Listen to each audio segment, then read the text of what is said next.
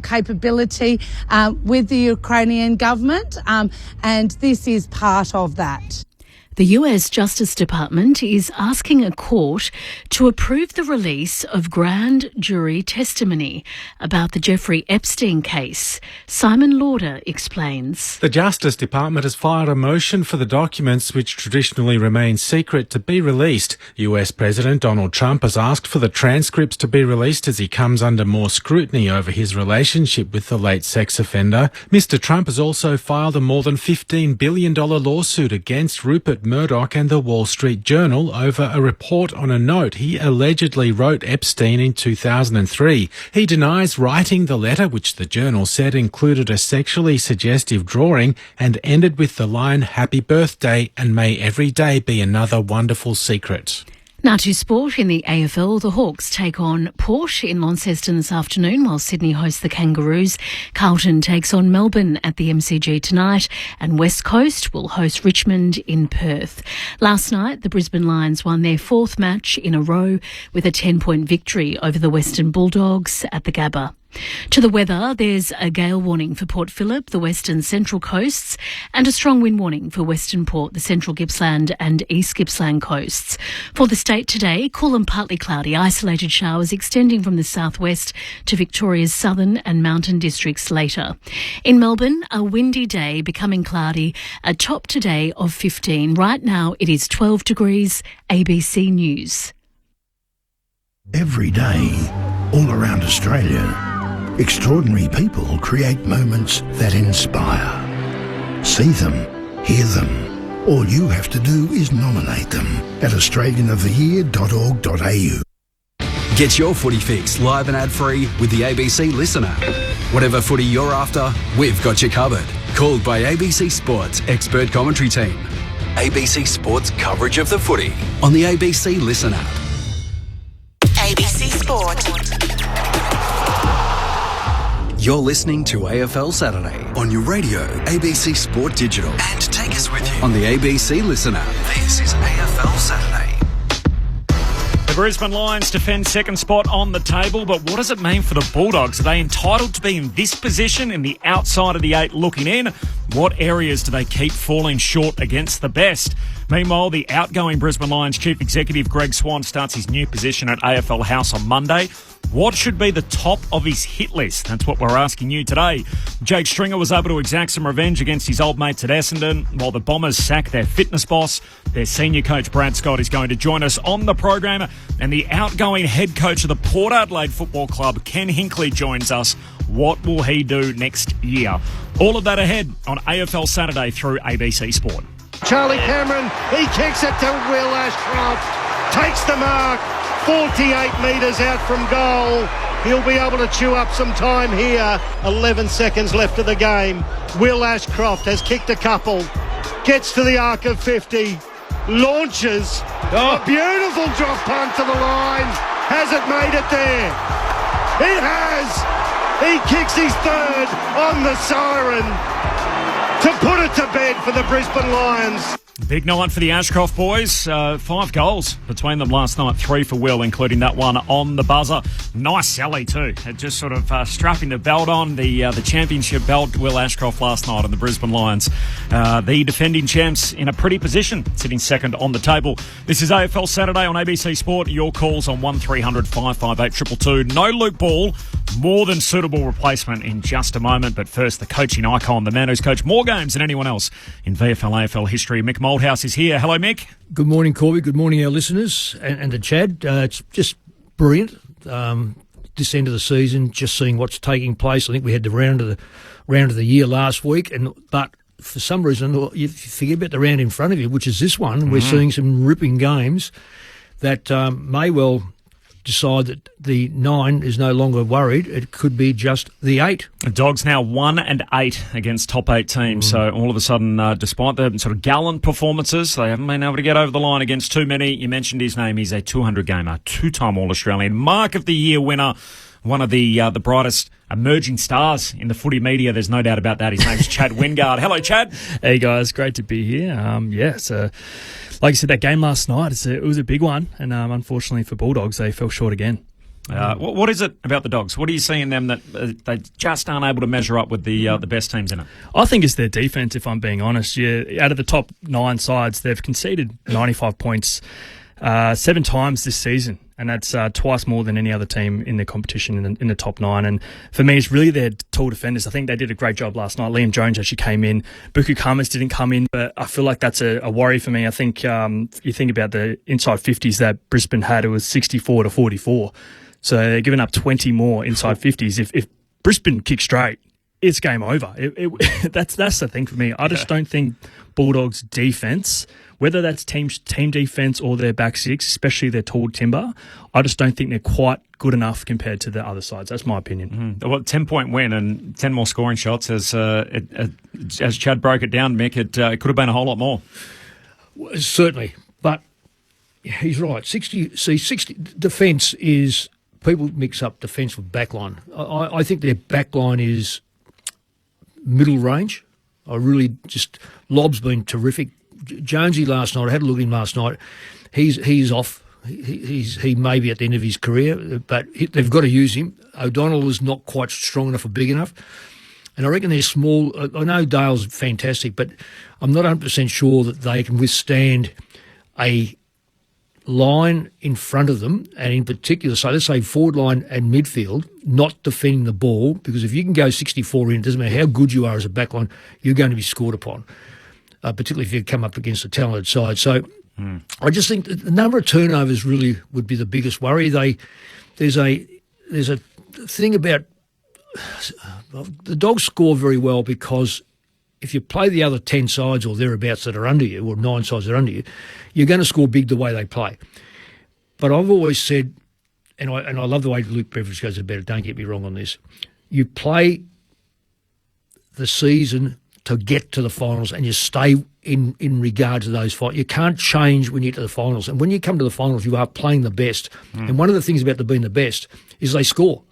You've got to have an opportunity to be able to limit. And so somewhere or other they've got to throw in there a really good tagging player that can take care of one of the better players and then go to work on the others, or they can't be as aggressive with their hand passing, which is hope. I hope this gets to a Blake. I hope. And it was intercepted time and time again against the best sides. Yeah, so it's too much sort of we go, you go. I think so. Yep. Look, should they be better than what they are? Like for what they've got? I know even last night they had 9 guys under 50 games. A lot of people probably wouldn't associate that with the Bulldogs, that inexperience. But there's plenty of footy pundits out there that think they're a top 4 list, and yet they've spent most of the year playing hopscotch with the top 8, and now they're outside of it. Well, just personally, Waitman's a big loss. Yep, he tackles well. He chases well, and he's a scorer. And I think West is fantastic, but you put both of those in pockets or thereabouts, and you've got a real damaging forward on. That's not their problem. And outside of Norton, I get a bit bamboozled with Norton not kicking 4, 5 and 6s against the good sides. Darcy had just a patchy day last night, and he's only a kid. He's one of the ones you talk about. He's a kid, so let's not expect too much. But it's overall stuff that's going to get them in trouble particularly against sides that are structurally sound. Yeah. Do you think they're a better list than 9th? I think they're around about 6th to 9th. But if they get the finals and they have a day out, who knows? Because you just don't know if you can control the football in finals, you only need a little run of 2 or 3 goals to get in front and hold it. Yeah. It's a different ball game. Like Chad, you've played a lot of finals football. I've been fortunate. I've coached 52 finals, and let me tell you, they're 52, and they're all different. But there's one common thing: is the best defensive side on that day generally wins that game. So they run home now, Chad. They play Essendon next week. We're giving them that. Yes. Is that fair? Then they play GWS at Docklands, so at least it's a home game. But gee, that you'd think that's one that they need to tick off. Melbourne at the MCG is a winnable game. West Coast at Docklands. They got to convert there, although they had a slip up in the same round a couple of years ago. And then Fremantle at Docklands to finish. So there's not a lot of margin for error. They should win 4. Yep, which will get them to that'll get them to 14. That's no guarantee. And they'd be unlucky to miss with 14 wins. Here is Luke Beveridge last night on the gap between his team and the top sides. It's a question with a pretty broad response, because it can be different things. It has been a year thus far where, it's another game. What have we been beaten by in the end? Was it 10 points? Yeah. That last one was a goal. It's another one where it's, a couple of goals almost. And we are encouraged by the boys' application and their focus on the task at hand. But the difference, I don't know. I think I could go into a whole series of things that go through personnel, the variables in the game. But one of the things is you need your group to be totally committed to certain aspects of the defensive contest and stoppage phases. And you can't do that inconsistently against the better sides, and we've done it inconsistently against the better side. So I think that's the difference. Our scope to score, you can't give it up in totality just for the other phase. We've got to strike a better balance. And Luke Beveridge also spoke about the run home and what it looks like from here for his Dogs. Well, they're all crucial. We'd almost be a game or two behind the top 8 after this one. We're in a game, so we'll be 2 with the teams above us. So ultimately, we can't get too far ahead. We just got to. I think we play 3 below us, but and 2 above us, and you'd have to say we'd need to win them all almost. It's about the spot they find themselves in. It was a joyous night for Brisbane in the rooms post game with Greg Swan obviously departing as the CEO. I noticed these moments in footy, Chad, when sort of multiple people get involved in the team song, and they pulled Danny Daly in, the footy boss, and Greg Swan was there. His wife Leonie was also in the song last night, and there was Powerade flying around and everything else. So it was they look like a pretty happy bunch. Brisbane still second on the table with a tough run home, but they look like they're tuning up perfectly for another assault on September. Yeah, well, you think about them last year, and they're in a much better position than they were coming into finals. So I see no reason why they wouldn't be so happy. I mean, that was a big win for them back home, and I think they've still got some issues with their set shots and their shot on goal, because that you can't, like you just mentioned, Mick, going into finals, you can't leave scores on the board and have that many opportunities. But their pressure is like they were in the grand final. They just squeezed Sydney, and they did the same thing to Bulldogs. And I feel like they're in a great position. To obviously much better position than they were in last year, as long as they've got that hunger and as long as they've got that drive, because that's obviously what got them there last year. So they're in a great position. And like I said, when wins like this, that it feels like everyone's a part of it. So, and that creates that momentum going into the finals. It is an interesting time to lose your CEO. So he starts at the AFL on Monday. I know, Chad, you're involved, obviously, and working there at head office. He was on Fox Footy last night and spoke about that one of the things perhaps that is headed for change under Greg Swan's administration as the new footy boss at headquarters. I was quoted yesterday saying that the game's too long. Hallelujah, brother. Yeah, we wait for too many people to all that stuff. So hopefully we can get into that pretty quickly, and even for that, waiting for ruckman, if there's guys there, just throw the ball up and get on with it, that sort of stuff. So because I think the quarters are averaging 35 minutes now, and it's too long. This is right in our hitting zone on Talkback Radio. Is what should Greg Swan be looking at changing as the new footy boss at the AFL? We have lines available, 1300 558 222, 1300 558 222. We got a nice quarter hour here. We can pick it all apart as to what should be on the top of the hit list for Greg Swan as the new footy boss at the AFL. But is the game too long, firstly? Should we clean it up a little bit? It's absolutely too long. 20 minutes of actual time, and we're going 30 plus. And there's a few issues. One is exactly what Greg, and I've been on this for so long, there's nothing in the rule book that says a boundary umpire has to look around and find the ruckman. Throw it in, and none of these putting hands up to say I'm the ruckman. As soon as there's got to be, I'm the ruck, Chad, you're the rover, you just not, I'm going up. Ball comes near you, put your hand up and tap it, that's fine. But if I go over the top and make it 30 man up, free kick. Ball up around the ground, same thing. Point kicked. There's a bag of footballs behind the goals. As soon as the ball is kicked through for a point, no stopping, it's still play. Yep. And you've only got 5 seconds to kick it in anyway. So as soon as that's up, bang. The umpire Move it calls on. play on. You don't need to stop. You don't need to stop the clock because a point scored. So these are all things we can do without shortening the game to 18 minutes or 16-minute quarters. So keep it at 20 minutes, but just find some time elsewhere. You'll probably find a 28-minute quarter. And the other thing is too, if I can just add on, the ridiculous last night of working out whether a bloke had marked it for a point.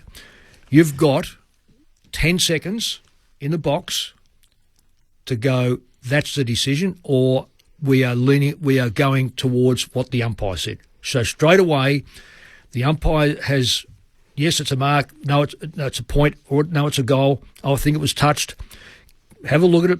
It can't decide in 10 seconds, goes to the goal umpire. I'm 100% with you on that, Mick. I feel like the perfect is the enemy of the good. That it feels like as soon as we go to the technology, it has to be perfect, has to be 100%.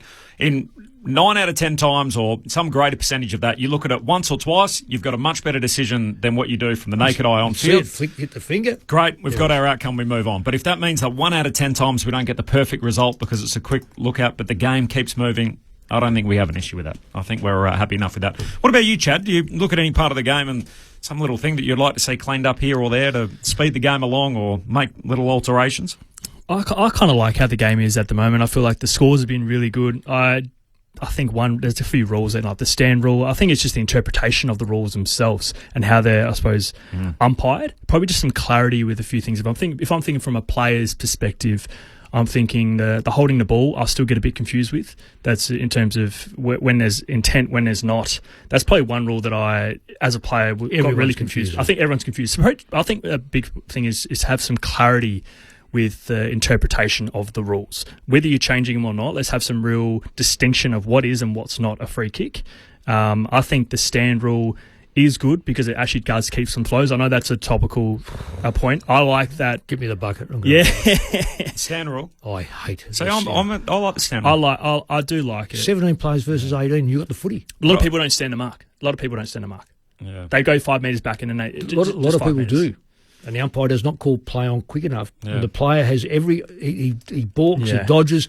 Sooner, if you've got the football and you make any play to play on, it should be you've already got the football. You've only got 17 players in the gate because the bloke on the mark can't come near you. But isn't that the kind of the point? It's a skill. I like it because I think it's advantaging the team with the ball and it keeps the ball moving rather than the guy on the mark creeping around. And you're a defensive-minded coach, I get it. But whereas as an observer, someone that's just a sports fan, I want to see the high scores and the ball moving. I don't want to see the defensive team on top. Why? I'll ask you this question, both of you this question. I'll guarantee you don't know the answer. Okay. Why does the umpire point the opposite direction? Yeah, I've always wondered that myself. It's very confusing. You know why? Because that is your goals to defend. Right. The game was built on defence. Which is what they talk about in soccer and stuff. They say, this is Liverpool's goal or whatever, and it's the goal where their goalkeeper's standing. Whereas in our game, we talk about, our goal. Which way we're kicking. We're kicking. We're attacking towards that. That's why the umpire does that, because that is your goal to defend. So the game is built on minimum scores. We've created maximum scores to think we've got a good game, which is not right, because there's been some great games played with two sides kicking under 10 goals. Mm-hmm. But that's the reason why they do it. So why are we giving a point to a bloke who kicks so I kick a point, I'm going to be penalised by 30-odd metres when there's a square, it's not even a square, where the guy who's going to kick it in can stand in, and even in front of him, he's got another 10 metres in front of him to go and have a cup of tea before he even decides to kick it in. Yeah. And he can run up, he can run 25 metres, and yet the umpire still can't pick 15 for a mark, and he can play on. Why am I being penalised because I kicked a point? We're going to have philosophical differences over this, I think, Mick, where you're defensive-minded, I'm all about the offence. That's why sports like basketball are taking off. Things are adding up. Cricket, score adds up. Sports like association football, sorry everybody, never really caught on in Australia the same way it has other parts of the world, and because it's not offensively orientated where the scoreboard adds up quickly. Michael from Tasmania is the first of our callers on 1300 558 222. This is AFL Saturday on ABC Sport. Chad Wingard alongside Mick Moldhouse and myself, Corbin Middlemass. Hello, Michael. Hello. To paraphrase any given Sunday, the seconds we want are all around us. And my idea for shortening the quarters is where, as Mick said before, where in the rules is the 30-second shot clock? The amount of time that is wasted by players just twiddling the ball They're ready to have their shot, but they're winding down the clock. So my suggestion is the 30 seconds becomes 20 seconds, but 2 times a quarter, a player can go, can I get the extra 10 seconds? So that if they're shattered from running a long way or something to get the ball, they can put their hand up, get 30 seconds, but every other time it's 20. That's 10 seconds every shot. No, but that's not wasted time, though. So, The clock's still running. The clock is still running. So the problem we've got is we had 20 minutes once upon a time and the quarter ran like 28 minutes. Now we've got 20 minutes and the quarter runs 35 minutes. So that when the player walks in to take that shot, at least the 10 seconds is still draining off the game clock, isn't it? Is probably to try and clarify that, Michael. So the part that we're talking about is when the clock stops, where's all that dead time? That's the time that we're trying to take out of the game. So waiting for the ruckman to arrive, as Mick said, ball goes through from behind, whatever it turns out to be. Somehow over the last 15 years of the game or whatever, we've gone from roughly 27, 28-minute quarters to 35-minute quarters. And where's that missing 7 or 8 minutes? Is it the video review? Is it whatever it turns out to be? And how do we clean that up and make it a little quicker? 1300 558 222 is the talkback number. Brad Scott, the coach of the Bombers, and Ken Hinkley, the outgoing coach of Port Adelaide, still to join us. Greg Swan also spoke about last night when it comes to the MRO. He believes that we should explain further as to how we got to certain decisions, so a bit more transparency, whether they wheel out Michael Christian once a week, he speaks and puts voice to certain decisions. Be more available was one thing from Greg Swan. I feel like this is always the starting principle from people at AFL House, and then they sort of bump into one crisis to the next and less availability as time goes on. Swanee's a different cat. Okay. He's very laid back, but very astute. So if he says more availability, I would take that as more availability. Okay. He gives an image of, and I've known Greg for a long time, of just rolling with it, but he's very astute. So is Leone, by the way. I think it's Leone is his wife, by the way, for those that don't know. In fairness, I also think this year's probably a bit of a hard year to try and grade the AFL on a bit of that. Like, there's been a full year of transition. There's portfolios that are still to be filled. Hopefully, we... Sounds like the RBA restructure. We're trying to get more availability and explain ourselves. The governor's coming out and explaining the minutes. Went on to say, look, interested in canvassing the clubs about the sub. That one's high up on the list. So it feels like, I know their club is anti-sub, about whether we go to 5 on the bench or whatever it turns out to be. How do you feel about that? I'd bring it back to 4 and you play with 4. One of the things about coaching is being able to deal with what you got. Mm-hmm. Mm-hmm. And they all sit on your hands as a coach, and you've got all these numbers. You just got to. I like the thing where you are under a little bit of pressure and you've got to make things happen for you. So I'd go back to 4 and leave it at 4. We haven't got enough good players.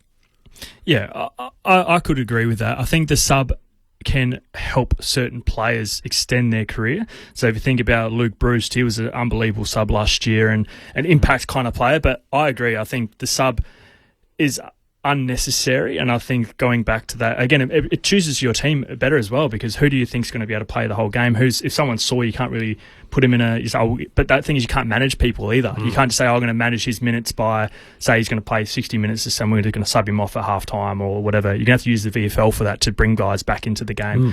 But again, I think the best thing about bringing someone in, there's going to be change and there's going to be reviews, the game's going to be better for it. At least the conversations are going to be had because they're forced upon their hands. So I think everyone's looking forward to what's going to happen. The conversations, I think, is going to build relationships with the clubs a lot better and what they want. We're going to listen, we're going to hear, and I'm really looking forward to that conversation that's going to be had, and hopefully the game is going to prosper from it. Chad Wingard alongside Mick Moldhouse, myself, Corbin Middlemass. This is AFL Saturday on ABC Sport. If we do go to 5 on the bench, there must be a blanket ban on any coach coming out talking about how they were disadvantaged because someone gets injured early in the game. Like, that's how we ended up with the sub, was because if someone got concussed, they were disadvantaged and everything else, and just watch it happen. We'll go to 5 on the bench and, they had 5 rotations, we only had 4. Well, they're so disadvantaged. See, that's the whole thing, you eliminate that because that's up to you then as a coach to deal with it.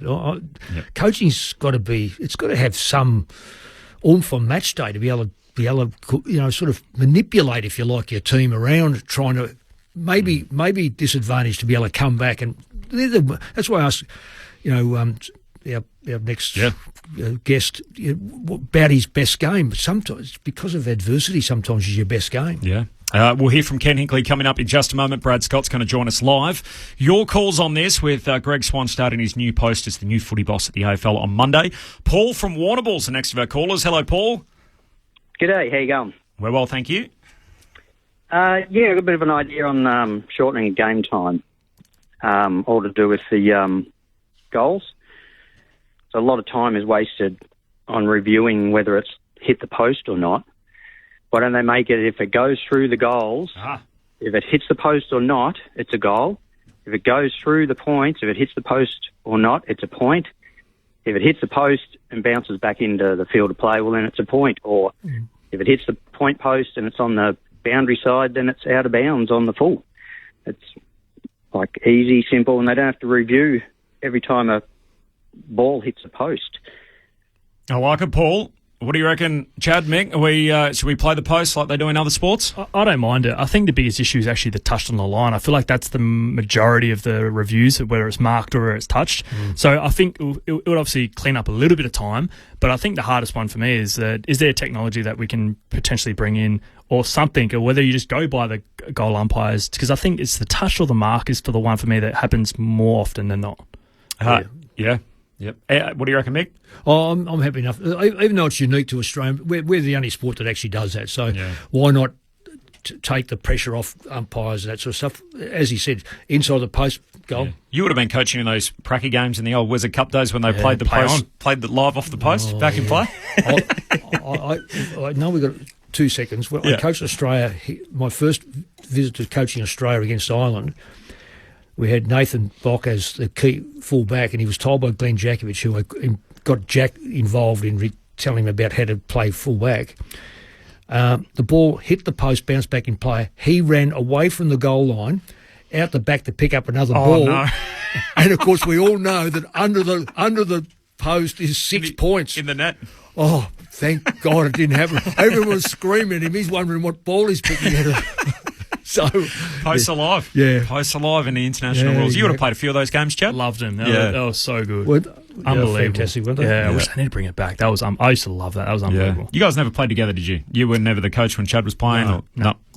Different years. But, I'm with you. I remember going along at Subiaco Oval back in the day, sitting on the wooden benches, and they were raucous crowds, and it was awesome. It was awesome. Andrew from Lilydale is the next of our callers. Hello, Andrew. I'm well, thank you. Yes. That's good. Yeah, look, I just would like to see the umpires pay less fees. I get frustrated with, what Digger from the Coodabbeens used to call Tiggy Touchwood free kicks, especially when they're both going at it the same, like ruck holding infringements and things like that. Ruck holding. I'm glad you said that. Ruck holding. Yeah. Fitting, they both got hold of each other. And it depends which side of the umpire's looking at. I'm not saying the side who he barracks for, the side where he is, that he sees it. Constantly see blokes hold each other. Play on. Greg Swan also said in some various media interviews last night, doesn't like the bounce. So, big call. Yeah, maybe the That bounce is isn't a big call. Isn't long for this world. And the other one was about when it comes to changes to the game. So all these stuff that we're talking about, wants it done by the commission meeting in November. So basically, rather than making these changes in February, March, that if they are going to make some changes, get it done early in the summer, give the teams a chance to practice it. This is why you got a bloke who's been in the game since 2000, has sampled highs and lows, non-Victorian, etc., etc. There was a bloke that rang through last week, or someone rang through last week, Corby, who had, and I hadn't thought about this, but it was a fantastic thing about the umpires. Instead of throwing the ball straight up, throw it on an angle, let's say a 45 or 50 degree angle away from him, so he's more protected. So we eliminate again any sort of. So it was cleaning up the rules. You weren't co-signing Adam Kingsley's theory about the behind over the head, like the boundary throwing. Just lob it in there. Oh, I'm not sure about that. Throw it over the head. But then you miss. We're on the right track though. I know what you mean. You can toss it up from a distance and get out of the way, and give the players a chance to roll. This is AFL Saturday on ABC Sport. Corbin Middlemass alongside Mick Malthouse and Chad Wingard, and I'm very pleased to say one of our favourites here, Mick, on ABC Sport is the senior coach of the Essendon Football Club. Brad Scott joins us. Brad, appreciate your time. It's a pleasure to be on. Thanks, Corbin. Hard luck again the other night. A long injury list, 17 unavailable to you by my count. You've obviously had a night or two to sleep on it. How do you reflect on what happened on Thursday?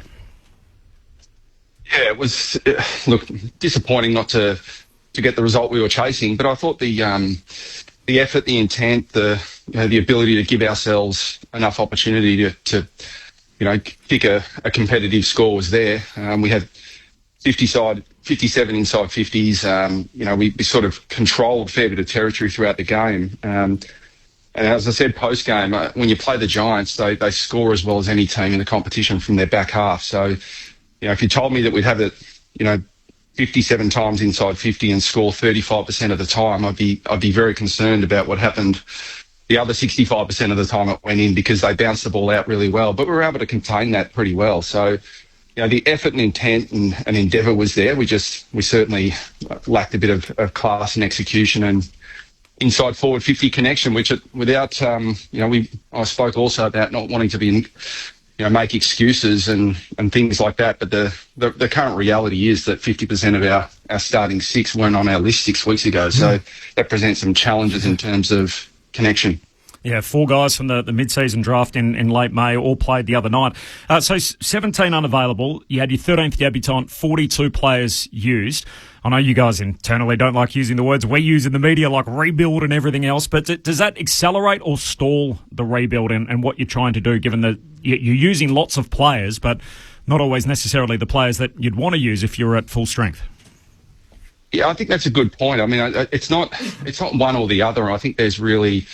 we certainly wouldn't have, we didn't plan this at the start of the year. We didn't want to, I don't think any team sets out to play 42 players and 13 debutants, but we certainly want to expose some players and improve our list. And you can only do that from seeing players play at AFL level. And, otherwise it's just potential that you see on the training track and at VFL level. So we certainly unearthed some players that we think are going to be long-term players for us. But, we started the year with I think very close to the largest number of players in that 23 to 27 years of age sort of demographic, and it was sort of an explicit aim for us to develop those players, and we needed a lot of those players to take the next step from being good contributors at AFL level to very good players at AFL level, and the injuries to a number of players have certainly stalled that progress, but.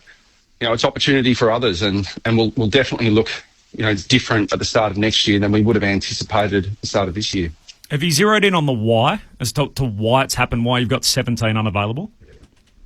Yeah, we were doing a hell of a lot of work on that, and obviously there will be change in that area for us, going forward. But I mean, there are some things that we definitely think we can improve and are controllable, but. Can we control Will Setterfield getting his foot stomped on and rupturing at least Frank in his foot? Can we control Nick Martin sort of getting nudged and slipping on AstroTurf, to do an ACL? Nick Bryan on a perfect Adelaide Oval surface in a ruck contest, just an innocuous ACL. So that there are some things that we think we can control, but I think my view is that it hasn't all been. Controllable factors. There have been some uncontrollable things in there too, which has resulted in a situation where it's all come together at the same time, unfortunately. Now, Brad, it's Chad Wingard here, mate. You just mentioned that you've unearthed some players this year that you're, I suppose, excited by. Who are the ones that you're really excited by, I suppose, that you found this year that you probably didn't expect would get a game under their belt, given this situation? Yeah, I think Angus Clark is always one that stands out to me in that scenario, because we certainly were, I think, like all clubs, like we also were delighted to pick a player in the draft, and we didn't think he'd be there at the pick he was. But we traded up. We've done it probably a couple of times in the last 2 years. We've really looked to pick apart that part of the draft around sort of 30 to 50. And 2 years ago we unearthed Archie Roberts, who we picked in the 50s. We traded up to get him, and we think he's a fantastic prospect for us, and already at 19 years of age, a leader for us in our football club. And Clarkey was the same. He was a rack to get him at that pick, but we thought he'd be a player who'd need to develop for a year or two in the VFL. But we've had to expose him straight away, and kick 3 goals on debut in the Dreamtime game, and we're he's got a lot of work to do, but he's a player that ideally we don't want to see go out of our side regardless of our injury situation. And you've obviously got your leader in Merritt coming out recently saying he's all in on Essendon. How important was that to be said, but also live by example, to have a player like that to come out and say, because he's one of the players every club would love to get their hands on if he was available, but how amazing is that for him to come out and just say that and kind of settle the storm a little bit for you guys? I think it's always really important, Chad. Zach himself is just, probably flabbergasted a little bit at the discussion, because talking to me, he's just like, I don't know where it comes from. I couldn't be more committed. And, I said to him, well, unfortunately, sometimes regardless of what you think, you need to be explicit about, what your views are. And, I've always had the view that I try and set the environment and set the vision and hold players accountable, to that vision. But ultimately players have got to make the commitment themselves. And, when your captain is being questioned about, is he all in on the football club, as exasperated as that makes Zach, I think the explicit public comments just puts it all to bed, and it's great for the football club, but also great for his teammates to, there's no ambiguity there. He's the leader of our team, and I've regularly said that, to Zach, that if we're going to improve as a football team, the captain and coach need to be in lockstep, and we certainly are. Morning, Brad. Well done on the way you conduct yourself too, mate. It's fantastic given the circumstances of the high injury list. Just a couple of things, and I'll lean away from this year because everyone's spoken about your injuries and all that sort of stuff. One is your fitness. You've got you're looking for a new fitness advisor. The other one is, are you concerned about the length of time you as a senior coach have got pre-Christmas and into the league seem to be the AFL Players Association seem to be reducing the amount of time you've got on a training track, and then the league are hitting you with a longer season. Are you concerned, one, about the pre-season? Two is free agency. Are you confident that gives sides who are near the bottom of the side ladder opportunity to actually rise? Three is, you've got a couple of first-round picks. Will you pursue Harley Reid? There's some very good questions, Nick. I mean, they're all off ground. There's a bit there. Yeah. To tackle the first one, I think I was actually very pleased. It was only a small snippet last night, watching the footy, to hear Greg Swan interview talking about game length. That the game it just gradually creeps, and it might not seem like much to people. I sort of ruck nominations, and the game is just creeping out to be longer and longer and longer. Yep. And when you combine that with the league's desire for 5-day breaks, of which everyone bought into when it was suggested, but longer games, 5-day breaks, shorter pre-seasons, I am concerned about that, but I don't think it's a difficult fix. I think it's always just manipulating the sort of around the edges of things. But I would certainly like more time with particularly younger players in the pre-season. Yep. Because we need to prepare them to play. And what we're doing at the moment is probably increasing the demands on them in season. We've added a game, we've lengthened the game inadvertently. Shorter pre-season leads to probably players that aren't as prepared as well as they should, just through lack of time. So I think that is that Brad? Before I came on air, that Greg Swan will fix a lot of that. Brad, just on that, is that more a concern about getting them ready to play, as in positional and the type of game, or also fitness-wise? I mean, the old adage about miles in the legs, talking to Scott Pendlebury, and he said, fortunately, we did do our training camps, and that's been built into my system, so I don't have to worry about it. Because the worry that I'm looking at, and you may also, given your circumstances, you're losing a lot of young players who haven't got what we call the miles in the legs, and that's been further reduced. Are you worried about that side of things? Yeah, that's what I'm concerned about. I think that building the base level of not only fitness, and I certainly agree with the miles and the legs concept. I mean, you've got to build resilience over time, and unfortunately, it just takes time. It takes pre-seasons, not just a single pre-season, and but it's also building resilience. And we had Nate Caddy unavailable on the weekend because he's just been, his workload has been so high for a second-year player, and the medical staff are quite rightly concerned about our availability status at the moment. But I mean, I'm not going to keep pushing Nate Caddy out to just to get injured himself. So we need to. And I think that's something else that we've got to look at. I mean, does the competition really want, players constantly managed in season? I mean, we want the best players out there as often as possible. And, we played an opposition on the weekend that managed players, and almost rested players. And we're certainly not in a situation where we can rest players by choice, but we had to leave Goldstein and Caddy out because we're trying to mitigate getting through 5-day breaks and a long season on limited preparation. Now, the elephant in the room, Harley Reid. Oh, I think the simple answer to that, Nick, is that there wouldn't be a club in the competition that wouldn't have interest in a player of that calibre. Sure. My view on this is that. Probably my view has to change, because the reality is if you're not in the game these days, you're out of it. And my view has always been that players who are contracted to other clubs are committed to that club until they say otherwise. And I haven't heard anything from Harley's management group that suggests he wants to be anywhere else other than West Coast. So until that time comes, we'll respect that. But if there was a time that like any player, declared that they were on the move, we'd want to be in the game like everyone else. Sure. Does the group right now, do you need multiple top 10 picks, or do you need one diamond? Like when you look at how it is at the moment, and I guess is Harley that? Is he a diamond out there that you're hoping to try and get? Well, I think that's always the debate. I mean, I'm sort of open-minded, and that's why in sort of current day, modern day football clubs, there's a list management committee that make those decisions in.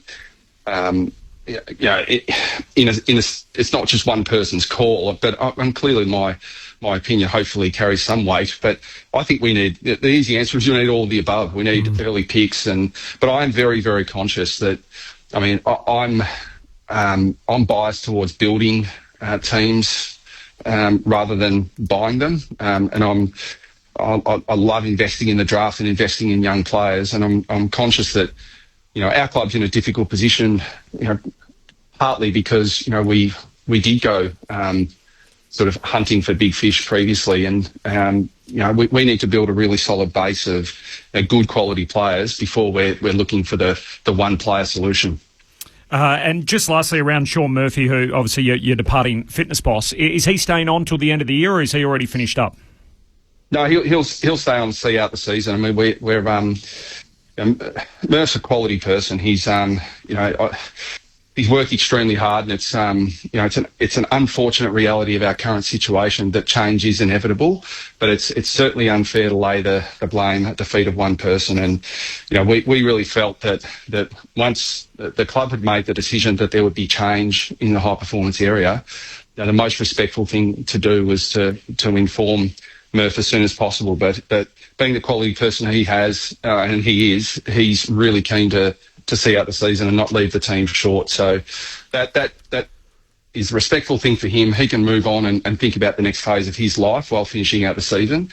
And we're also free then to go full scale into looking at how we're going to structure up our high performance department next year. Brad, your time's always greatly appreciated. You're always very pragmatic. It's great to be able to hear you speak, and appreciate your time here on ABC Sport. You know I mean this. Good luck the rest of the way with the Bombers. Appreciate your time. And me too, Brad. All the best, mate. No, I appreciate it, guys. No, it's been a hard time at the moment for Bombers fans, but hopefully they're getting some enjoyment about seeing the young players that are going to be the stars of our future. Thanks, Brad. Appreciate your time. Brad Scott, the coach of the Essendon Football Club, with us here on AFL Saturday. It's a huge day of senior coaches, not just Brad Scott. Ken Hinkley, the coach of Port Adelaide. Mick and I had the chance to catch up with him a short time ago. We're going to bring that to you next. Just to let you know, there is no late change down in Launceston. We'll have that call coming up. Both Chad and Mick sticking around for that. Ben Cameron and Chris Rowbottom to join me on the call. Chad, you just saw a little Instagram clip clip of moments ago. Yes, I just saw Connor McDonald have a kick from about 40 out. He aimed at the far left point post and it hit the goal post. That's how windy it is down there at the moment. So it might have some GWS game that I had early in the year. So it could be a very windy one. His hair was moving, his rat's tail was waggling in the back there. Well, I've heard the ground is now half a kilometre closer to the city.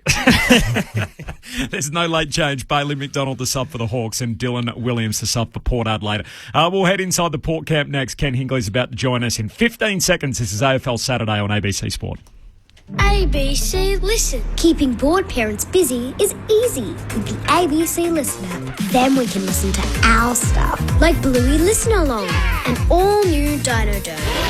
Hear it all now on the ABC Listen app. You're listening to AFL Saturday on your radio, ABC Sport Digital. And take us with you on the ABC Listen app. Just look for the AFL button.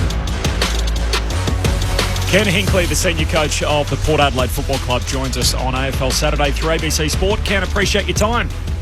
No problems. First of all, congratulations on the run that you've had at Port Adelaide. You've been so generous with the media and particularly with us here on the ABC across your time, and particularly for our crew based out of Melbourne. It might be the last time we get a chance to chat to you before you finish up as senior coach. So, on behalf of all of us here, congratulations on the job that you've done. Thank you very much. There's a few to go, but yeah, it's getting closer to the end as we go. Has it been a success, the succession plan, with knowing that this is your final year and obviously with Josh coming in next season? Look, I think that's probably almost an unfair question to ask me, because I would be really strong on it. Yes, it's been a success on the way we've done it. There's been a few things that have probably caused us a little bit more concern than we would have liked, and that's mainly with players that we've had missing and things like that, and our performance so far during the season. But I think most of this was about getting Josh the best prepared he could be without being distracted from week to week of coaching a team. Is more get on with list management, the planning of next season and what that looks like, albeit we were hoping that we were still going to have a reasonably successful year ourselves. But at this stage, we haven't been as good as we'd need to be. So we've obviously got the game today against the Hawks, and then after that, there's 5 to go. I mean, are you approaching it the same way you would any other season at this point, or does it feel a little bit like you're marking the dates off, that you've got 5 more opportunities after today to coach the team? Yeah, the reality is I know that the end's coming, and when that is exactly is still a little bit open ended, but the reality is I know that's happening, and I'm okay with that. But my preparation and the way we're planning for each week is no different than we would any other game that I've been involved with. I think I've been involved with 280 odd games or something as a coach, and I don't feel like at any stage we've not prepared the team really well for every upcoming game. Kenny, as Corbin said, it's been a fantastic journey. I've watched it from the start, and I know how difficult it is, but and also in a two-team town, and you've done a magnificent job. Don't let anyone ever say anything different, and you get better when you retire too, by the way. But mate, if I said to you, what is singularly your biggest highlight that you've had in those years? Can you name it? Yeah, I could, Mick. I became a senior coach. Right. Which I never ever thought at any stage, as a young person playing football, growing up and coming through as a player. I always thought perhaps I was going to maybe want to coach at some stage when I got to my early 20s, but then one day I woke up and I was coach for an AFL team. I was going, wow, how did that just happen? And I take a fair bit of pride in that, because they're, as you know, and those who have done this job, it's so damn hard to get to that position, but then also to hold that position for a good period of time, they're the things you're most proud of. And then clearly the relationships you make with people across your journey is just an amazing part of your journey. Is there a game that is a highlight that you think, wow, we weren't meant to win it, but we did? Or was it a final? Was there a turning point? Was there any one particular game? I know, look, I'm not putting things in your mouth, because, I coached for 30 odd years, and there is one that stands out in my mind, and it's, that's over a journey of 30 years. I'm sure you must have one or two that sort of stand out. Yeah, there's fond memories of some different games. There's no doubt about that. And when I first started, we went on a 5-0 run at the start of the year. And I go, well, it took over Port Adelaide, in which we were just trying to recover from a pretty low base, and we'd lost a player, and but to turn the things around reasonably quickly, and to see the club grow real quickly, and then to see the fans jump on board with that there's some great moments in that first year. You know, we played in the prelim final in my second year and lost by a kick against a side that won 3 in a row. You know, people, and you've been lucky enough to be to the absolute top, Mick, but, you know, I haven't got there, but feel like we've got damn close, and it's without actually making it to that level. But we've been beaten by a goal by Richmond and less than a goal by Hawthorn, 2 sides who have won 3 premierships. Yeah. We were sort of there, but not there, you know, and that's what happens in footy. And I got to sit back and go, well, I'm proud of the way the club's got to those spots. I would have loved nothing more, and the club and everyone involved would have loved nothing more than to make it to the grand final. But I've also been to a grand final, Mick, as you know, and played in them. They're not much fun if you lose them. Yeah, no. Just another thing. Like, we know it's coming to a conclusion at the end of this year. What is in front of you? Are you? Because we know that clubs shuffle coaches. You know, there's no use saying there's no movement. Are you interested in getting back into jumping on board again? And again, without putting things into your mouth, I'd hate to see you lost to football. I just think that the AFL have got to, a bit like Brad Scott, consider you for those roles that are internal, that you face as a non-Victorian side, that you've had to travel, that you've had to pick yourself up, that you've been there for a long time. What is the future? Don't know is my short answer, Nick. I mean, I don't want even to spend too much time even thinking about what the future is until this task is complete, and I've been really strong on that. I don't want to go any further than Port Adelaide and get it to the point where at the end of the season I can look back and say I did absolute best I could in my last season of the footy club without any distractions, because there will be something else. There will be something next at some point. But I think, I myself, my family, I need a break, and we need a time to sit back and, reassess what's next, because, we do need to keep experienced people around the game. We do need to keep people who understand the challenges of interstate teams. But for me, I don't know what next is, but I do know that when I get to that point, I'll spend enough time and make sure I make a really clear decision.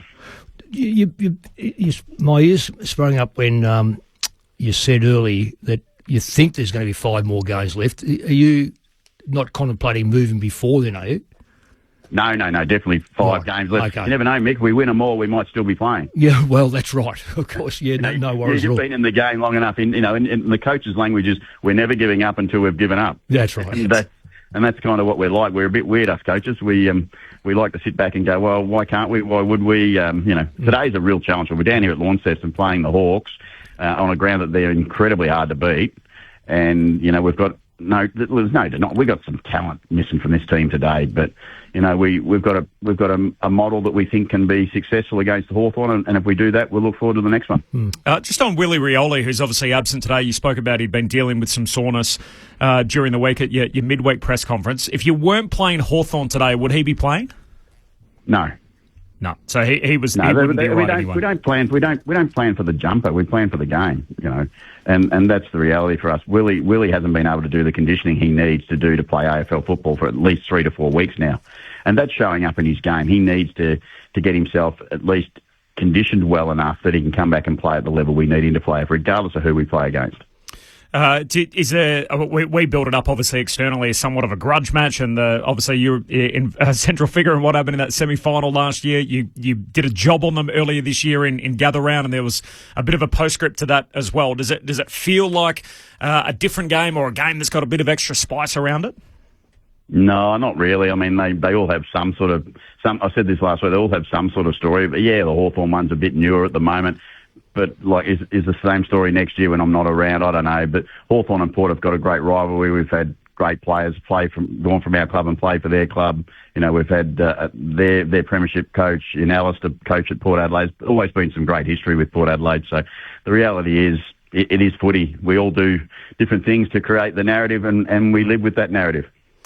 Chad Corns obviously won't be there next year either, which we learned about in the press in the last couple of weeks. Now, once a playing group finds out about that, does it change the atmosphere at all around a club, knowing that some of these decisions need to be announced before the end of the season, even though that the group's still playing? I think the honest answer is there's some sort of adjustment being made when you have a person like Chad, who's been a legend of our footy club, being told that he's got to look after his future. And I think that was the right thing for the club, and I think the right thing for Chad to make sure that he had every opportunity. He's been such a great servant for us as a player and a coach. But yeah, there's a little bit of that. But the playing group, they're just unbelievable with the way they support us as coaches, and not just Chad and myself, but they support the whole coaching group, and they'll give their absolute best right to the end, and that'll make it special, hopefully, for Chad as well as myself.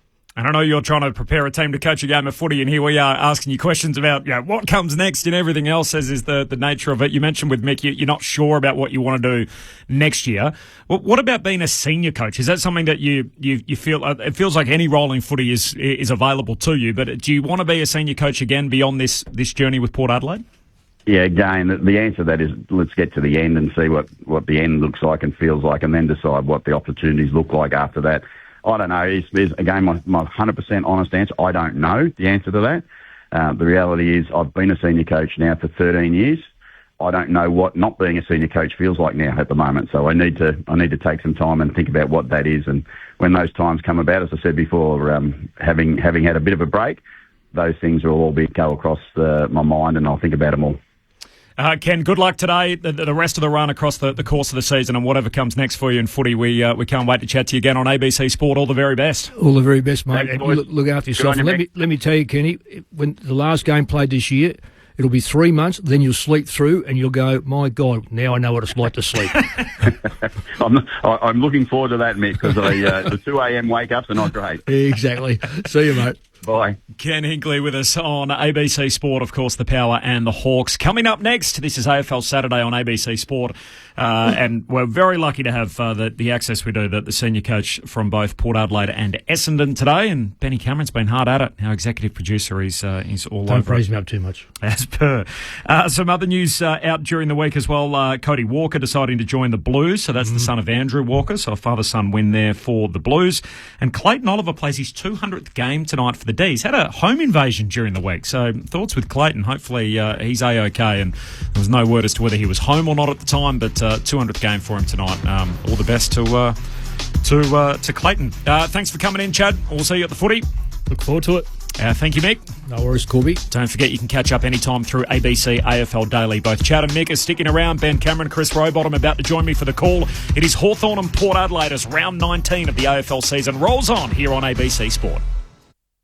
You meet the most interesting people on Sunday morning. Driving through this hot land full of dust and smoke, this little Tommy fella feels like a true blue Aussie bloke. Join the rest of Australia right here on Sunday morning. Australia All Over, Sunday mornings on ABC Radio. Hello, Patrick Stack here. Do you like sport and good conversation? Then we've got a great podcast for you. One cracking story, in depth, every day, in under 15 minutes. It's called ABC Sport Daily, and you can find it on the ABC Listen app. ABC Sport. We begin this broadcast by acknowledging the traditional custodians of the land on which this match will be played today, and pay our respects to their elders past, present and emerging. We extend that respect to Aboriginal and Torres Strait Islander peoples listening. It's all on the line. Here we go. The moment of truth has arrived. What a matchup this is. What a game. The umpire holds the footy up. I wouldn't want to be anywhere else on earth. On ABC Sport, this is the AFL. Oh, there's a bit to get excited about. The intensity and the pressure in the ball is unbelievable. Take your moment. This is that moment of the game of footy. This is just football at its best. And that'll be it. From walking on thin ice to dancing on the mountaintop, the Brisbane Lions never stopped believing, and they are the champions. Sit back, relax, witness the greatest. It don't get better than this. He pulled the through for a magnificent goal. Comes out, gathers, snaps, goal. An extra bit of class. He smashed that through. What a kick. Goes bang with everything he's got. They are leaving nothing out there. Listen to the roar. The drop punt. He's gone. And the building is jumping. We know he's a big shot taker. He's a big shot maker. Leans back on the kick. Game on. That camera action, baby. Countdown and contact.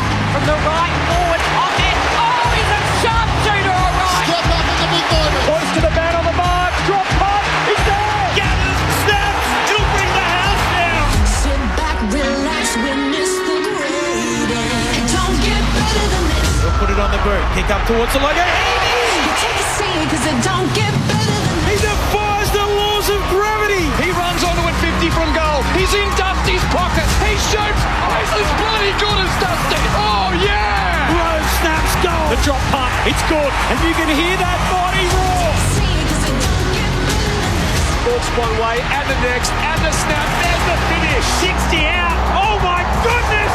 That's a massive hit. Big time spot, big time goal kicker. That's why we love football. Brilliant to watch. From the centre wicket, whacks it for six.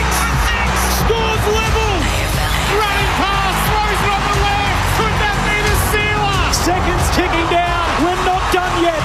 What a finish. Welcome to the 2025 AFL Premiership season on ABC Sport. On radio, on digital, and on the ABC Listen app. You take a seat because it don't get better than this. It's Election Day in Tasmania again, which is an important day for the competition about whether the 19th team is on the way or not. But today our focus is on a match that is right in front of us. It is Hawthorn and Port Adelaide.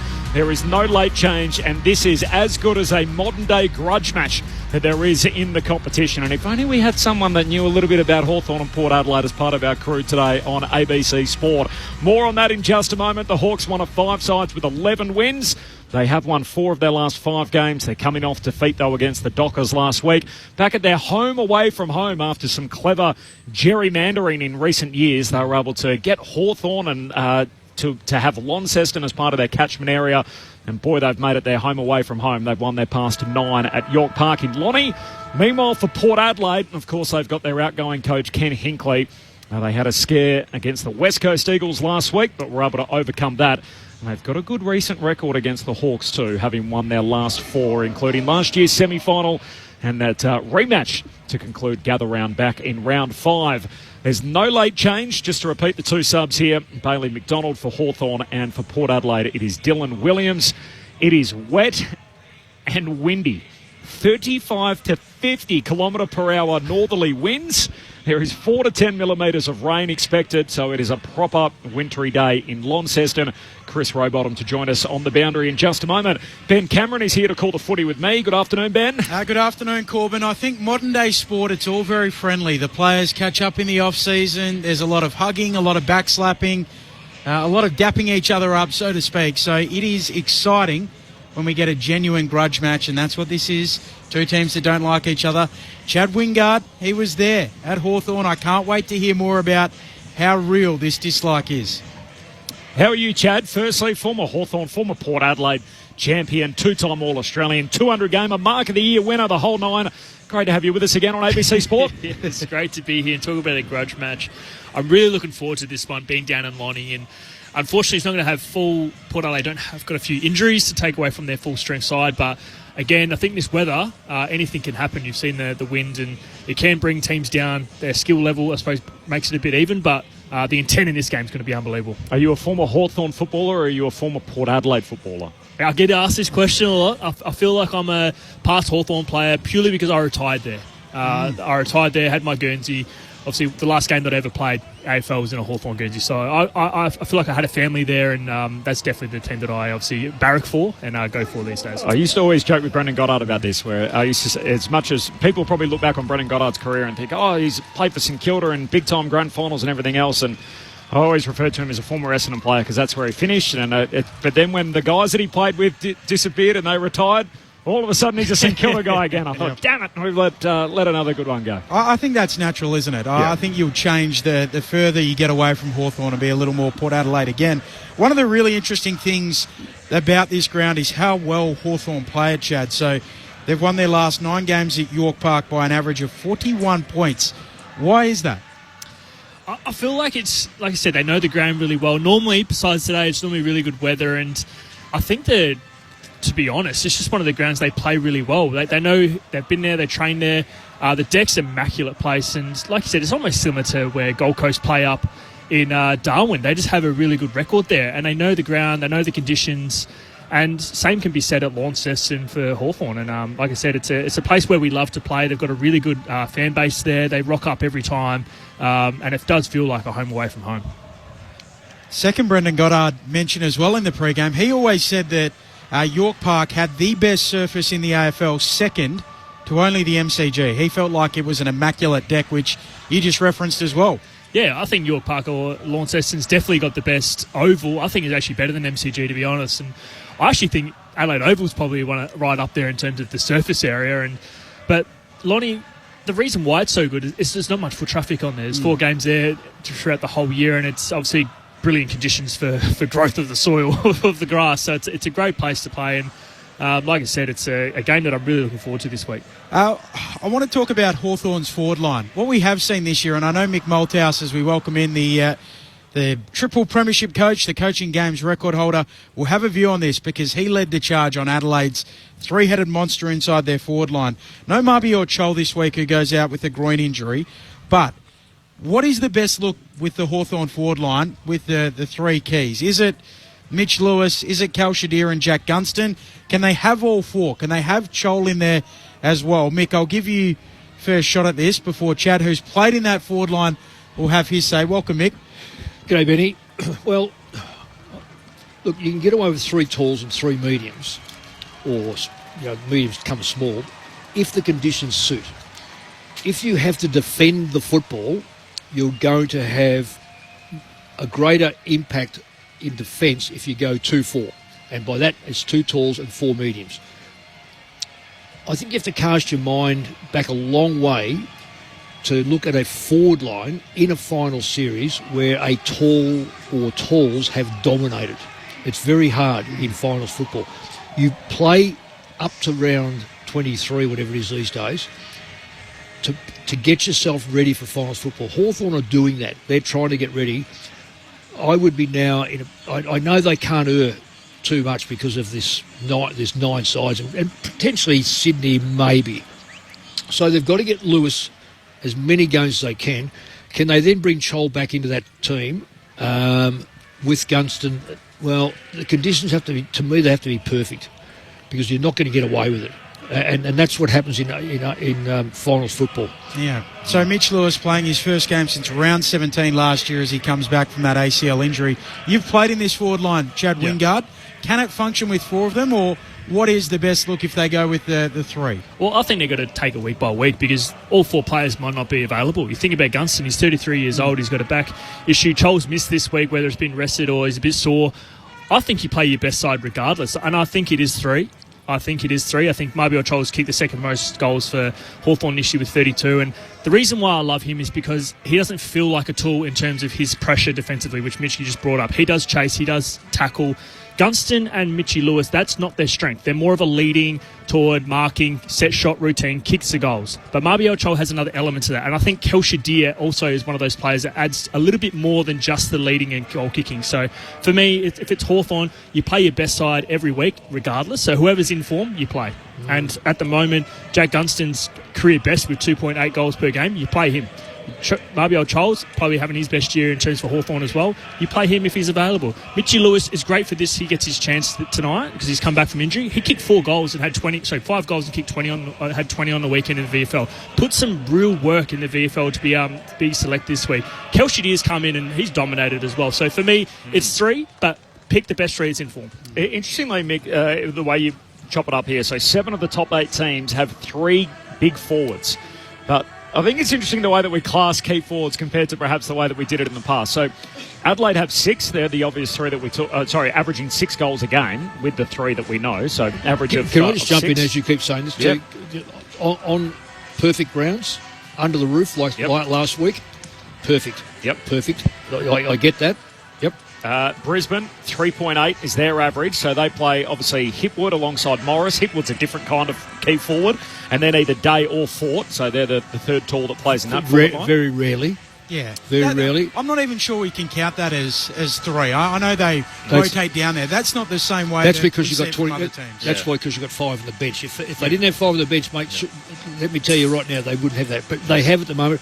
I don't see them having a 3-man forward. Theirs is a 2-4 forward line. And you also could make the case like in Hawthorn's, Deer and Gunston are almost twiners as well, aren't they? Sort of hybrids. GWS 6.4 is their average for their big 3. They've got Riccardi, Hogan and Cadman, plus Stringer on top of that, depending how you want to categorise him. He's going to go forward. Cannot go forward. There's too many blokes there that don't know what word chase means. Fremantle 4.3 is their average for their 3 key forwards. That includes Tracy Amos and Patrick Voss.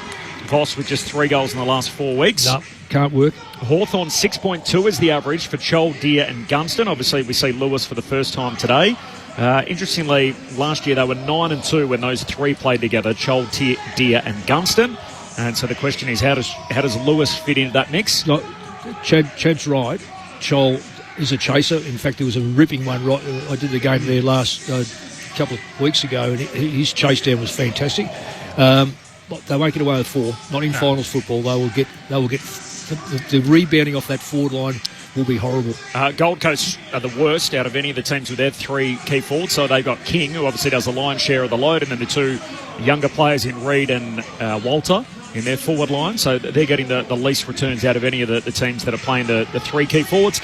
And then Collingwood do it differently. They've got Elliott, obviously, as their marking player. And so they're the outlier. And interestingly, they're the team that have lost 2 games all year out of the top teams in contention at the moment. Well, it's interesting there. I look at Brisbane and Collingwood, Mick and Chad.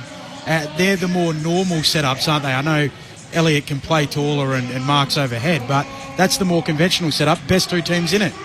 No, if Collingwood have them all available, they'll go 2, 1, 3. Yeah. And the 1 is that medium marking type player. So that's Elliott. Are you counting Elliott there or someone else? No, that's Elliott. Yeah. But if they had the availability of another big tall on the MCG, I have no doubt they would run with that. And it's not Cox. I'm not suggesting Cox, because Cox is not a multi. He might kick 2 occasionally, but you've got to have players in there as a tall that can kick 3 plus. Adelaide, to me, are probably the complete, but they can also be the worst going into final series on like today, for instance, that wind. Yeah. You're better off going with 1 tall. And the rest of them just hunt the ball on the ground. Which is what Collingwood do at times with my check. It's my check, it's Elliott, and that's it. And sometimes there'll be a resting ruckman, sometimes there won't be. This is AFL's. This is Saturday Footy on ABC Sport. Great to have you with us. Corbin Middlemass alongside Ben Cameron, Mick Moldhouse and Chad Wingard, your call team. No late change here. Bailey McDonald, the sub for the Hawks, and Dylan Williams for Port Adelaide. Chris Rowbottom is with us on the boundary. There is no one who is across sport in the Apple Isle quite like Chris Rowbottom. We're lucky to have him on such a big day for the state. Chris, here we are again. It's election day once more in Tassie. Yeah, what a funny situation we find ourselves in. Election day, an election where football and the Devils and a stadium are so central to it. The election not called on because of those things, but it's certainly been a red-hot issue over the past 6 weeks. And today, probably the biggest football day on the Tasmanian calendar this year. We've got the AFL clash here, of course, in Launceston, Hawthorn, Port Adelaide. There's actually a state representative game happening in Hobart today between the Tasmanian state team and a representative team out of New South Wales and the ACT, which will actually draw quite the crowd. So it just happens to fall on state election day, and fascinating to see what the outcome will be and where the ballots will go in terms of an election with football at its heart. So break it down for us. What's at stake today? How precarious is the 19th team on the outcome of today's election result?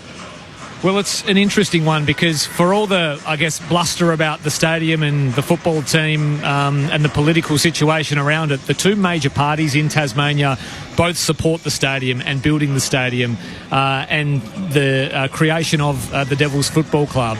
The complication is that we're not expected to have a majority parliament, so neither of those major parties will win a majority. Therefore, they're going to have to deal with a crossbench and members of the Greens who largely up to now have been against the stadium and the construction of it. So the real fascination will be around whoever wins the most seats in Parliament being able to form a government with that crossbench, a crossbench that may well make demands of those major parties around the stadium and the team.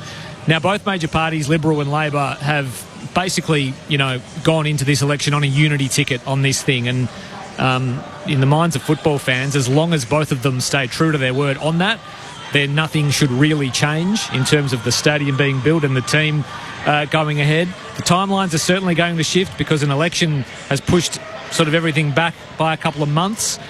We would have had a parliamentary vote by now had this election not been called, and that would have decided the fate of the stadium once and for all. That was expected to pass, but of course that's now sort of been consigned to the dustbin of history, and if that vote happens, that'll now be sometime in the future. There's a project of state significance process that was going to be canned, but the great irony is that because this election was called, that project of state significance process is now going to probably come around quicker than the fast-track legislation that was introduced in a bid to fast-track the whole process. So it's been a bizarre situation politically with football right at the heart, as I say.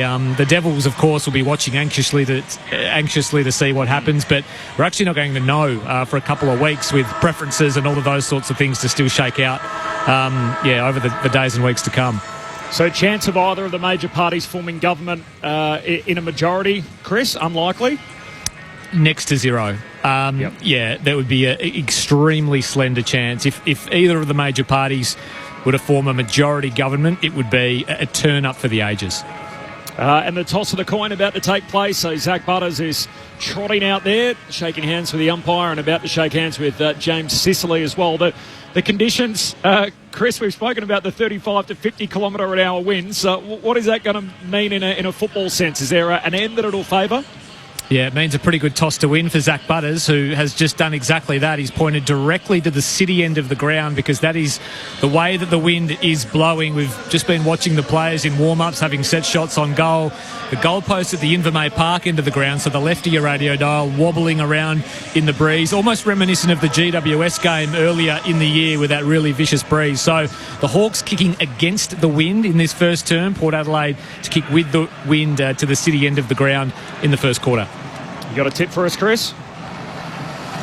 Gee, put me on the spot, Corby. Hawthorn played this ground so well, and I think they have played this ground in inclement weather over the last 4 or 5 times they've played here. The Friday night game against Adelaide, the game against GWS, and then going back last year, the heavy rain against North Melbourne as well, and they got big wins in all of those games. So I'm going to go Hawthorn purely on home ground advantage, conditions, and also the fact that Port Adelaide midfield might be running a little thin this afternoon. The Chad Wingard, Carl Amon, Jarman Impey, Stuart Dew, Cup. You got to share it with a few Sean others. Burgoyne, come on, can't forget the greats. Burgoyne, that's blasphemous not being able to mention should be first. And Gooey. Who wins? I think Hawthorn. I was at this game when they played GWS, and the wind was exactly the same. I think Hawthorn will learn a lot from that. That first quarter, they got smoked out of the water by trying to play a different game, so I'm going with Hawthorn. Nick? You can have a state of origin side that would not beat Hawthorn. Oh. Well, they just don't lose over there. They won 9 in a row in the Apple Isle. It's a big day for footy in Tasmania in more ways than one. The Hawks need the 4 points to keep on track towards another pursuit on September. He's Ben Cameron on ABC Sport. Lloyd Mead takes it out of the ruck, just takes territory, thumps it inside 50. Gunston beelines the footy. Handball out to Moore in the pocket, snaps it on goal. It holds up in the breeze and gets pushed away on more than a zephyr away from goal. Out of bounds on the full. And Port Adelaide to get it in the back pocket. No score for the opening 15 seconds. Can't waste time, Port, because was that touch, was it? One umpire's come charging in and said, touched off the boot. Maybe spin it in. James Sicily is into the action. He's shoving Ollie Lord. Oh, no, it's downfield. A downfield free kick. So Cal Shadir is going to get the kick. He's going to arc out on the left and snap it on goal and bend it through on the breeze. Hawthorn strike first against the wind in the opening term through the opening 30 seconds. 1 straight 6 plays, no score. And I think it was Ollie Lord getting in a tangle with James Sicily that has seen the free kick downfield. Yeah. Ollie Lord runs up behind Sicily, bumps him in the back. Sicily goes down. And the free kick from umpire Martin Roger paid downfield. And oh dear, for Ollie Lord. Cal Shadir with the goal, Chad Wingard and Mick Malthouse. Sorry, Chad, I was just about to say, that started before the ball bounced. Yeah, exactly right. They've got a clear direction to get into James Sicily, Port Adelaide. They've got nearly every single player have gone to him to try and get under his skin because they think that's an advantage. But again, that's almost a goal assist from James Sicily to get that for... That's a huge goal. That's almost worth 2 into the wind. Yeah. 1 straight yet to score, so Hawthorn with the first major sweep palms it down to Butters, who bursts onto it. Long kick for Port to full forward. Down there, Georgiades on the behind line, snatches it and goals. And Port cancel that goal straight out. We are less than a minute into the game. We've played 46 seconds of football, and there's been a goal at either end. Port Adelaide kicking with a stiff breeze. 1 straight 6. They are level with Hawthorn, who are also 1 straight 6. There is a whole lot going on, and the umpires grab the footy again, and you might see a double goal, a secondary free kick here, Chad. Yes, it looks like Sis. We talk about getting a goal assist, but it looks like he's given one away. So after all that effort, I mean, that's a great body work there to judge that ball going with the back with the flight. And Sis here's just tackled him. Who is that? Is that Lukosius? No. Yeah. Tackled Lukosius to the ground after the goal's been kicked. That's just silly. Like, you just want to... It's stupid. It is. And James Sicily, he plays with his heart on the sleeve, but sometimes this is a crucial goal for them. Well, just won one and gave one away. That is just ridiculous for captain. Silly. Yep. So how about that? James Sicily earns a free kick that results in the Hawks' first goal and then coughs one up. And now, Port Adelaide lead. Lukosius squeezes it through. We're 62 seconds in on the game clock, and there's been 3 goals. Port Adelaide 2 straight. We've had an early lead change. Hawthorn at 1 straight. Saturday footy on ABC Sport. Mick Moldhouse and Chad Wingard. Well, it's amazing football for a side led by a player who is the team is currently in the 8 by a hair's breadth. Or there's just nothing separating 4 or 5 sides. You have got to make every point a winner, and the fact is that they got the first goal so quickly, Hawthorn, against what is a considerable breeze, and then to be so undisciplined. I'm a big fan of Sicily, but when you start doing that sort of stuff, you know, you've got to get that one back, and that's who's to say it mightn't be the difference. DUM, silent B, out of the middle. Go the Hawks again. Ward with the low ball inside 50. Picked up by Zerk Thatcher for Port. Gives it off to Jones. Clearing kick up to the wing. It rides the breeze. Goes over our man Jarman Impey. Slapping it away their battle. Bouncing ball. Impey gathers on his left foot for the Hawks. Kicks around the wing. Unable to gather more. He turns it over with the handball. Quick kick coming from Richards for Port. Tumbles towards the boundary line. Turns on its point. And a throw-in. We're on track for 120 goals at the minute. 3 goals through the opening 3 minutes. 2 straight 12 plays, 1 straight 6. Port Adelaide lead. Saturday footy on ABC Sport. Maybe we can do some role-playing, Mick. If I'm James Sicily, you're the coach. What are you saying to me right now? You wouldn't hear it allowed to be heard on radio, Ben. Okay. Nash from the stoppage. Hurried kick down the wing and the intercept mark for Zerk Thatcher.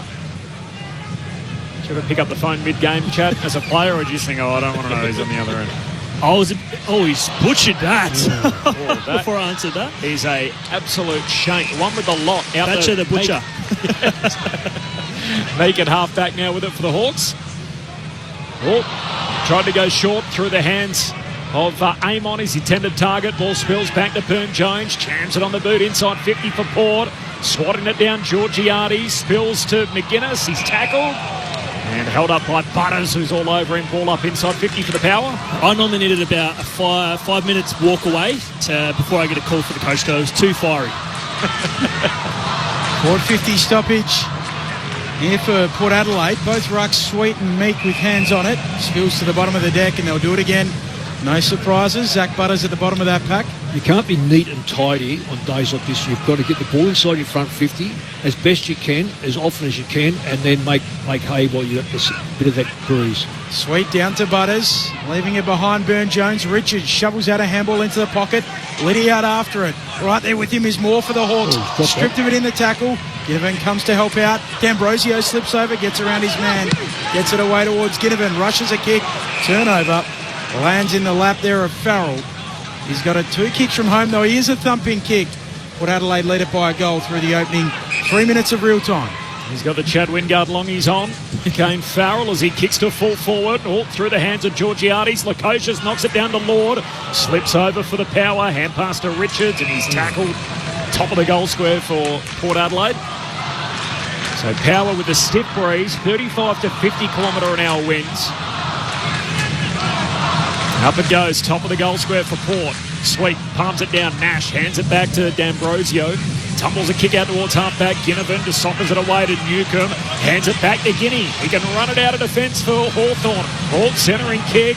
Got it to Hardwick. Hand pass to Ward. Sweeps a hand pass across the half-back line to Morrison. Morrison just chips it out wide to the runner. Battle doesn't quite hit him. Battle has time to steady. Regathers. Hawthorn ball. Chips it back to Jarman Impey. The new dad on the back flank. One of our favourites. He chips it short to Hardwick. He's top 3 nicest going footy, isn't he? Jarman Impey? Yeah, 100%. Hardwick here for the Hawks. Feeds the handball to the run of Impey. Wants to go corridor. Chips his ball into the middle of the ground. Fight for the ball. Ginnivan wins it. Now the Hawks can go forward. Kicks up towards half forward. Bouncing ball. Out after it. Watson in the long sleeves. They're going down like 9 pins at the moment. D'Ambrosio gathers. Chisels it into the pocket here for the Hawks. Ricochets away. Zerk Thatcher mops up for Port Adelaide. And now Jones can clear. A long kick on the breeze. It floats to the wing. Barris with a hand to it. Georgiades goes in. Soccers it away to his teammate Boak. His hand pass picked off. Broken up by Impey. Just knocks it away to Amon. Kicks down the wing. Oh, clean bowls a couple. Still a live footy. High half forward for the Hawks. Butters throws his body at Watson. Watson wins the footy. Butters goes and tackles it. Wow, good bump. He passes through with just flushes through the screen. I reckon he had a target. I think there was a dead set target on his back there. My name is Watson. Bumped straight into his rib cage. Watson grabbed the footy anyway from the ball up. Nash is tackled and taken to ground. Chris Rowbottom on the boundary. Chris. Conditions playing havoc down here at ground level. Benny mentioned before that Kane Farrow was 2 kicks from goal. I reckon he was a kick and a half at most. That breeze is really, really stiff towards that city end of the ground, and the Hawks just unable to quite execute their skills at the moment, trying to really pierce kicks and whatnot, but can't quite nail the ball drop because the breeze is playing havoc. Chris, what's a good score with that win? A good score is the one we're seeing at the moment, 2-1. Early stages in this game, that's probably more than we would have thought, but I reckon it's going to slow up considerably from here, Mick. So from 2 ball ups and a boundary throw in. Now a ball up again. We're in the same spot. High half forward for the Hawks. Lloyd Meek tapping it down, leaving it behind Bergman. Stripped of it in the tackle. It spills to the Hawks. Newcomb bursts his way through them. Shovels out a handball. Morrison close to the boundary line. Paddling on. McGuinness gathers the footy. Gets rid of it. Running by. Able to get rid of the handball. Scrimshaw, but he turns it over. Allows in Port Adelaide. And now they're away down the wing. Free kick. It'll come back. Butters was dealt with by Newcomb. So the Port Adelaide skipper for the day with it on the back flank. Is there a way you can bottle up quarters in this? Of course you can. In these conditions, Mick? How do you do that? Quite frankly, with numbers, Ben. It's all about your numbers behind the ball. And stagger them. Don't have them all sitting back inside 50, but just make sure that... And you know, people say it's a 4-goal win. Generally, it's a 2-6 win because it's very hard to score with a strong win, believe it or not, because you lose it off the boot between your hands and your boot. Well, this will be a great test here. He's only, 45 metres out, practically dead in front, so this will be the test. Richards chipping it inside 50 for Port Adelaide, and Will Lorenz on the end of it. 40 metres out and a tough breeze to contend with. So that's coming over his shoulder. I wonder if it's coming straight over his shoulder. Yet to kick a goal in AFL footy. A left footer kicks on goal, rides it on the breeze, it's swinging back, it's there. A first goal in AFL footy. And Port Adelaide, 3 straight 18. They lead the Hawks 1 straight 6. We've played 11 minutes in the opening term. Saturday footy on ABC Sport. And that was a great kick there. I mean, the ball's been tumbling around. It only takes one person to be clean and to hit a target, and it's under pressure. Great kick to Lorenz, and like I said, about 45-metre kick. We don't know what that's like, but it sounds like it's about a 30-metre kick at this stage from that end. What I love, you spoke to Kenny before the game and saying there's not much in this. We're going to, the sting's away from it. It's just modern. I tell you what, for the players, it looks like the game is on the line. It feels like it's a final kind of esque in terms of they're going after the captain straight away in James Sicily, Port Adelaide. And you see Butters going in hard against Watson. Port Adelaide, if you're a fan, you're loving what you're seeing so far with their intense. Bit of rain now too, Chris Rowbottom. Sweeping across the ground. We're expecting 4 or 5 mils throughout the afternoon, and it's just started. This will make things even tougher. So Port 3-1 Port Adelaide are kicking with the breeze in the opening term. And incredibly, we haven't had a behind despite the extreme winds and now the rain that's coming. And Warple taken high in the middle of the ground by Mead, so he'll get the free kick for the Hawks. We have travelled a dozen minutes. 12-point lead for Port Adelaide. Kick inside the forward 50 for the Hawks. A shallow entry. Spills down towards Lewis. His first involvement, a hand pass, but straight to Liddy. Pumps the kick down the line for Port Adelaide. Oh, Lakosha's had it, lost it. Stolen away by Scrimshaw. Just paddles it away to Gunston's advantage. He tumbles a kick down to half forward. Watson buzzing around at the shoelaces of a few taller players. Got a hand pass out. Quick kick inside 50 for the Hawks. Ginnivan jams it on the boot to fall forward. And Leah let it bounce. A dangerous ball. And in the end, he has to cover off and knock it through for a rush behind. Hawthorn 1-1. Port Adelaide 3 straight. Extremely wet and wintry day in Launceston. 12.5 gone opening term. Port by 11. Just got to go down the middle, surely. Just get as much ground as you possibly can when it's wet and windy. Just get the ball near forward line. Josh Sin with the kick up towards Sweet. He punches it away, buffeted off the footy there is Jackson for Port Adelaide. And Hawthorn a quick kick inside 50. Gunston playing in front. The vet moves, the experience in the windy conditions. He kicks to the pocket and onto the chest of Moore. 25 out, 5 in from the boundary line, right forward pocket. Well, there's experience. Yep. One to play on as quick as he could. Port are worrying, we've got the wind and he's taken a mark. They were slow to get back, slow to play in front. You've got to play in front as a backline player into this wind. And now, is it Moore, is it? Finds himself so far clear, unbelievably. Tight in the right forward pocket. He hooks it across the goal. It'll go to the opposite pocket. And this rain is sheeting down at the moment. Off hands, out of play it goes. 3 straight 18 plays, 1-1-7. To make the distance, it's a throw-in. We've travelled 14 minutes in this opening term. Saturday footy on ABC Sport. From the boundary throw-in, Sweet palms it down. Live footy, full forward for the Hawks. Clever tap on to Moore's advantage. And he kicks it from the goal line.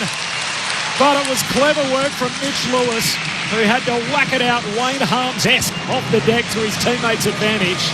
And Dylan Moore does the rest on the goal line. So a 5-point deficit now for the Hawks. And this is good going into a stiff breeze. Port Adelaide 3 straight 18. Hawthorn 2-1-13. Wet and wintry day. Certainly a windy day in Launceston. This is Saturday footy on ABC Sport. Chad Wingard, Mick Molehouse. And that's great. I mean, Mitchie Lewis, you won't get a stat for that. It's a simple tap on, but that must feel good for your first involvement in a game that's like this. He's tapped it on and he's created a goal. Mitchie Lewis, obviously having been out for so long, you talk about how tall forwards, if it's a game that you can't impact in the air as much, that's how you get into the game. That's how you get your teammates in the game, and that's where you can play 3 talls if they're willing to do that kind of work. And what a great goal for, and again, against the breeze. Yeah. That's a huge goal. It's only 5 points in it now. Into the ruck, Kalshadir going up against Ollie Wines. How's that for a ruck contest in the middle? Warple goes in at ground level, shovels out a handball. Kalshadir following up, so too Boak.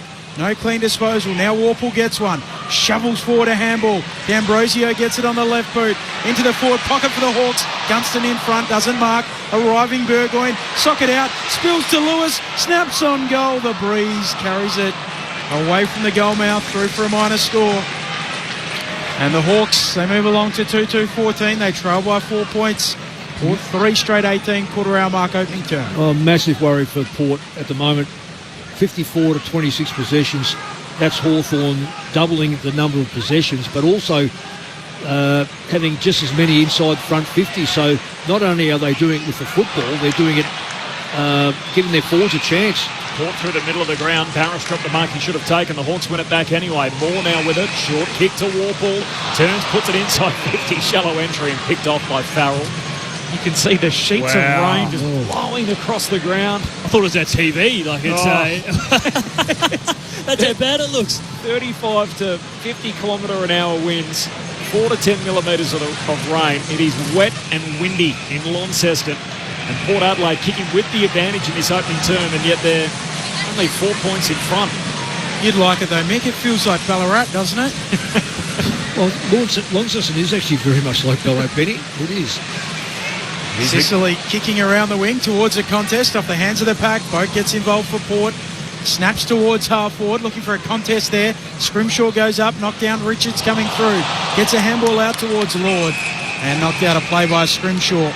Throwing on the wing, Port by 4 points. Get Mel off the SMS 0437 774 774. G'day, fellas. Love Nick's comment earlier that it's that windy that the Oval is half a kilometre closer to the city. It's moved again. If you're with us for the back of AFL Saturday. From the throw-in. Slapping it away, Battle doing the ruck work. Port rushing a kick inside 50. Sheets of rain falling. Scrimshaw mops up. Clearing kick from Hardwick, just beyond the defensive arc. Good mark, Lord. Goes up and takes it, not paid. Shovels out a handball. Morrison pinches it. Gives it to Ward. The Hawks off half-back. Into that breeze. Ward will kick it lower. Smart kick towards the contest on the wing. Deere brings it down. Gunston goes in. Still they try to come through. Fighting for it there. Logan Evans. He goes again at ground level. Deere holds him up. Ball up just for the wing. No free kick. Evans to get it for Port Adelaide. On the River Wing side of the ground, Saturday footy on ABC Sport. Oh, you can hardly see the screen. It's just that rain. Properly sweeping across the ground with the heavy winds to go with it. As Evans goes wide to Aaliyah, then kicks down the wing through the hands of Richards. Spills to Battle. Hand pass back inboard. Knocked away by Burgoyne. Oh, he gives it to Lord, who's tackled. Took too long to get rid of it. Just waited in the tackle from Sicily until he found an option he liked, and the ump said, nope, that's long enough. Holding the ball. He's an interesting case study too, Ollie Lord, after that breakout performance in the qualifying final a couple of years ago. Haven't seen the best of him since. As Ward goes long down the line and punched out a play by Lewis. So a boundary throw-in on halfway. Ollie Lord, interestingly, he's played 16 games since kicking 4 in that losing quali against Brisbane. Kicked multiple goals just 3 of those 16 games. He's kicked 1 goal on 7 occasions, and 6 times he hasn't kicked a goal at all. Well, he's in a tussle with Sicily, and the umpire's 5 yards off him. How about that? As the boundary umpire spins it in, and it would have gone, what are we thinking? 20 metres. 20 metres to the right of the ruckman. Do they count umpires' metres game? Because that was about 15 metres. That is the most visual representation you can see as to how significant this breeze is. He's had another go at it, and it's a little bit better, but shows the breeze just pushing this ball towards the end. Porter attacking the city end of the ground. And we're going to have repeat boundary throw-ins, and this can happen in conditions like this where a ball just gets stuck in a pocket or an area of the ground. Well, that's what the Hawks want, isn't it, Mick? Oh, exactly what Hawthorn needs. This is where Port's got to bring the ball out in the open, but then get the ball inside front 50 and get numbers there. Hawthorn are really good at getting the numbers around the fall of the ball at the moment. Wines winning the tap. Liddy with the clearance. A high ball, a turnover. Hardwick marks. Hawthorn football. Hackwood to the wing. Ball bottled up out on that side of the ground. Hardwick kicks back around the wing. Up to half forward here for Hawthorn. Punched away there by Evans. Down at ground level. And knock it away. Boak out after it. More there with him. Boundary line. Throwing coming half forward here for Hawthorn. 3 straight 18 Port. Hawthorn 2-2-14. 20 minutes in this opening term. Chad Wingard and Mick Malthouse. And I just love Hawthorn's endeavour at the moment. They're winning the hard stuff, like contested possession by 11 possessions. Yep. And also the ground ball gets by 5. So it just shows that they're a bit cleaner for one, although they're first at it as well. So, if you try and turn my mic on, it doesn't work as well. I've since discovered after 15 years in the game. The umpire just played advantage, and yet the Port Adelaide player was off and running. He had a little more sympathy than perhaps many others would have, and Wines in the end able to take his kick. Long down to half forward, bounces out of play. Did Liddy take the advantage here? Oh, he took the advantage. He picked it up and ran. So if you pick it up and run, and you know everyone else has stopped, that is, you've taken the advantage. It's Matty Liddy who's got the leg sleeve on. First time we've seen that in AFL footy. He had sepsis after a bad cut that he had in the SANFL, which is why he wears it, so it's for practical reasons. Obviously can't risk another infection or anything happening there. And we've just seen a very shallow boundary throw-in on that eastern side of the ground. It's almost come back over the fence. Tough day for boundary umpires half forward for Port Adelaide. Again, it's held up. Only 5 metres in for the field of play, and now it's back out again. Is his shoulder going to be feeling enough for this game? He's had about 6 in a row. Surely less height and just flattering, isn't it? Well, I almost think in this instance we should just have a ball up 18 metres into the ground. I like it. Once they come in another 5 or 6 metres. And throw it in from there. Yep. Wines winning the tap. It's punched on there by Port Adelaide, playing some volleyball, but chopped off by the Hawks. Carl Amon, the former Port Adelaide player, kicking up to the logo, into the breeze and the rain, bouncing ball, gathered by Connor McDonald. He loves these conditions as he shanks his kick off the outside of the boot, tumbles out, throwing 60 around in the attacking goal for the Hawks. Umpires Wetton, Williamson, Bales and Roger in charge of this one. I think they're going to have a little bit more lenience towards deliberates too. Yeah, because you can't even get it. You can hardly get it onto your boot. They also don't want to throw it any more times than they have to. Boundary throw in. Battle doing the ruck work here for the Hawks. Wins it down, but straight to Boak. It's a kick going forward down the wing for Port Adelaide. They lead by just 4 points, the Power, despite having the breeze. Georgiades tried to hack it off the deck, had a windy, goes back, collects, hand pass to Burn-Jones. Hurried kick down to half forward, 60 out from the Power goal. Moore trying to dribble it to himself, runs out of room as he collects, and a boundary throw in half forward for the Hawks. Hawthorn home game, of course, all in gold with the brown stripes and the brown shorts. Port Adelaide in their home strips, all in black with the white and teal V and the white shorts. I know Tasmanians will get upset with me about this, but I'll go there in a moment. There's a butt coming, But as Battle wins the tap down, Boat can't gather it. Connor McDonald charging through. Ward clean, clear and kick. Almost turns back on itself in the breeze. Punched away there by Sin. Back into the mark. Ball hits the deck. Holding free kick. It'll go to the Hawks. I know the stadium would be in Hobart, not Launceston. But is this a reminder on election day why they need a stadium with a roof? Get the wind and rain out. As the kick goes up to the logo and it's a turnover. And I thought it was a winter sport. Butters marks. He kicks high and long on the breeze inside 50. Punched away by Scrimshaw, and it's thrown deep in the left forward pocket for Port. They lead it by 4 points. Off the SMS, roof over the stadium would be handy here in Tassie today. A different SMS from our man Grant in Hobart. I just voted. I hope you have, Chris. Will be an interesting day regarding politics and the deficit stadium. It will not get built. Go Carlton tonight. So Grant with the other view on that. Forward 50 stoppage for Port. Down towards Wines to Jackson. Hand pass to Richards. Needs a kind hop. Doesn't get it. Misses out to the left and behind for Joe Richards, a former Magpie. 5-point lead for Port. Doesn't feel like enough, Mick. 24 minutes into the opening term. No way, no. Collingwood didn't give... Port didn't give up a lot for Richards, I don't think. So he hasn't quite worked out the way I thought that Port thought he would. He was part of the Noble Gold Coast Lakosha spin around where they all changed tracks. Sicily with the kick in, as long as he can into that stiff breeze. It's punched out. In they go. Liddy with the high kick back inside 50. Towards the pocket it goes. Running underneath it, Georgiades. Punched away there by Barris. Ball hits the deck. Again on the attacking 50. Liddy goes in low. Georgiades can't quite trap it. And Hardwick just dumps it on the bird with a clearing kick towards the defensive edge of the square. Coming through Newcomb. Ball just bobbled along up towards the wing. No one clean there and picked up by Sweet, the big ruckman. And we'll get a ball up on the logo. This was the mega deal where Port were able to get Rory Atkins, Lukosius and Richards. Noble went to the Gold Coast. Houston went to Collingwood. And there was all sorts of transactions. Yeah, okay. So it was sort of like a third. It was like about the fifth Beatle. Yes. We love saying the trade period. The steak knives as part of the deal that helped Lukosius get there. And helped Houston obviously ultimately get to Collingwood. As we'll have another free kick here on the wing. In fact, first to the footy, rewarded. Morrison taken high. Pushing the back. You can take your pick there, which one they plucked out. Just against the boundary line. On the eastern side, kicks down the line, and Gunson takes a chest mark in front of Zerk Thatcher. Yeah. Between wing and half forward, there's 4 and a bit minutes left in the quarter. Porter kicking with a significant breeze to the city end of the ground. Up to 50 km/h winds, and yet they lead by only 5 points. Amon with the footy. He kicks inside the forward pocket for the Hawks. Can they get a marker down there? Gunston's almost got it again. Whistle on the play, free kick. And that hurts. It's going the way of the Hawks, and Kelshadier is going to get it right forward pocket. And a hold in the marking contest with the team kicking into a stiff breeze. Makes no sense. You can't be giving away free kicks as a defender. I mean, you've got that many numbers down there, so many people in the contest. Exactly. You just got to... Look at that. There's no need for it. And there probably wasn't a free kick there, but... You got so many numbers, you don't need to grab.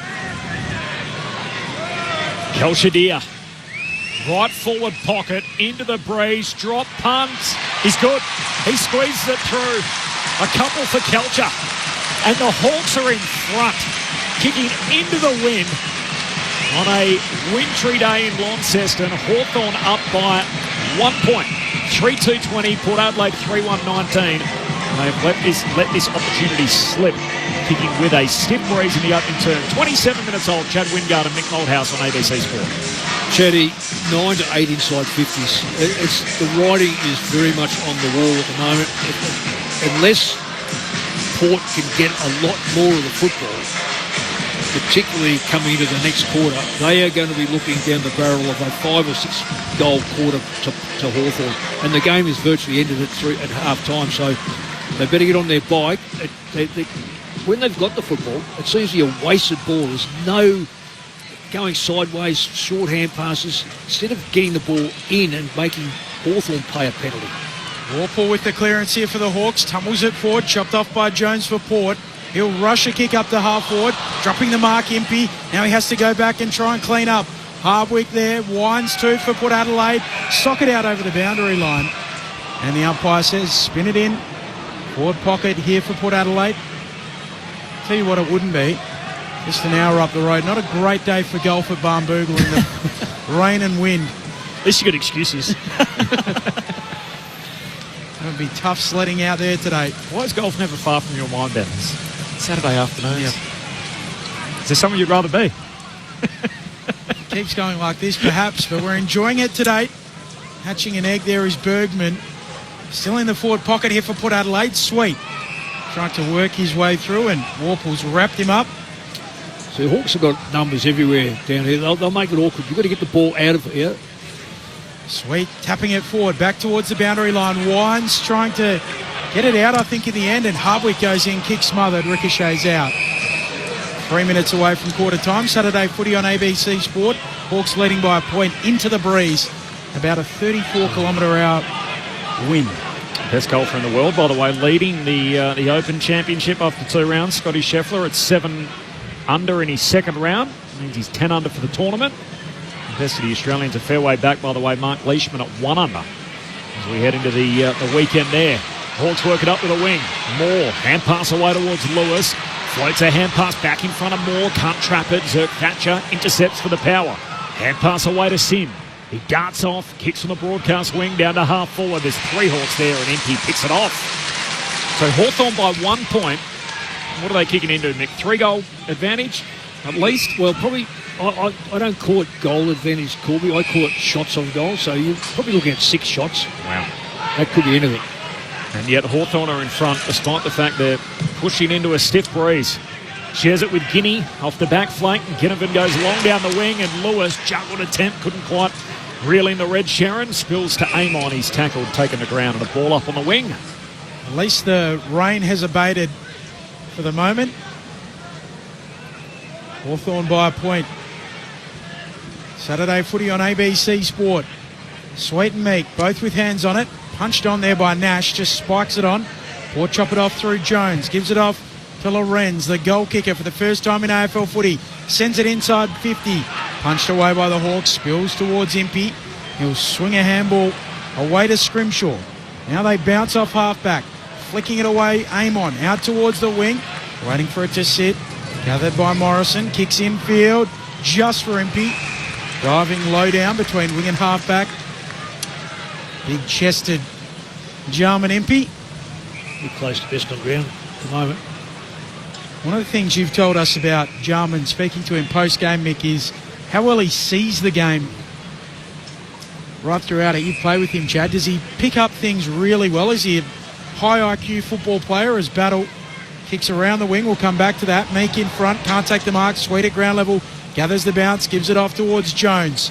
Port riding the breeze with a long kick down the wing towards the attacking 50. Bouncing ball, Georgiades goes in, tackled by Scrimshaw, who doubles up on it and goes in again, and will get a ball up just inside 50 for Port. Yeah, going back to Jarzi, he is a high IQ player. The reason why is he's played both ends. So he's played as a forward early in his career, he's played as a defender, so he's seen a lot that happen, so he reads it better because of that, I believe. And he's obviously studious of the game. He's been in a team that's played really well. He's been in teams that have struggled. So he's seen it from all lenses I suppose we can see from a game aspect in the industry. So he's a great player. He wants to learn and he wants to win, more importantly.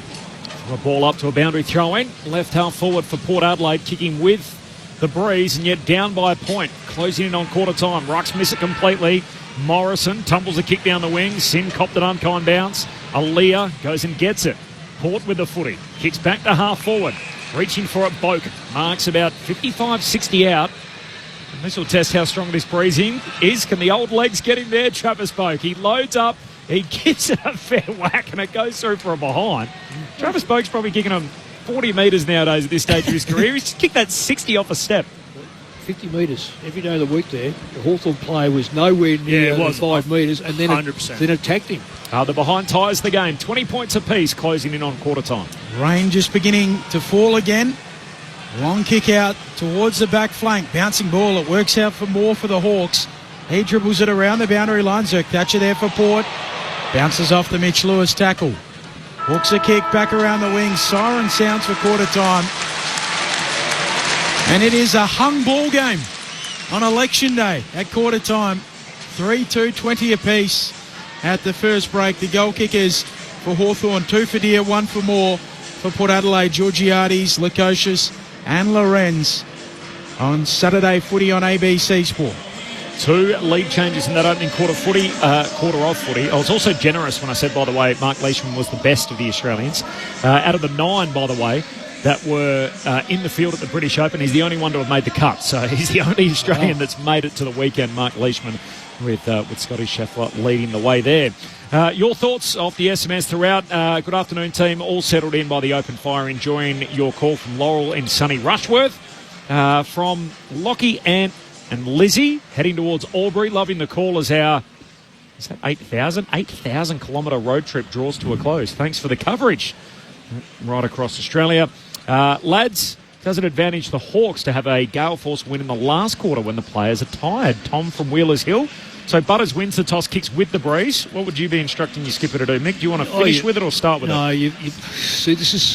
you've got to kick with the wind because it's an unknown factor. Rain comes in, sometimes the wind subsides. Yep. It might drift off.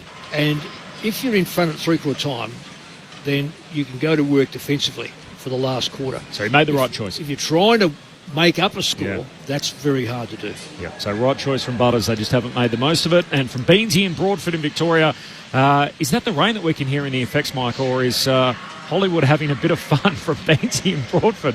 No Hollywood today. We've got Cool Jules. Mackenzie is on the buttons for us here, and Luke in Launceston. But, that is definitely the rain. Extreme conditions in Launceston.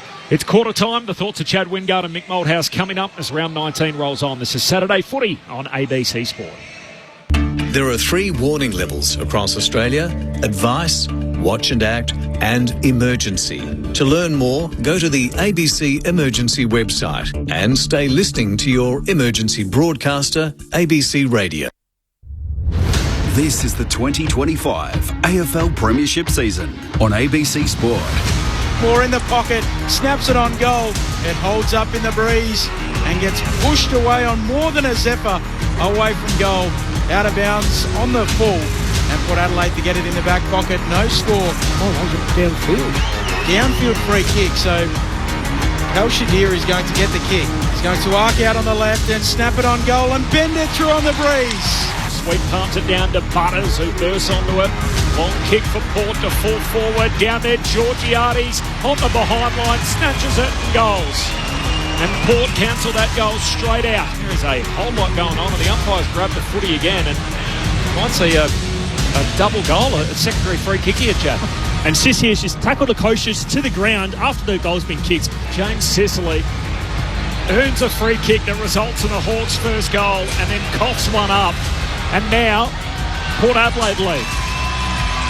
Lukosius squeezes it through. On the boundary throwing, Sweet palms it down. Live footy, full forward for the Hawks. Clever tap on to Moore's advantage. And he kicks it from the goal line. But it was clever work from Mitch Lewis, who had to whack it out Wayne Harms-esque. This is ABC Sports coverage of the AFL. On your radio. ABC Sport Digital. And on the ABC Listen app.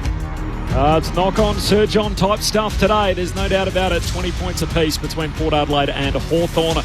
A wet and windy day in Launceston. It is an election day in these parts in the Upper Isle. Of course, has ramifications for our competition in the 19th team, but our focus is on what's happening here as round 19 continues. Chad Wingard and Mick Malthouse on ABC Sport. Yeah, and Hawthorn obviously are just working harder at the moment. They're winning in contested possessions by 14, and they're winning the ground ball gets by 9 as well. And one thing for me, I was at the game when Hawthorn played GWS, and that first quarter, same thing happened. They kicked into the wind, but the way they're playing compared to that game is massively different. So Hawthorn have elected, every time they've kicked into the wind, they're keeping it low and hard and making sure that the aerial ability of Port Adelaide aren't marking it. And that's completely different to what they did against GWS earlier in the year when they had the same almost breeze, same setting, and they learnt so much. They didn't go back. They went harder into the game, harder at the ball. And what I love if you're a Hawthorn supporter when you've watched a lot of these games is that they've learnt their lesson from last time they were in this exact situation. And what I love at the moment is we spoke about the tall timber of Gunston, Kel Shadir and Mitchie Lewis all had impacts in the game, in a game that probably isn't suited to them. And in different ways. Kel's kicked 2. Gunston's led up and provided a really good opportunity. And Mitchie Lewis is showing some spark in the contest and set up a goal himself. So I'm really liking what I see from Hawthorn. But Port Adelaide, like you said, I played in the elimination final against Richmond, who won the toss and elected to go against the wind, and we kicked 9 goals straight against them. So you're definitely got to go with the wind, like you said, Mick, because conditions can change. You just never know. So always judge on what you see from that coin toss. Yeah, well, there's no question about that. The simple fact is, it's like muscle memory. Once you condition yourself to the conditions and you've been there before, you know what to expect. Look, Adelaide was not immune to rain, but what it is immune to is cold, rain, and absolutely a massive wind factor. So that's something you adjust to. But there's no adjustment to going and getting the hard football. And right now, the contested football is heavily favoured Hawthorn, and that's given them it's quite remarkable. 94 possessions, or 97 to 64. That's not enough. Second term underway. We'll get down to Chris Rowbottom in a moment as Butters gets the break. Kicks to half forward, but an intercept mark for Hardwick. And he shares it with Scrimshaw, who marks still at half back. Scores level, by the way, 3-2-20 apiece. So despite the fact that Port Adelaide had the breeze in that opening term, we're where we started, all even.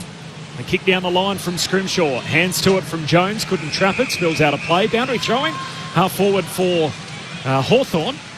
On the boundary, Chris Rowbottom. Yeah, the rain had sort of subsided for the last 5 minutes of that first term, but it's back again and still sweeping across the ground. So wet and windy conditions persist here in Launceston. Sweet. Takes it out of the ruck. Gets a handball moving forward for Port. Lorenz knocks it out. Kicked his first goal in AFL footy earlier on in this game. Saturday footy on ABC Sport.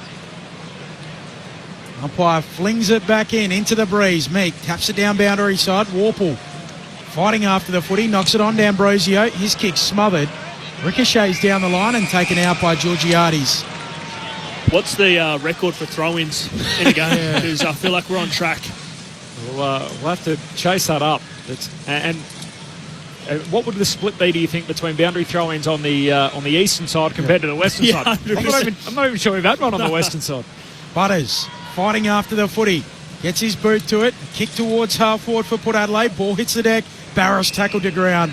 Strong tackle from Hugh Jackson. Not to be confused with Wolverine, and a ball up right half forward here for Port Adelaide. Up it goes. Meek tapping it down for Warple. Warple with a clearing kick, bounces it up to the wing. Zerk Thatcher makes it his. Back feeds a handball to Jones. High kick. Inside 50 here for Port Adelaide. No markers there. Ball on the ground again. Butters sliding in. He's tackled heavily right on the attacking 50 for Port. Scores level. 90 seconds into this second term.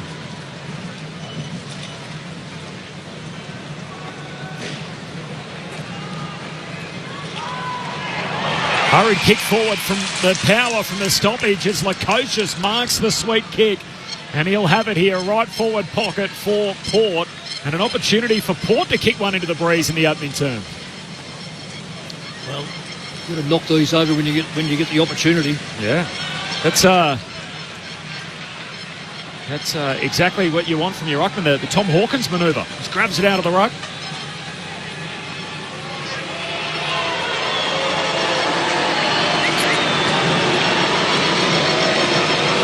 Lukosius for his second. He's got it. And Port Adelaide are in front. We've had more scores into the breeze than we've had with it. So for us, banging on about the wind and everything else, it's amazing at this way this game's unfolded so far. Port Adelaide 4-2, lead Hawthorn 3-2. 3.5 minutes into the second term, Chad Wingard, Mick Malthouse. And that's a great kick out. See, Lukosius, he's one of the players that I think Port Adelaide wish they saw more of this year. He's only played, this is his 5th game, but he's a beautiful kick of the ball, and that set shot didn't deviate for someone who's obviously the weather that it's been like at the moment, but he's a player where I'd love to see where he fits in terms of the long-term success plan for Port Adelaide. Is it a centre-half back? Is it a kicking role? Is it setting up their defence? Or is it forward? And he's kicked 2 goals already this match, but he's a player that I love to watch. Where would you play him? Oh, he can kick 60 metres, so anyone who can kick straight and 60 metres, put him up forward, in my opinion. Yeah. Up it goes in the middle. Meek slapping it forward. Ward trying to burst onto it for the Hawks. Farrell chops it off for Port. Jackson able to tap it forward. Now a kick up the wing. Bouncing ball for Scrimshaw. Fighting after it. Lukosius again. Pokes it out. Lord taps it on. Port at half forward.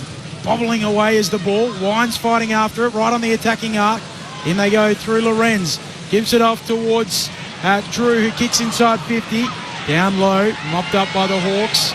Amon shovels out a handball. Under pressure in the back pocket.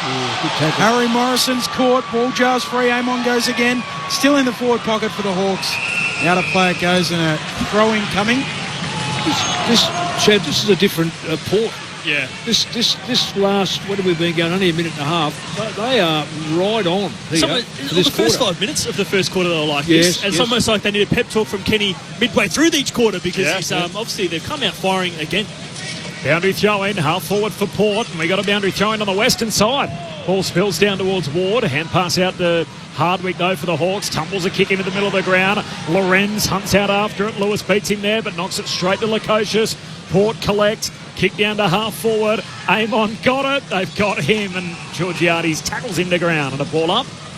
High half forward for Port Adelaide, kicking into the breeze, and yet we've had more scores into the wind than we've had with it. Work that one out. 6-point lead for Port early in the second. Sweet. Straight down for Wines. Flicks a handball out towards Drew. He gets it moving forward again. Lorenz wide out half forward. Turnover. Hardwick marks back pocket for the Hawks. Rips a kick into the middle of the ground. Bouncing ball. Clean bowls Aaliyah. Has support though. Burgoyne. Clean as always. It comes with the surname. Off to Aaliyah. Port go forward. A short kick. Mark taken by Wines. Attacking edge of the square. Plays on. Runs himself into trouble. Gives it to Farrell. The designated kicker. Goes towards full forward. Barris back there. He punches it through. Minor score. And the lead is 7 points the way of the pair. 4-3-27 plays 3-2-20. Mick Malthouse, Chad Wingard. Just look at that. Is that a 50-metre penalty again? Or is it just... Again, I agree with you. You can't get in the area when a player is in that position. If you're running there, you've got to get out. You can't run unless you're following someone back. He didn't look like he was close enough to a team opposition. Left set, a free kick to Port Adelaide. Warple kicks a spiral off centre-half back inside the forward 50. Spills to Aaliyah. He's tackled. Taken to ground, and we'll have a ball up. There's the kick. There you go. That's what Port didn't do. There's the kick. That's a 70-metre torp that gets in the forward line, and now it causes havoc. Up it goes. Forward 50 here for the Hawks, kicking with the breeze, but Port work it out of defence. Burgoyne to Zerk Thatcher. Hurried kick forward, picked off. And Massimo D'Ambrosio takes the mark, left half forward, about 75 out. Well, that's close enough to have a shot. Just about, yeah. Port by 7 points. D'Ambrosio towards full forward. Up they go. Lewis hands to it. Doesn't mark. Farrell. He gets it on the boot. Just a clearing kick, and the breeze pushes it right to the line. Bounces on its point. D'Ambrosio allowed back into the contest. Spills out to Warple. He's buffeted off his kick. Slews off the side of the boot to centre half forward. Impey runs around 3 of them. Kicks on goal and misses. The way to the left. It was a slalom style run. He was jinking around a number of them. just couldn't finish. The lead is a goal to Port Adelaide 8 minutes into the second. And Hawthorn did that well. They pressed up, kept the ball in their front half so that any ball that come out, and it was Impey in this case, was able to latch onto it.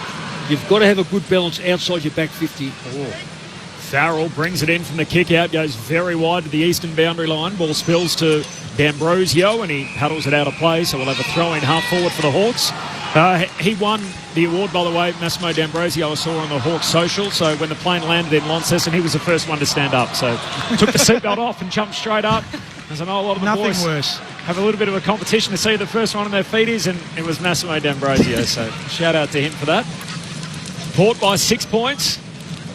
Opening moments here of the second term. Hawthorn with the breeze. McGuinness hurried kick forward, but Bergman takes the intercept mark at fullback for Port. Power by 6, 8.5 gone second quarter. This is where they've got to use their brains as well. They're into the breeze. This is where you hug a boundary line that's going to be a harder case for Hawthorn to bring it back. Mind you, it's put on the right-hand side, but we don't know the exact... We expect it to be running up and down the ground, but there only has to be a little shuffle to one side. You stick to that side of the ground, make it awkward, bring the ball back inside the corridor. Ball has lived on this Rivers side of the ground. Farrell pokes a kick forward for Port. Going up, Sweet, hands to it, slips through them. As Burn-Jones rushes a kick that just pitches just out of play. Free kick to the Hawks. Sicily to take it, goes back to centre half back and Hardwick. He'll go for a gallop across the defensive arc, a couple of bounces. Now he looks corridor. Short for Impey on the logo. Plays on, gets around his man quite easily. Now he looks long on the breeze to full forward. Can they find a mark? It goes over the back. It goes into the post. Very nearly a goal from the wing for Jarman Impey. Maybe a graze some knuckles on the way through. Put Adelaide's lead 5 points. So Port have got to be careful. When the ball goes into their front half, they've got to have some representation, otherwise Hawthorn will keep running it out. Yeah. You've got to be able to score. Put scoreboard pressure back on them. Sin kicks to half-back. Ball spills to Burn-Jones. Hand pass looking for Butters. Picked up by Battle. High up and under inside 50. Watson competing with Zerk Thatcher. Got his knuckles to it. Spills to Lewis. Tackled ball out of play. Half forward for Hawthorn. Shout out to the Hawks who are wearing black armbands today. That is for Max Morrison, the life member who sadly passed away during the week. He was the club's recruiting officer from 1974 to 2004, over 30 years worth of service. So thoughts with the Morrison family. No relation to Harry Morrison, who of course is wearing the number 1 today for the Hawks. The boundary throw in, D'Ambrosio squeezes a kick forward, spills to Burgoyne, kicks out of defence and it tumbles out of play. Throwing between wing and half forward for Hawthorn. And I think a story that's not really told that much. The reason he wears the number 1 jumper, of course, his late godfather, Ken Judge, premiership player for the Hawks in 1983, wearing that number. And as Yabby Jeans used to say, as they nicknamed him Ace, if you're the ace of the pack, it's a pretty average deck, Ken. It was always pretty harsh, I thought. But he used to love retelling that one, Judgy, as Jackson is held up the ball up. That makes you feel good. Sounds like he didn't miss too many Yabby over the years. I had him for... You would have had him? Yeah. My first 4 years at St Kilda. Yeah. 4.5 years. It's a free kick from the boundary throw-in. It's going Port's way. Sweet takes it. Port by 5, by the way, kicking into the breeze almost halfway through the second term. Offhand spills down to Impey. Was he tugged without it? Yes. Gets a free. It's against Richards. Good lucky in a day like this. They're forgiven those free kicks. 12 minutes into the quarter, 12 minutes to go on the game clock. And Impey kicks across the half-back line to Sicily. Port Adelaide lead by 5 points. Sicily shorts it away to Lloyd Meek. Backward of the logo, Saturday footy on ABC Sport.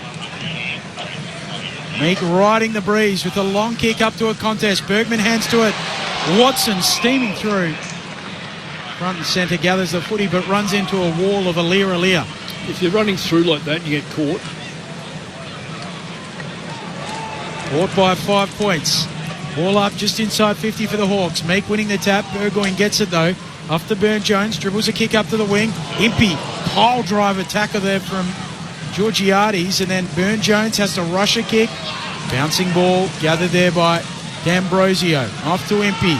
He kicks up towards half forward. Coming through Jones. Spills down to Burgoyne. Quick kick up to the wing. Bouncing ball. Spills to Battle. LeBrown and goal back with it. Battle's kick up to half forward. More in space. Now he looks inside 50. And Gunston with separation he marks. 45 out, 45-degree angle right half forward. And he'll have to hang it out to the goal mouth and hope that the breeze pushes it through. Tell you what, out of a quarter and a half, that's probably the only play I've ever seen that people have actually tried to kick to someone on the lead or any kind of ball movements. That was brilliant by Hawthorn, man. Changing direction, went from one side to the other. First time I've seen it on this side of the ball as well. One of the best kicks in the game. Puts it out to the goal mouth. Brings it back on the breeze. There's a reason Gunn is in his name. As he snatches back the lead for Hawthorn.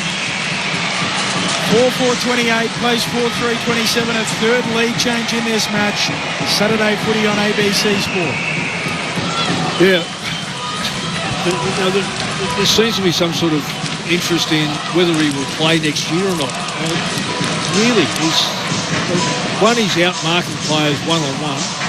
Two, he's leading by that example. And three, bringing back Scott Pendlebury's comments, the older the player these days, they seem to be more prepared to be able to play a full season without breaking down, without their body being overexposed. He is surely going to be certain to play next year. Oh, well, you'd be silly not to. He's averaging career higher in goals, but also could be Todd Goldstein, where even if he doesn't play, he's going to add value. Could be like a glorified forwards coach if his body can't let him to play. Sixth time in his career he's kicked 40 goals. As Ginnivan to Watson. Hand pass inside 50. Newcomb's pushed off, and Watson's involved again. Gets his third touch from the chain, and he's taken high by Lockie Jones. You can't keep him out of it. The Wizard. Yeah. He scoots through inside the forward 50 and gets a set shot. Well, it's hard not to get him around the neck. Yeah, and he started in a centre bounce, and that's what I love. Gives him free reins, get him in the game. He's had 3 involvements because he's not playing back to goal. And he uses his speed and agility to stay involved. And he's been in, I think, 2 or 3 centre bounces now where he does look electric, and he's a player that you can chuck in there now and then. So, because Hawthorn mids are a lot bigger body mids. If you don't get him around the neck, you might trip him. That's exactly right. Not a whole lot of difference. As the Wizard Watson moves in from 40 out. And the Wizard has come to Lonnie. Pokes it through. And Hawthorn are just getting going. That's 4 of the last 5 in the game for the Hawks. Watson with his first of the day. Ken Hinkley can't look. And as the rain sets in on this cold, windy, wet day in Launceston, Hawthorn lead it by 7. Saturday footy on ABC Sport, the 2-time All-Australian Chad Wingard and the coaching icon Mick Moldhouse. And Ollie Wines against Kel Shadir when the ball's getting thrown up like that, always going to be a mismatch. Kel Shadir has a clear run at it and taps it forward to a running Watson, who obviously no one's going to catch him once he gets a little bit of space. And I love that. When you don't have Will Day, when you don't have a superstar that can get out of the game, make sure you put these electric players in the centre bounces. Whether it's Dylan Moore or Watson, chuck him in there for now, every now and then. Oh, Deer goes high to win the tap in the middle, but Port Adelaide have the numbers. Evans comes off the back of the square, gives it to Wines, who gives it to Boak. Worried out of it, rushing in Sin. He puts it back into the mark. Suckered forward by Moore for the Hawks. Towards half forward, Burgoyne coming through. Suckered on again by Moore. Bouncing ball inside 50 here for Hawthorn. Moore goes and gets it. Shovels out a handball. McGuinness. His handball, a turnover. Wines hacks it up towards the wing. A lot of that today in the conditions. Coming up, Sicily, dispossessed in the tackle. Ball hits the deck. In they go, Lorenz. Still fighting after it, nowhere to go. And a ball up. Ends up with Connor McDonald on the logo. Rivers side of the ground. Saturday footy on ABC Sport. Ollie Wines doing the ruck work opposed to Battle. That counts as a hit out and then almost sits on top of it. Nash, though, extracts it. Hand pass going forward for the Hawks, only as far as Burgoyne. He's tackled, dispossessed. Close to the line, tapped out by Moore. Picked up by Ward. A hand pass ends up out of play. Now be throwing between wing and half forward for the Hawks.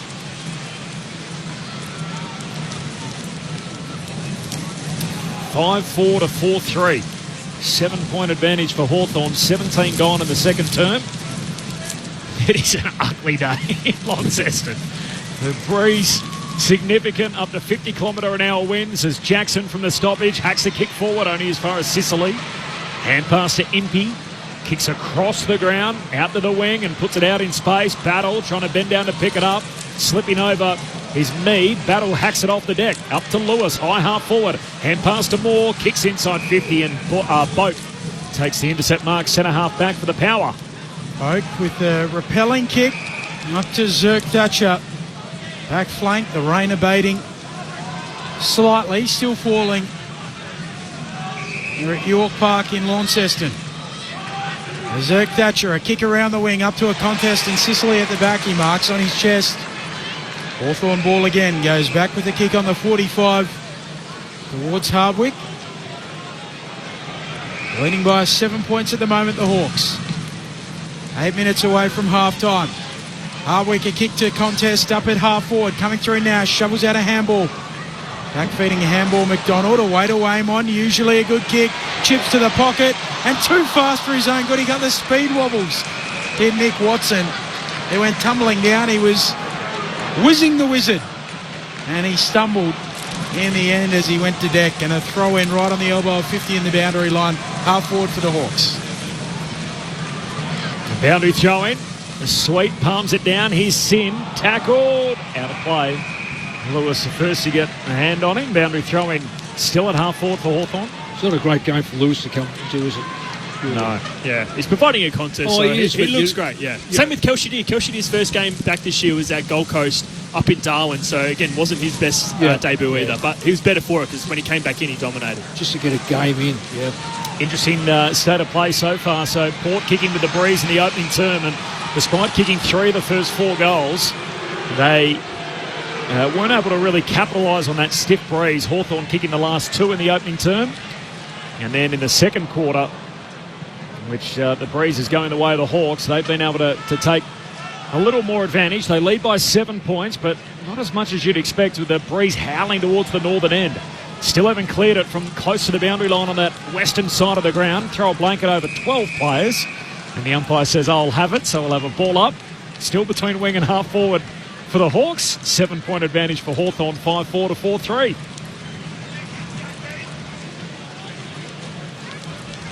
Saturday footy on ABC Sport. Sweet. Down for Wines.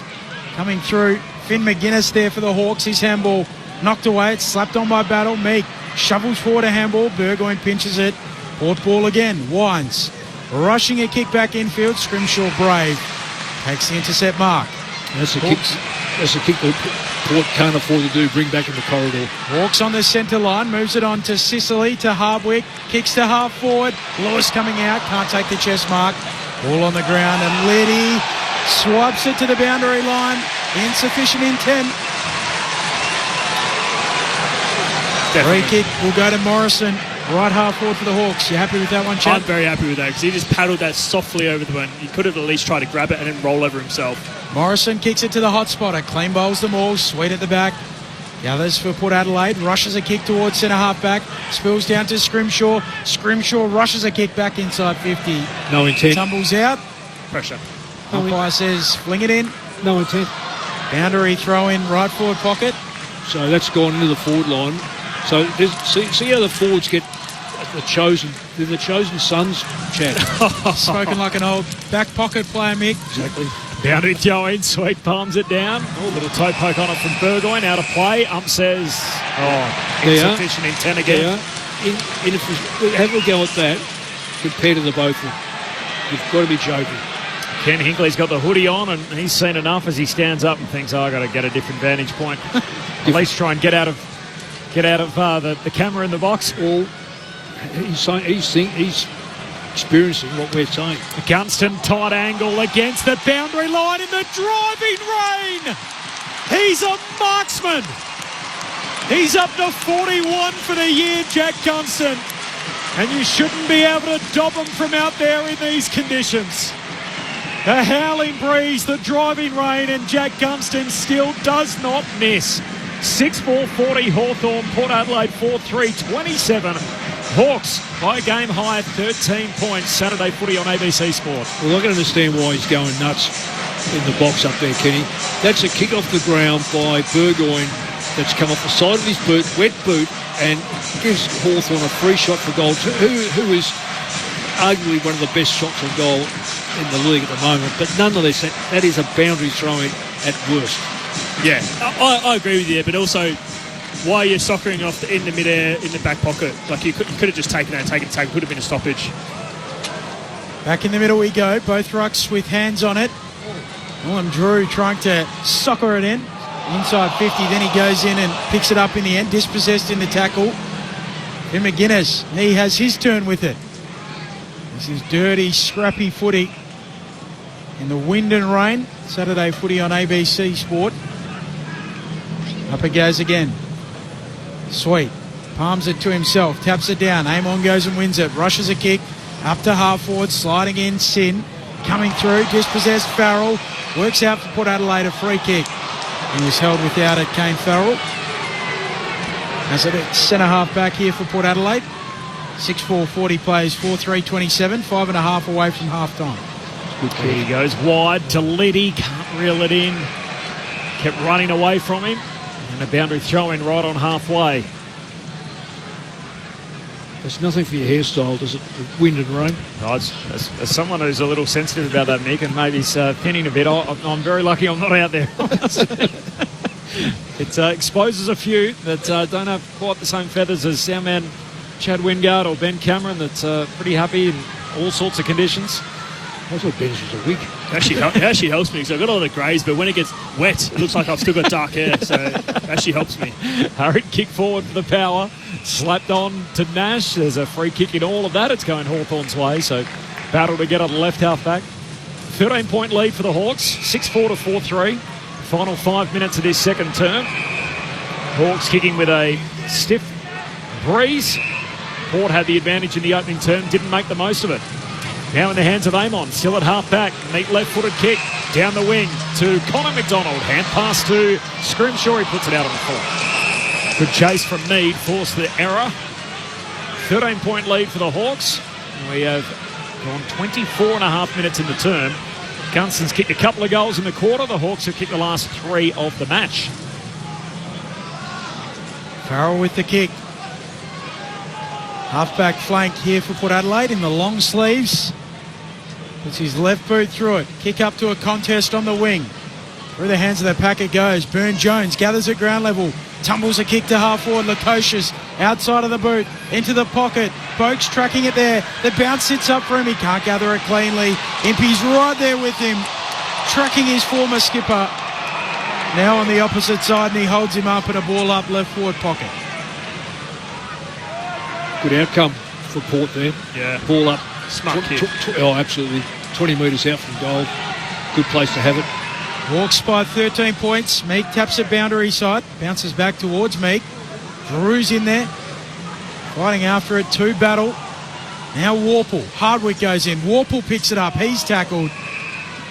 And this is trench warfare in the wind and rain. Up it goes again. Meek slapping it down.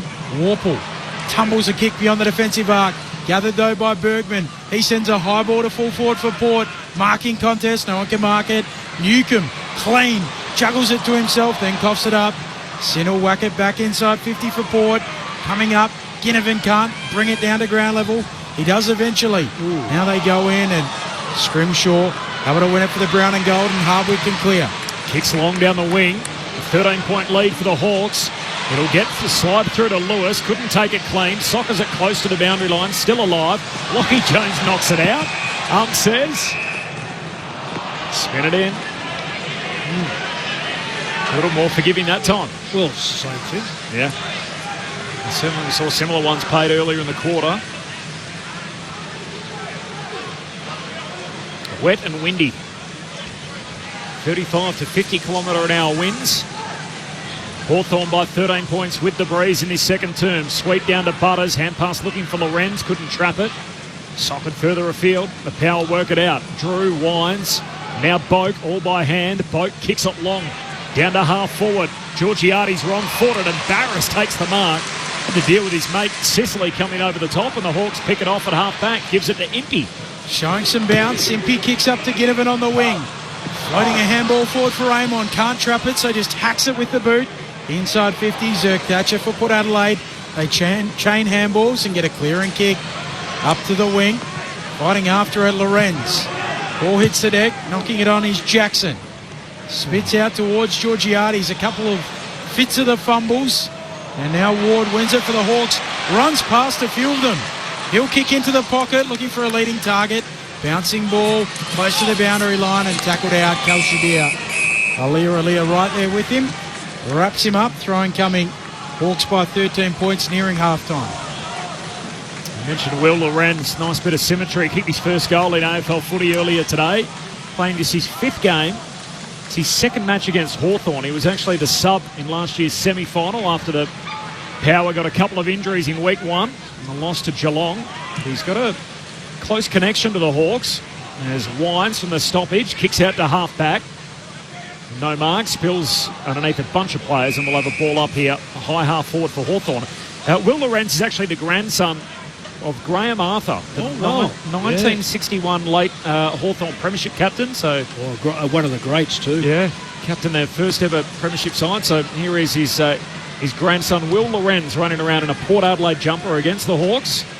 From the stoppage, Jones, hurried kick up the wing, spills down towards Georgiades, turns, pumps a kick forward, and Sicily picks it off at centre half back for the brown and gold. Sicily gives off the handball to Battle, runs into a cul-de-sac, goes back to Sicily. Sicily chisels a ball to the wing and a cold turnover. Well, Georgiades bobbles the mark, still comes up with the footy. Butters, forward handball here for Port Adelaide. Onto it quickly, Lord.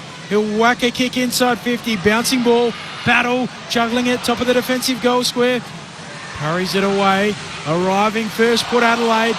Strong tackle there on Jackson coming from Scrimshaw. Ball up. Right forward pocket here for Port. They trail by 13. We're 74 seconds away from half-time. Well done by Jackson. Hold the ball up there. Didn't give away a free kick for holding the ball. Tackle count even, 44 apiece from the boundary throw-in. The ruckman in sweep spills it out of bounds, so now a throw-in. Only the absolute hardy soul standing on the outer there in the jacket or the poncho watching on this game. The ankles would be underwater. There's so much rain and puddles filling in the aisles. And the boundary throw-in, Drew slaps it forward. Picked up by Battle. Almost caught him Stratton in the old number 24 as he gets a hand pass off. Hurried kick out of defence by Impey up to half-back, and the intercept mark for Bergman. Usually the blonde hair, and that's darkened too with the rain as Bergman kicks inside 50. Impey in the box seat, whacked away from him. Warple, hand pass out to Morrison. Pumps it forward, but straight to Bergman. Tumbles a kick inside 50. Lukosius. Well, he's got takes his 30 seconds. It's got 31 seconds left for the quarter. If there's a player who can kick it from here, I'd suspect that he's got depth, and 2, he's smart. So it'll be a difficult kick, mind you. This is going to go, you got to go left to right as a right footer. Makes it hard, but put it up in the air. He could score from this. He's got to kick it all of about 45, 40 metres. And he's kicking into a stiff breeze. Lukosius. Tugs it out to the left. Can he bring it back? Not enough. Lands short. And Barris spills a mark right on the bell. That is half-time. From a wet and windy, wild day in Launceston. It is Tasmanian election day again. And a 13-point lead for Hawthorn. A nominal home team in these parts. 6-4-40. They lead Port Adelaide 4-3-27. So Zach Butters won the toss. He kicked with the breeze. Despite kicking 3 of the first 4 goals, Port Adelaide didn't take any advantage at all into the second term. Scores level at quarter time. And then Hawthorn making a little more of the breeze in quarter number 2. They kicked the last 3 goals in the term, and as a result, they lead by 13 at half-time. The goal kickers, I've got 2 for Gunston, 2 for Deere, and then singles for Moore and Watson. While for Port Adelaide, 2 for Lukosius, and then singles for Georgiades, and Will Lorenz kicked his first goal in AFL footy. Quick mention too, on Saturday nights, ABC Sports coverage of the AFL will now be on all local radio platforms until the end of the season. So all local radio platforms until the end of the season for the footy on Saturday nights, except for Channel 25. So except for Channel 25. If you're missing Saturday Night Country, you can head to ABC Country on your digital radio or through the ABC Listen app, or listen in via the TV channel 203. So 203 is the TV channel if you want to find it there. So alternative places to find Saturday Night Country, but your local radio platforms will be carrying the footy. All right, the thoughts of Chad Wingard and Nick Moldhouse at half-time. It's certainly a different game of footy with the elements playing a big role. Hawthorn by 13 at the break. What do we make of that half? Yeah, I think Port Adelaide, like we said, Mick, they started the quarters off very well, but then they kind of lose their way a little bit.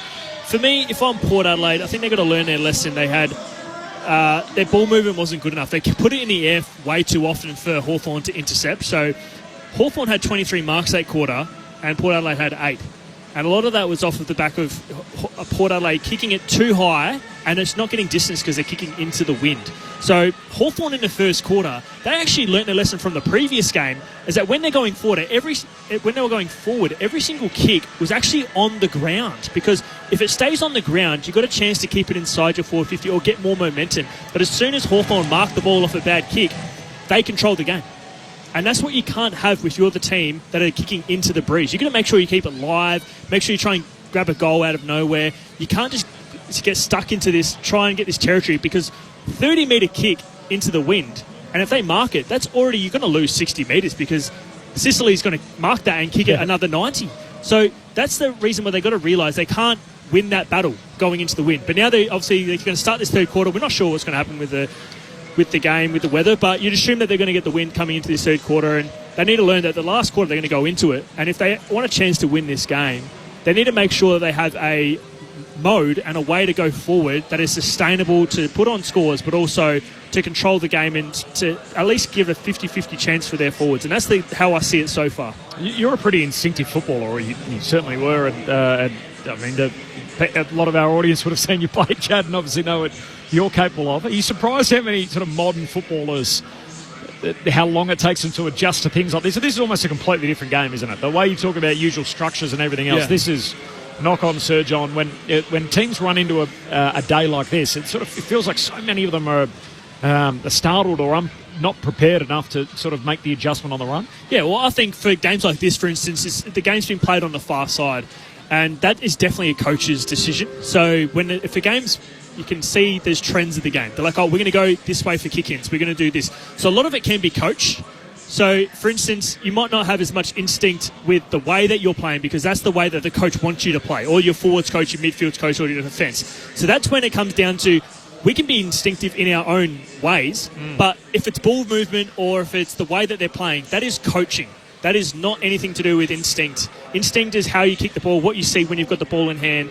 That's instinct, and that's where the best players are. I suppose that's why they are the best, because when the ball's in hand. But in terms of the way that they're setting up, in terms of the way that they're moving the ball, that is everything that's obviously from the head coach and ball movement coaches. What do you reckon, Mick? Yeah, well, he's spot on. Everything Chad said. It's amazing how many times that when you're so used to certain things that it just automatically kicks in, and then you've got to. It's like taking a side that plays in Melbourne and saying, right, now we're playing at the SCG. Now, you don't need a centre-half forward at SCG because he must be playing centre or full forward.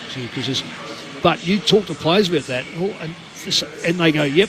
When they get out on the ground, all of a sudden you find yourself, why am I out in this wing? Yeah. I've got the ball in the wing. I'm still 2 or 3 possessions away from the goal line. So and yet, muscle memory, just back to what we do. It is, and it's what you get used to, and that's why if you go into a tipping competition and you come off it, and there's 2 things to a really wet day.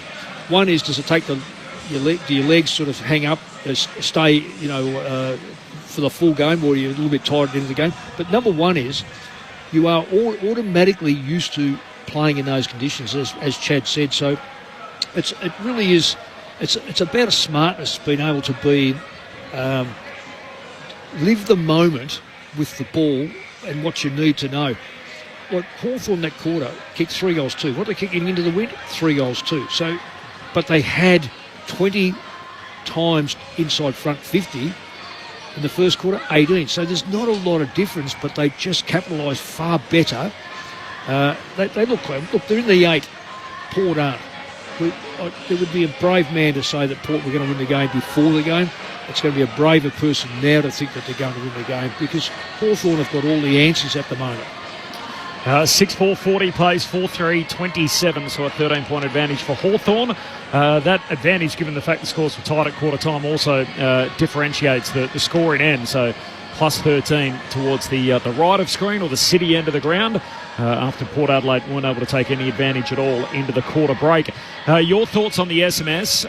First of all, I'm an 87-year-old Hawk supporter sitting in my retirement village, wrapped up in my electric throat blanket with knitting in hand, so enjoying the call. It makes my day. Fantastic. Great way to follow along with the Hawks. So they're clearly not watching Channel 7? No. Well, if you would, you'd be watching a movie. Yes. Yep. The footy's on Fox on Saturdays. Hi, team. Loving the call while reading my Kerry O'Keefe book on the couch under the blanket, recovering from my hernia operation from Pete. Thanks, Pete. Appreciate that. And shout out to Skull as well. Was it Mick Moldhouse at Footscray who told his captain to kick against the wind because a fisherman told him it would swing around? Cats kicked 9 goals and the wind stopped. Is that a tall story? Is that correct? Oh, look, I don't know about the 9 goals. I would be... No, I would say that what that person's thinking is Terry Wheeler. Okay. Just go back a little bit and think about who was coach at the time. Because I remember Terry Wheeler saying, yes, an old fisherman told me to kick against the wind. Right. So, no, I don't... one thing you learn as a young coach going into a club that you're not familiar with is you listen to people around you. And I was very fortunate to have Don McKenzie as an assistant coach who coached there and played there for a long time. Wayne Walsh, etc., Alec Gardner. But I go to Beasley and say, what would you like? And he said, kick with the wind, Mick, and kick it to me. That's it. Simon Beasley. Build it around him, the way he used to dob him. That's a pretty good plan. G'day, footy gurus. It's more than a breeze here. Go the Hawks. From RJ, who's at the footy, I dare say. And another great call, guys, with Chad and Mick. Great thoughts on the game. Enjoying it all while driving my road train through the Pilbara. Cheers from Gaza. Stay safe out there on the roads. Gaza, nice to hear from you in a beautiful part of the world, of course, over there in the big state. Half-time here. Chance for us to freshen up the Hawks by 13 points. We spoke to Brad Scott and Ken Hinkley a little earlier today on AFL Saturday. More on that in just a moment. But first, let's get the latest from the ABC Newsroom.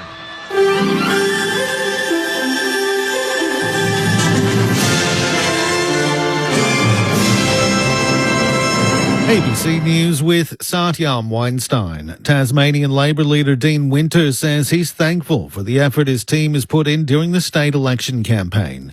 Voters are heading to the polls across Tasmania today for the state's 4th election in 7 years. It was called after Labor's successful no-confidence motion in Liberal Premier Jeremy Rockcliffe in June. The campaign has seen the Liberals announce the establishment of a state-owned insurance body called TasInsure, while Labor's announced its main policy, Tassie Docs, 10 fully bulk-billed GP clinics to be located across the state. Mr Winter says Tasmanians will ultimately have a choice to make. We've given Tasmanians a choice and a choice for a fresh start, and that's what we can do. As a Labor Party, it's been 11 years in opposition. We're giving Tasmanians the choice to move on for a government that's focused on fixing our budget, that won't privatise our assets, and that will offer a fresh start when it comes to healthcare. Japanese voters are heading to the polls this weekend, with half the seats in the country's upper chamber of parliament up for grabs. Polls show the vote could see the ruling Liberal Democratic Party of Prime Minister Shigeru Ishiban lose its majority. Inflation's been a key issue in the lead up to the poll, with the price of rice doubling since last year. Richard Katz is a former senior fellow at the Carnegie Council of Ethics and International Affairs and writes a blog about the Japanese economy.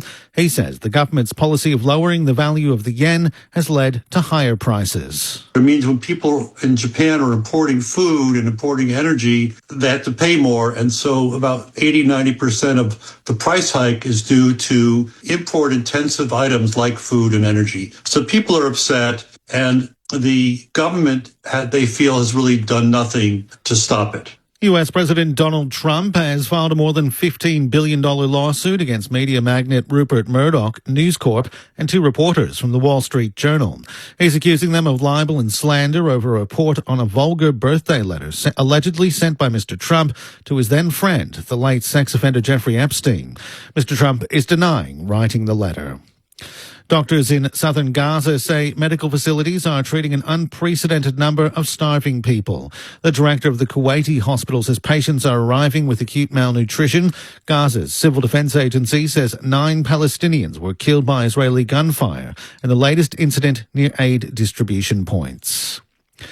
The European Union has approved a new round of sanctions against Russia, targeting the country's energy sales. The package contains provisions to lower the price cap on Russian oil sold to third countries to 15% below market rate. It also includes measures to ensure the Nord Stream 1 and 2 pipelines in the Baltic Sea cannot be reactivated. Sweden's Minister for EU Affairs, Jessica Rosenkrantz, says Europe must take a hard line against Russia. We know that this hurts the Russian war economy, and I'm glad that we have a much more tougher oil price cap, but also have been able to list more than 100 further entities within the Russian shadow fleet. Very important decision. The Victorian Road Safety Minister, Melissa Horne, says the government will review all recommendations from a coroner who's calling for the registration of e-bikes. Yesterday, Coroner Audrey Jameson found the death of an e-bike rider last year could have been prevented if he had been wearing more appropriate safety clothing. She also found he was effectively riding a motorbike as it was faster and more powerful than Victorian regulations allow for e-bikes. Ms. Horne says the government takes the findings very seriously. Without a doubt, what we're seeing in Victoria, and indeed what we're seeing on a global scale, is an increase in the road toll. And we need to do everything that we can to try and reduce that. 2 men have been charged after a teenage boy was allegedly stabbed at Mossman on Sydney's North Shore. Paramedics treated the 16-year-old at the scene before he was taken to hospital in a stable condition. 2 men aged 18 and 20 have been charged and will face court later today. And a US tech company has suspended its CEO after a big screen embrace at a Coldplay concert went viral online. The clip, which initially appeared on a giant screen at the British band's Boston concert, a man and a woman are seen with their arms around each other. When their faces appear for thousands of people to see, they abruptly duck and seem to hide from the camera. Reports that both are executives at tech firm Astronomer spread online, and the companies later posted to social media that the CEO has been placed on leave. And men's world number one golfer Scottie Scheffler has a one-shot lead at the halfway point of the British Open. The American fired 8 birdies in a 7-under par round of 64 to sit at 10 under in Northern Ireland. ABC News. Get more news at any time. Download the ABC Listen app. Get your footy fix live and ad-free with the ABC Listen app. Whatever footy you're after, we've got you covered. Called by ABC Sports expert commentary team. ABC Sports coverage of the footy on the ABC Listen app. Ben Cameron and Corbin Middlemass from ABC Sport here. Alongside Paul Roos, Brett Delidio and Poppy Penny, we bring you all the latest AFL news from both on and off the field on the ABC AFL Daily podcast. You can hear it all on the ABC Listen app. Time to steady and pull the trigger! Get ABC AFL Daily podcast. It's your daily footy conversation. Find it on the ABC Listen app. This is the 2025 AFL Premiership season on ABC Sport. Hurry kick forward from the power from the stoppage as Lukosius marks the sweet kick. And he'll have it here, right forward pocket for Port. And an opportunity for Port to kick one into the breeze in the opening turn. Lukosius for his second. He's got it. And Port Adelaide are in front. Bouncing ball. Spills to Battle. And Brown and goal back with it. Battle's kick up to half forward. More in space. Now he looks inside 50. Hank Gunston with separation he marks. One of the best kicks in the game. Puts it out to the goal mouth. Brings it back on the breeze. There's a reason Gunny's in his name. Ginnivan to Watson. Hand pass inside 15. Newcomb's pushed off it. Watson's involved again. Gets his third touch of the chain and he's taken high by Lockie Jones. As the Wizard Watson moves in from 40 out. And the Wizard has come to Lonnie. Pokes it through. Down to Joey. Sweet palms it down. A little toe poke on it from Burgoyne. Out of play. Ump says, insufficient intent again. Gunston, tight angle against the boundary line in the driving rain. He's a marksman. This is ABC Sports coverage of the AFL. On your radio. ABC Sport Digital. And on the ABC Listen app. Tom from regional Victoria off the SMS, working in the garden, listening to the game. Lots of wind here, giving a great background to the game. Feels like I'm there supporting the Hawks. Thanks, Tom. Nice to hear from you.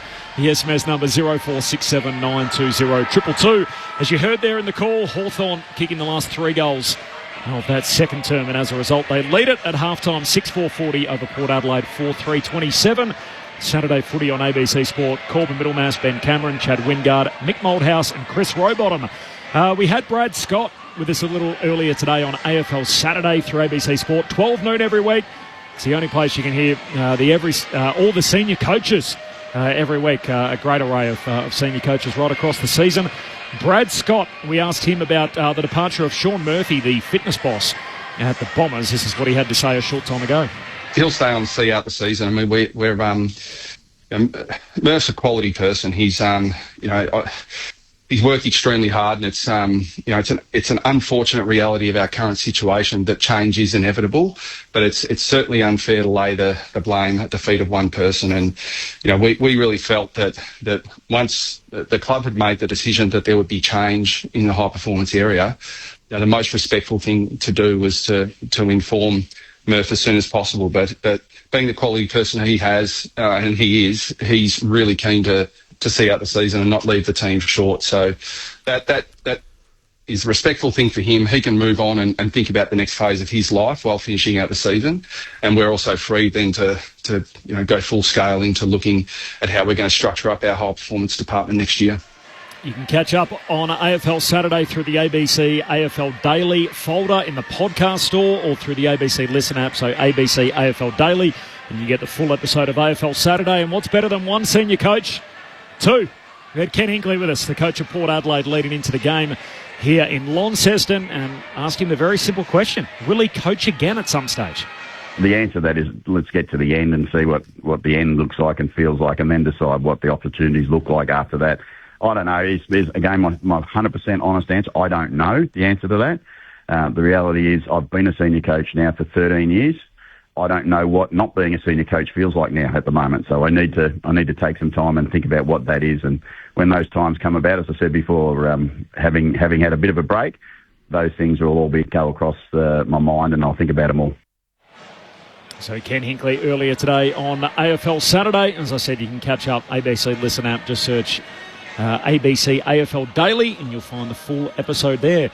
Chris Rowbottom is with us on the boundary. Chris, obviously election day down there. Is there a presence at all at a game like this? Is there some kind of a political protest or a statement, or people for or against the team? Is there anything visible like that at the ground? Only a good sort of showing of Tassie Devils paraphernalia. Lots of beanies, lots of Guernseys, scarves, people getting their Tassie Devils colours on, despite it obviously not being a Tassie Devils game. There was a pro-stadium march that happened in Hobart today that drew a couple of thousand people down to the state game that I referenced earlier. So there's a little bit about it. And, a good tinge of green in the crowd here in Launceston today amongst the brown and gold and the teal as well. Thanks, Chris. A wet and windy day in Launceston. A few of the boys look pretty cold. I'm sure there's a few new jumpers at halftime. Were you one that changed at halftime, Chad? Nah, too hard. It was too much of an issue, especially when I'm wearing a long sleeve. I'm just leaving it on. I had the lace up, and that was almost immovable. That would put the water would go in there and stay in there, because it was sort of like a strong bag, like you can't grab it, and it was lined inside. Is this a pre-making the VFL or in the VFL? This is VFL at Richmond. So a lot of Richmond players had it. Yeah. It was a premiership jumper. It was lace up. So when I was at Richmond, I think they were all lace ups when I was there. But the water would stay with you, so you could be carrying it couple around. Of kilos heavier. Jeez. Second half upon us. Saturday footy on ABC Sport. Here's Ben Cameron. Certainly know that feeling, Mick, as we'll get a secondary ball up in the middle to start this second half. 13 points to the good Hawthorn. Newcomb back feeds a handball to Waymon, who skips around a couple, gets it on the left boot, tumbles it inside 50. Aaliyah mops up for Port Adelaide, clearing kick, thumps it towards centre half forward. Over the back of the pack it goes. Hardwick there, Butters there too. Knocks it out, Hardwick. Arriving Boak tries to sucker it on. Hardwick still going. Sicily goes in over the footy, and a ball up. Inside attacking 50 here for Port Adelaide. Hawthorn by 13 points, less than a minute played in the second half. That's the way Aaliyah's got to get the ball into there, structurally lower so that Hawthorn can't mark it. Bailey McDonald and Dylan Williams, the two subs. We haven't seen either of them so far in the game. And now there's a free kick here, a ruck infringement. It's going Sweet's way. He's kicking with the breeze to the city end. Both ruckmen have actually served their clubs pretty well today. Meek's been good. Sweet, he's had a fair bit of the football. He's only kicked the 2 goals for the year, Jordan Sweet. Can he add to his tally here? He'll have to kick it about 53 out, but he's got the wind in his back. The drop punt from Jordan Sweet is pretty good. That counts, and Port Adelaide kicked the first of the second half. So the Power wipe off 6, and they're within 7 points. Hawthorn 6-4-40, Port Adelaide 5-3-33. Saturday footy on ABC Sport. Chad Wingard and Mick Malthouse on ABC Sport. Chad, I'll throw this to you. You've played down there. Hawthorn, they could. I'm thinking of how many goals do Port need to be in front? Oh, they'll need to be in front by at least, I reckon, 3 or 4, I'd imagine. Like, if you think about coming into the last, but it's been a strange day. Like, Port Adelaide have started each quarter very well. They've almost kicked the first goal and struck first both quarters. It's really bizarre because then Port Adelaide just don't have the consistency to maintain Keep going. it. That's the thing. Like, they come out strong. Sweet shot by Sweet, but that was a beautiful kick. Yeah, it's a beautiful kick. He wins the tap back in the middle as well, but straight down to Newcombe. Hawthorn in possession. D'Ambrosio running the wrong way, twisting, turning. He'll kick out to the wing, trying to find Ginnivan in the long sleeves. He can't keep it in. Out of play for a throw-in. Yeah, I'm with you. I think they need to be 3 or 4 in front. Did he just run into Ken Hinkley, or was that fake Ken down there on the bench? Fake Ken. He just Rizza touched someone as he ran towards the bench, and from the throw-in it's tapped down to D'Ambrosio. So just to explain that, there is Ken Hinkley. There's another gentleman who looks a lot like Ken, who's always on the bench, and they can get confused. We'll go down to Chris Rowbottom in a minute as trying to slap it on Willem Drew. Chris Rowbottom. I was called out by the fake Ken as well a little earlier. I was going to report that Ken Hinkley was coaching from the boundary until I saw him raise a board with the numbers on it, and I thought that Ken wouldn't be doing that job, and it was fake Ken that got me. So who is fake Ken, Chad? Fake Ken is Paul Rizzonico. So he's a Rizza, is what he's known. He obviously tells everyone who to come on, come off, and holds up the signs. But Rizza, he's a ripper. He's been there for a while. You didn't have a fake Mick look-alike that hung out on the boundary line? I'm not aware of it. Coaching icon Mick Malthouse, the 2-time All-Australian 200 gamer Chad Wingard. Corbin Middlemass, Ben Cameron, Chris Rowbottom calling the footy for you on this Saturday Arvo on ABC Sport.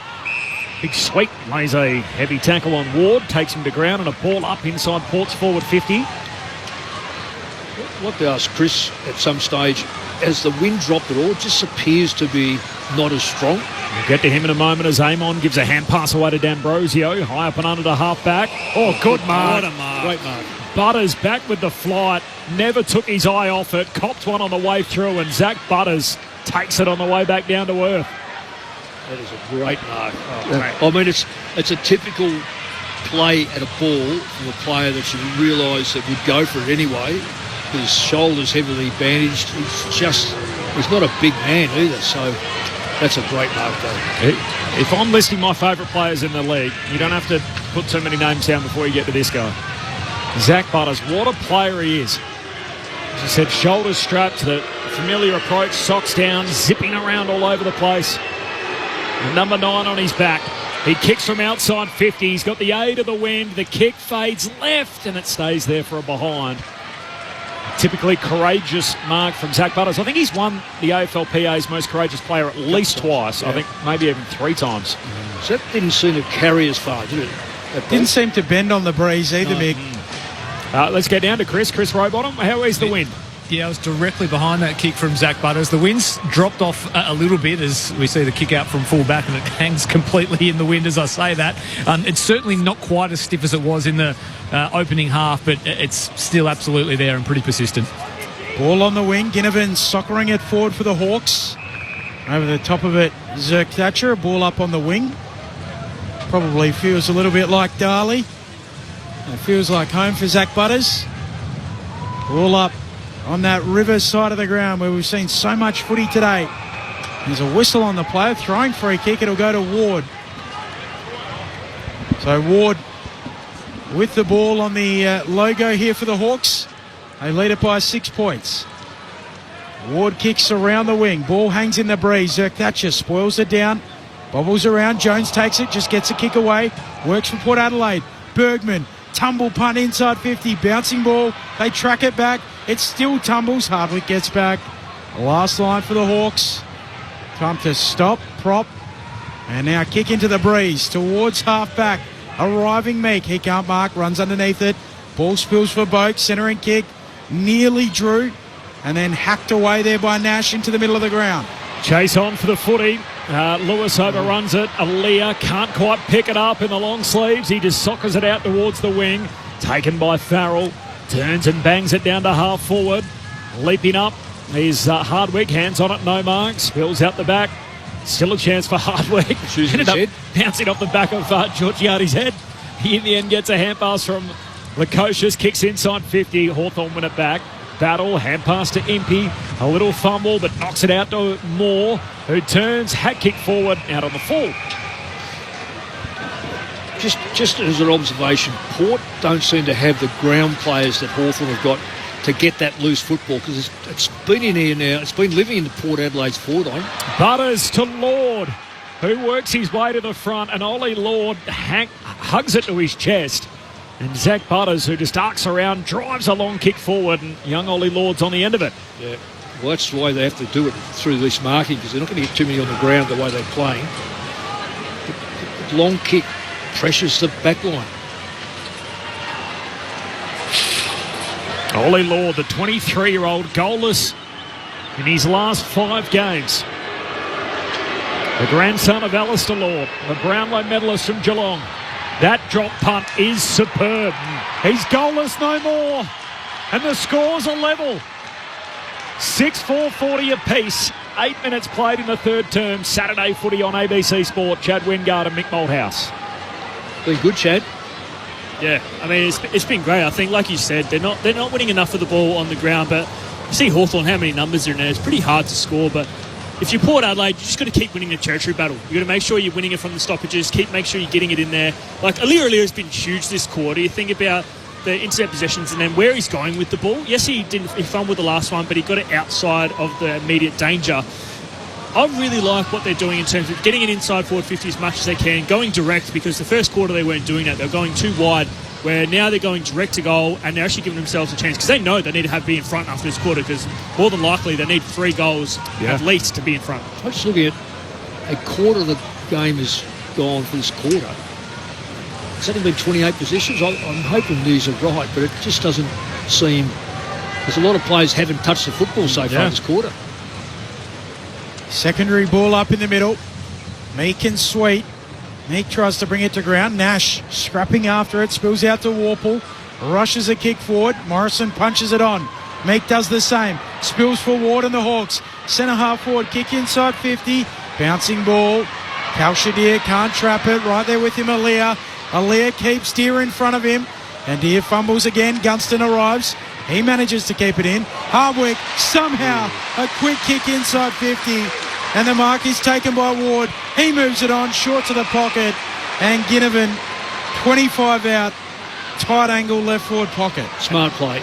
Really smart play by the Hawks. Move the ball before Port Adelaide could set up. And Ginnivan is a smart player. There's a lot of things said about him, but he is smart. He wants to retreat with his kick. Not sure why. It skips all the way towards centre half forward for the Hawks. Now the ball's loose on the deck again. Liddy goes in. Maybe he's not that smart. I was going to say that's a media curse. Maybe he's not that smart. That was a kick around the corner every day of the week. Yeah, but that's tough. Because the wind's going the other way, that snap would almost be like a drop punt. It wouldn't have turned much at all. But it's better than that option, what he kicked. From a stoppage, Port win it. Butters again, squeezes a kick out into the middle of the ground, trying to put Port on his back here. Ball spills out the back. Now Richards somehow got boot the ball. High bomb to the far wing, eastern side. Lukosius can't mark, but traps it. Trying to wrong foot Scrimshaw. Great tackle, Scrimshaw. Well, he hand passed it. So what's the free kick for the effort to tackle? Yeah. He hand passed that football. I'll tell you one thing for free, the wind and the rain has definitely picked up again. It's howling across the ground. Kicks down the line and knocked away by Sin, out of play on that eastern wing. Chris Rowbottom on the boundary. It is moving again. Yeah, it is. We thought it might have dropped off just a little bit when Mick mentioned it a short time ago, but the wind is still persisting towards that city end of the ground. The rain is persisting as well. It's also pretty cold, I can report, from ground level as well, guys. It's persisting down. I think that's fair to say, as Connor McDonald gets a little kick into the middle of the ground. Picked up here by Impey. It's a hand pass away. Socket in the same motion by Richards across the ground. Socket forward by Morrison. Straight to Aaliyah. Back the other way for Port Adelaide. Aaliyah with a long kick. There's a free kick. It'll go to Sicily. Involved in the wrestle there with Lord. They've been going at each other all day, that pair. So James Sicily, the Hawthorn skipper. Free kick, centre half back. Kicks towards the wing. Standing in front, nearly marking Evans. Ball ends up on the deck again. Each team tries to just move it forward. Lorenz squeezes out a kick towards Wines, worried out of it. Ward picks it up for Hawthorn, gives it to Hardwick. Shanks a kick through the middle of the ground. Spills up towards Farrell. Now he's under the pump. Big Meek picks it up. Gives it off to Battle running through centre half forward. Kicks to full forward. Deer juggles it down. Plum in front. 20 out. Then Cal Shadir will go back and have a look at his third. The windsock up there too suggests that it's slightly across to the pocket. So that's a great one-on-one mark. You've got to make the play with wind and rain, and you've got to mark it. Whereas the backline player always do is punch the ball clear. That's a big play by Deer. Really well done. 3 goals on his return last week. As good as directly in front. You won't get many chances better than this today. And he slides it into the post. That hurts. Skimmed off the outside of the boot. Enough for a lead, but it's a solitary point. Chris Rowbottom. Just a quick one. I've just seen John Newcombe come back out onto the field, not injured or not hampered by anything, but just the 3 touches so far in this game for John Newcombe, being held very well by Willem Drew through the middle of the ground. It's a good call out, Chris, absolutely. Quiet by his lofty standards as Sweet from centre half back kicks in the middle of the ground. Bergman receives a hand pass, kicks laterally. The Croc, Connor McDonald intercepts, kicks wide, turns it over. Butters picks it off for Port. He's had a big quarter, Zach Butters. Hands it to Farrell. Driving ball deep forward. Georgiades the target. No mark. Spills to Jackson. Somehow scoops the ball up almost a solo like in the Gaelic game. Somehow had it and then lost it. And now Scrimshaw.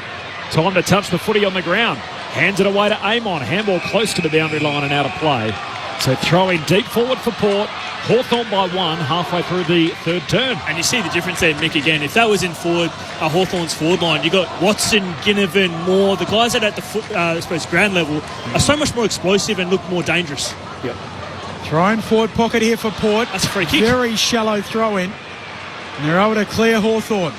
Thumping kick up to the wing. Bouncing ball for Aaliyah.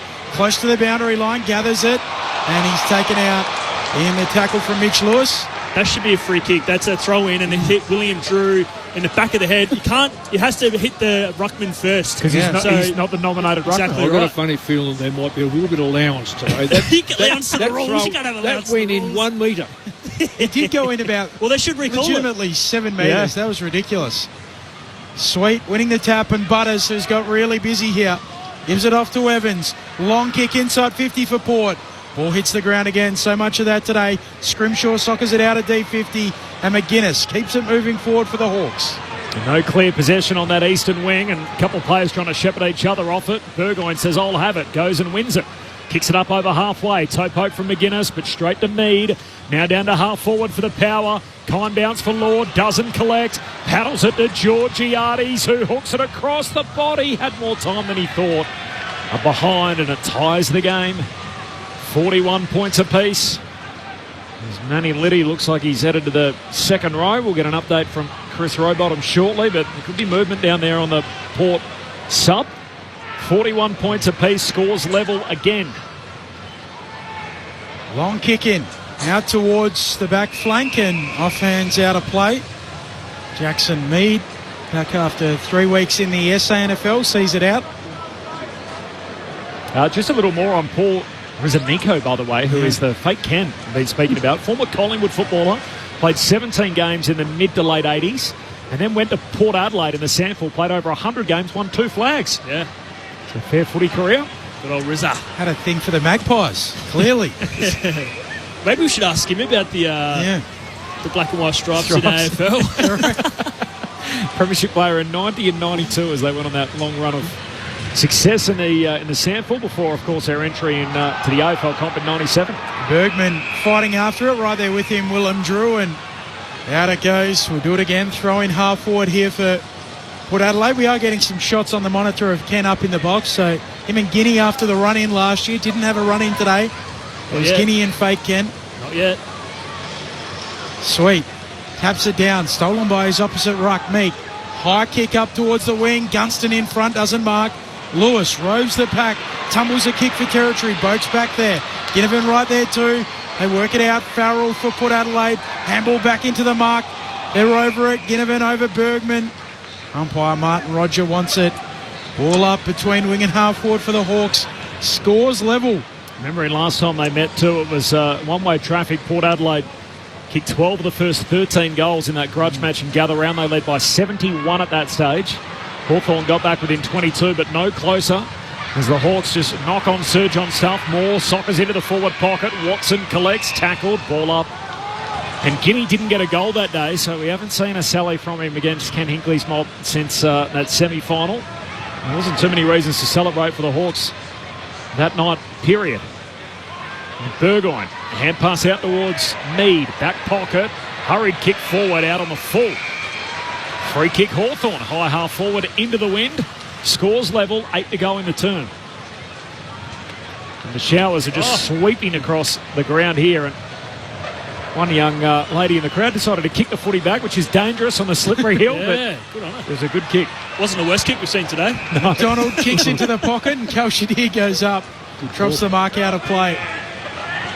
Certainly wasn't the worst. Dylan Williams about to come on. I'd be worried in those scenarios with those hills don't have a lot of traction, that if you go one-legged trying to kick it, all of a sudden the other one might slip out. Almost went viral. Yes. Throw in forward pocket here for the Hawks. Clearing kick from Sweet up to the wing. Scrimshaw has it.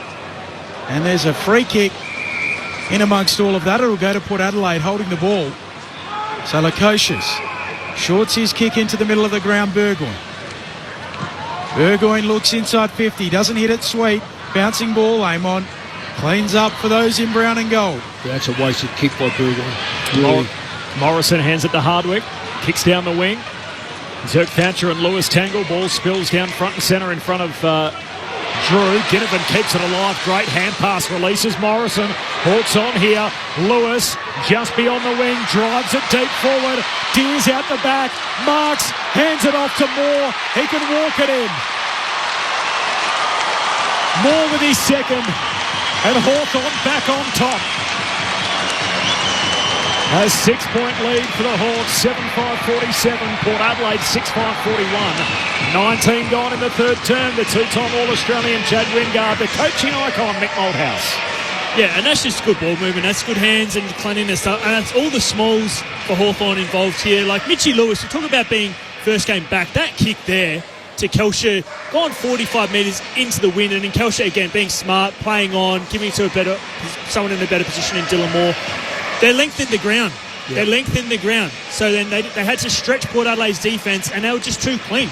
And we've seen that probably a little bit from Hawthorn, but not enough, but more than Port Adelaide today. They were cleaner and better by hand and by foot. And that's probably the second passage, I would say, where they've changed angles and got their ball movement going. Considering we're playing in this weather, I suppose that's a win for Hawthorn if you see that into the wind. That's a great play there.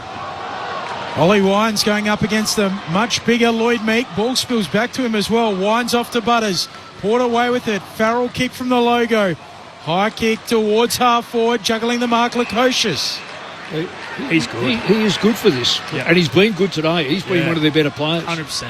Half forward flank, and he likes the look of it down breeze. Well, and why wouldn't you? Well, take the wind away. He's still capable of this. Yeah, so. exactly right. There's only been 93 disposals in 21 minutes of footy. Butters has had 7 of them, and 6 of Butters' teammates haven't even touched the footy in the team. That's the worry. Jack Lukosius shanks his kick. It'll go to a hot spot here for Port Adelaide, juggling the mark. Newcomb drops it at the last minute. Jones goes in for Port, stands up in the tackle. Hugged there by Dylan Moore. Like they're on the big screen at a Coldplay concert as they embrace there. A ball up, full forward. Down it comes to Drew. Hand pass away to D'Ambrosio. He gives it to Newcomb. Hand pass to Impey. Handball back into dispute. Newcomb's got to go get it again. Hand pass away towards Warple. Kick smothered. Ball ricochets out of bounds. Nice work, Burn Jones on the 1%er.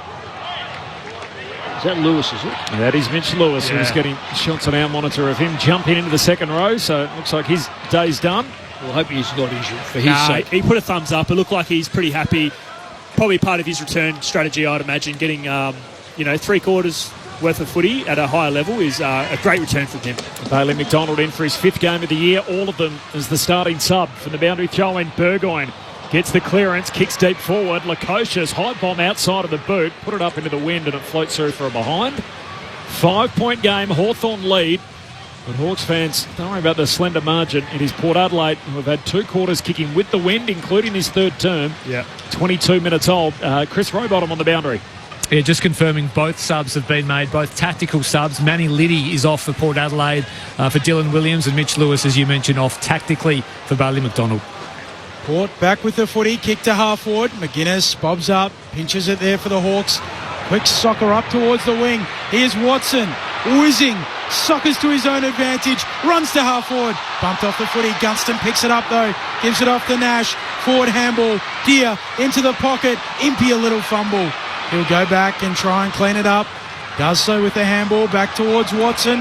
Out of play it goes. Hawks by 5 points, 22.5 into the 3rd. Throwing inside their attacking 50. The Hawthorn aren't scared to kick the ball off the ground. And kicking the ball off the ground, they've been making up 10 to 15 metres, maybe even 20 to 30 metres at times. And what it does, it puts the ball out in the open. And that's their strength. It is. They're winning the ground balls. Yes, they are. Boundary throw-in, Warple, first possession, tumbles a kick to full forward, Gunston, hits it clean, snaps back over his shoulder. Jeez, burst up, jumped on top of it. The oldest Hawk on the ground and a hurried kick forward. I think it clipped the base of the behind post, so this will be a boundary throw-in. It's a great result. It's kicked 2 today, 41 for the season, 33 years young. Oldest Hawthorn player on the ground, Jack Gunston. Umpire unfurls. 5 minutes to play in the term. Wine's doing the ruck work, fumbles it down, soccers it towards the defensive arc. It's back inside 50 though for the Hawks. Loose ball in the pocket. Sin out after it. Battle's got it. He's tackled to the line. Umpire wants it. Ball up. Good tackle. So Bailey McDonald's come on, and Jarman Impey's obviously playing a little bit more forward. So you talk about someone who's got high IQ, someone they can trust. Look for him to be someone that can make an impact straight away down forward. Young Hugh Jackson. That tackle and then lays another one on Nash. Ball comes out though. Burgoyne got it to the man in the long sleeves, Farrell, who kicks down the wing. Up to meet at Lord. Hand pass to Burn-Jones, and he's met by Sicily, taken out of play. Oh, and as Burn-Jones thrown into the fence, Lord came to try and help him out. He slipped on the concrete and went down as well. Yeah, Sicily still, even there, it's kept the tackle on the borderline, isn't he? It was plays on the line. He kept the tackle. Boundary throw in, Meek for the Hawks, palms it down to Warple. Hand pass back to the wing. On the logo, Amon collects. There's a free kick here. It's going to go Carl Amon's way. Was he met a little high in the tackle from Farrell? Hawks by 5. 4 minutes to go in the quarter. Saturday footy on ABC Sport. Kick from Amon comes wide to Ward. High half forward, about 70 out. Long kick inside the forward 50 into the wind. Juggled effort. Deer's got it again. And Kelsha Deer showing why he is a must in this Hawthorn forward line. Look at Gunston coming over, obviously giving him some advice. Gunston's had plenty of shots from here. He's probably telling where to aim, where to hit it, what happens here normally. That's pretty special to have a coach on the field that can just tell you exactly when you're about to have a set shot. His experience on the day, how amazing is that? So the caddy lining up the putt for the golfer, telling him where to aim the drop punt here at the goal face, and the wind catches it and pushes it wide. I know exactly what Gunnins would have said. In that pocket, it always goes left to right, and he would have said hit that left post, and Kelsha didn't, and it went that way. A behind on that occasion. Hawks by 6. 26 gone in this third term. Got to trust your caddy as Burgoyne gets a kick up to the wing. Out of play it goes. Chris Rowbottom. It is colder, windier, wetter and darker than it was about 20 minutes ago. It is awful at ground level. What about Happy Gilmore's caddy? Do you trust him? Chris, there'll be a bit of snow up in the national parks. Oh, I reckon there might be. There might be snow at ground level here at York Park the way we're going. It is absolutely teeming down and freezing. Chad has played in a snow game. many years ago, as there's a free kick here for Port on the centre line. Quick kick inside 50 from Jackson. Bouncing ball. Barris traps it well. Cool and calm as he whacks a left-footed kick up to the wing. Ball pitches just in play. Port on the boundary line. Tried to keep it in. D'Ambrosio does so. Still it stays in as they go down the wing, the Hawks. McDonald. High ball kick floating on the breeze. Out of play. And Aaliyah to get the free kick. Just backward of halfway. Rivers side of the ground. Saturday footy on ABC Sport. Hawks by 6 points. 2.5 away from three-quarter time. Wow. It is. It does look like it's this black. Yeah. The ace of spades. A long kick down the wing, spills down towards Amon as he dumps it back in the other direction and bounces out of play. And, is that insufficient intent? With the wind like that and the rain like that, I think the umpire... Surely not. He's got to shorten the game. I reckon the umpire just didn't want to throw that in.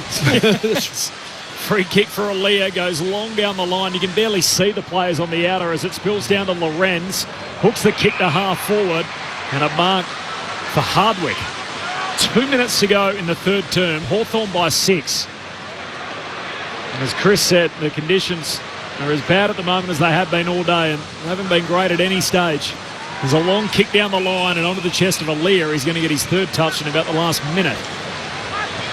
Aaliyah. Long kick to half forward. Bounces straight off the chest of Georgiades. No mark. Amon pumps it back in the other direction. You can hear it. Look at the sound of the heavy rain off the roof as Impey hands it to Watson. Kicks inside 50. The wiry veteran Gunston's on out the back. Into the open goal. He's got 3. Hawthorn with another one into the wind. And Port Adelaide needed to be in front at three-quarter time. They are staring at a final change deficit. Hawks 8-6. They lead Port Adelaide 6-6. 28.5 gone third term. Mick Malthouse, Chad Wingard on ABC Sport. Well, they've got the last 2 goals, I think it's the last 2 goals, out the back. And they've got it out the... Well, certainly, I think both goals have come from out the back because of the ball movement by Hawthorn compared to what Port Adelaide were able to give. Part of that setup there was it was in Port Adelaide's forward line, and the Hawks never let it go out. They hand passed it along the back flank to the wing, finally got to the half forward line, and that's when the next play was that. So brilliant play by the Hawthorn Football Club. Really a smart play for a start off, but persistent as well. Butters soccering it out of the middle as we get this game back underway in the driving rain and strong breeze. Eventually Scrimshaw paddles it out on the wing. Can barely see the footy at times on the outer wing from our position. It is teeming down. Hawks by 12 points. Meek punches it back boundary side. Jackson is there and ball tumbles out. They do it again.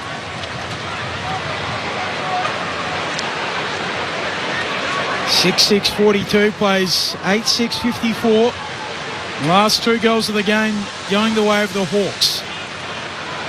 Boundary umpire uses his shoulder to really hurl it in.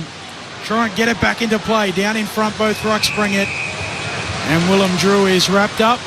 Gets heavier again. You can hear it, like he said, Corbin. Belting off the roof. Pouring rain, extreme winds.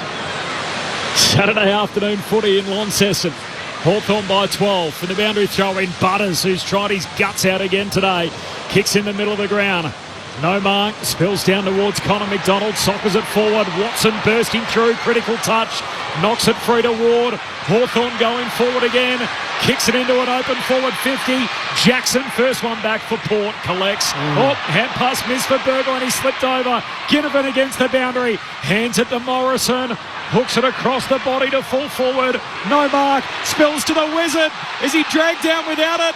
No. Connor McDonald took the advantage and hit the post. There's a free kick going the other way. Somehow there's a free kick for Port, and Logan Evans is going to get it. Drop the ball? That's the only thing I can think of. Yeah, must be. Logan Evans, the youngest Port Adelaide player out there, gets the free. Lorenz fluffs his kick up to the wing. It bounces towards the boundary line. Hawthorn will get there through D'Ambrosio. Loops a handball back to McGuinness, who goes back to D'Ambrosio. Wants his left. High kick inside 50. Up they go over the packet shoots. Ginnivan's there. And that will do us through three quarters. The last two goals of that third term going the way of the Hawks. The goal kickers, Gunston 3, Deer 2, Moore with 2. And then Watson with 1, put Adelaide 2 to Lukosha, singles, Georgiades, Sweet, Lord and Lorenz. 3 lead changes in this game of footy. They all came in the first half, so Hawthorn by 12 as we turn for home. The thoughts of Chad Wingard and Mick Malthouse coming up in just a moment. This is Saturday Footy on ABC Sport. First gig, favourite party tune. Every Aussie song comes with a memory. And on July 26, Triple J and Double J will be counting them down. Hottest 100 of Australian songs. Catch it on Triple J, Double J and the Triple J app. This is the 2025 AFL Premiership season on ABC Sport.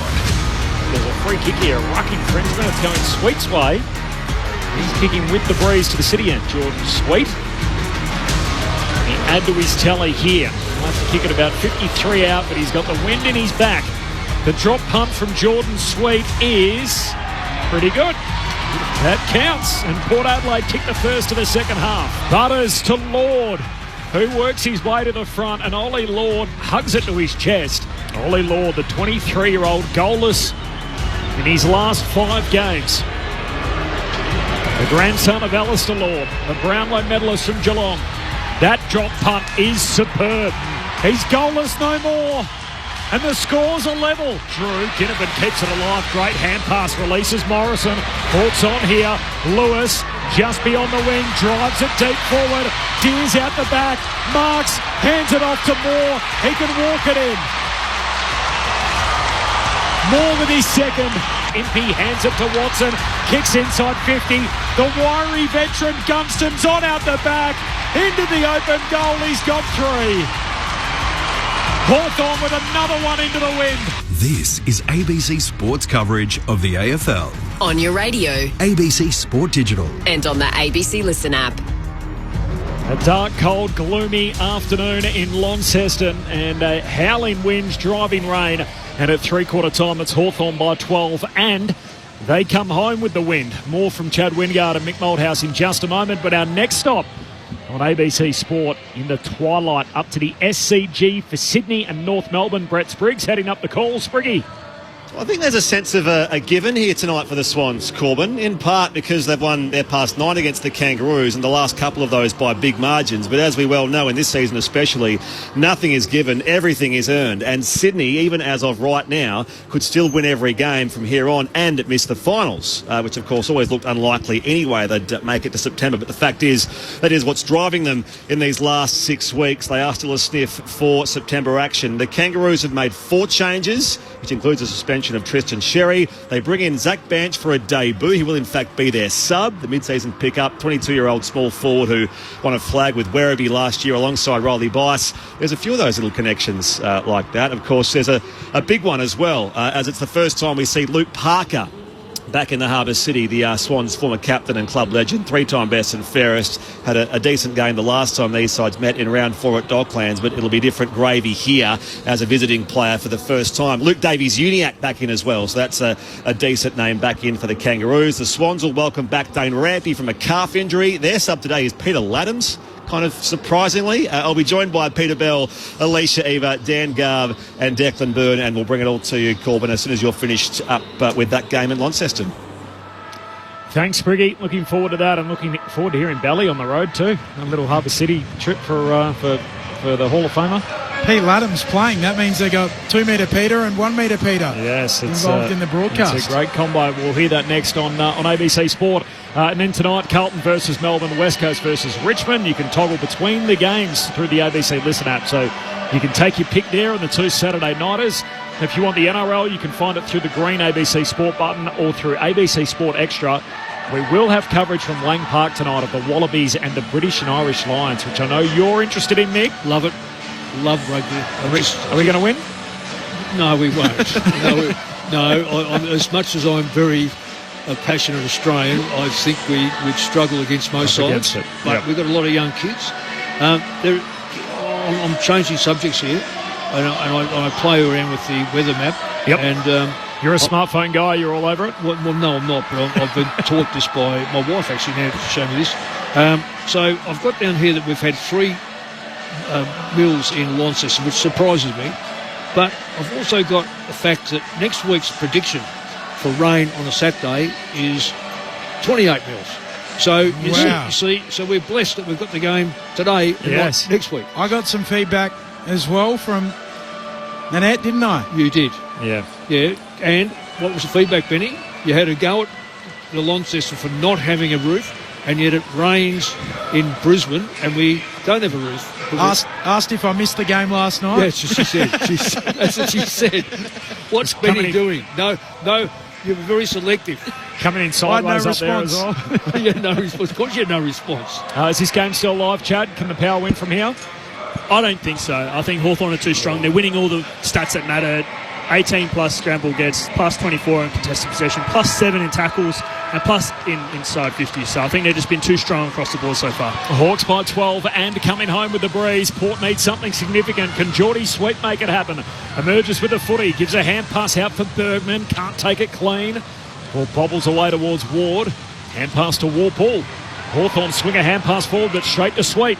It's a second goal at the inside 50. Drives it deep forward, and Barris takes the intercept mark for Hawthorn, full-back. Sweet's been pretty good. But both ruckmen, I reckon, have held their... I mean, they've had their moments, but they've both been pretty good given the conditions.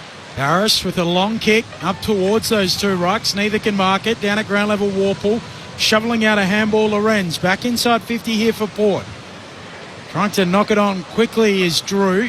Does get it on. But Hawthorn get involved in their back pocket. Ward does a full 720. His kick, a turnover, rush kick for Port to full forward. Morrison's back there. He will clear with a long kick up to the wing, trying to get it to Ginnivan. Farrell puts his fist through it, out towards the wing again it goes. Picking it up, Sicily. Has time to stop, prop, get a handball to Ginnivan, who rushes his kick, misses Kalshadir.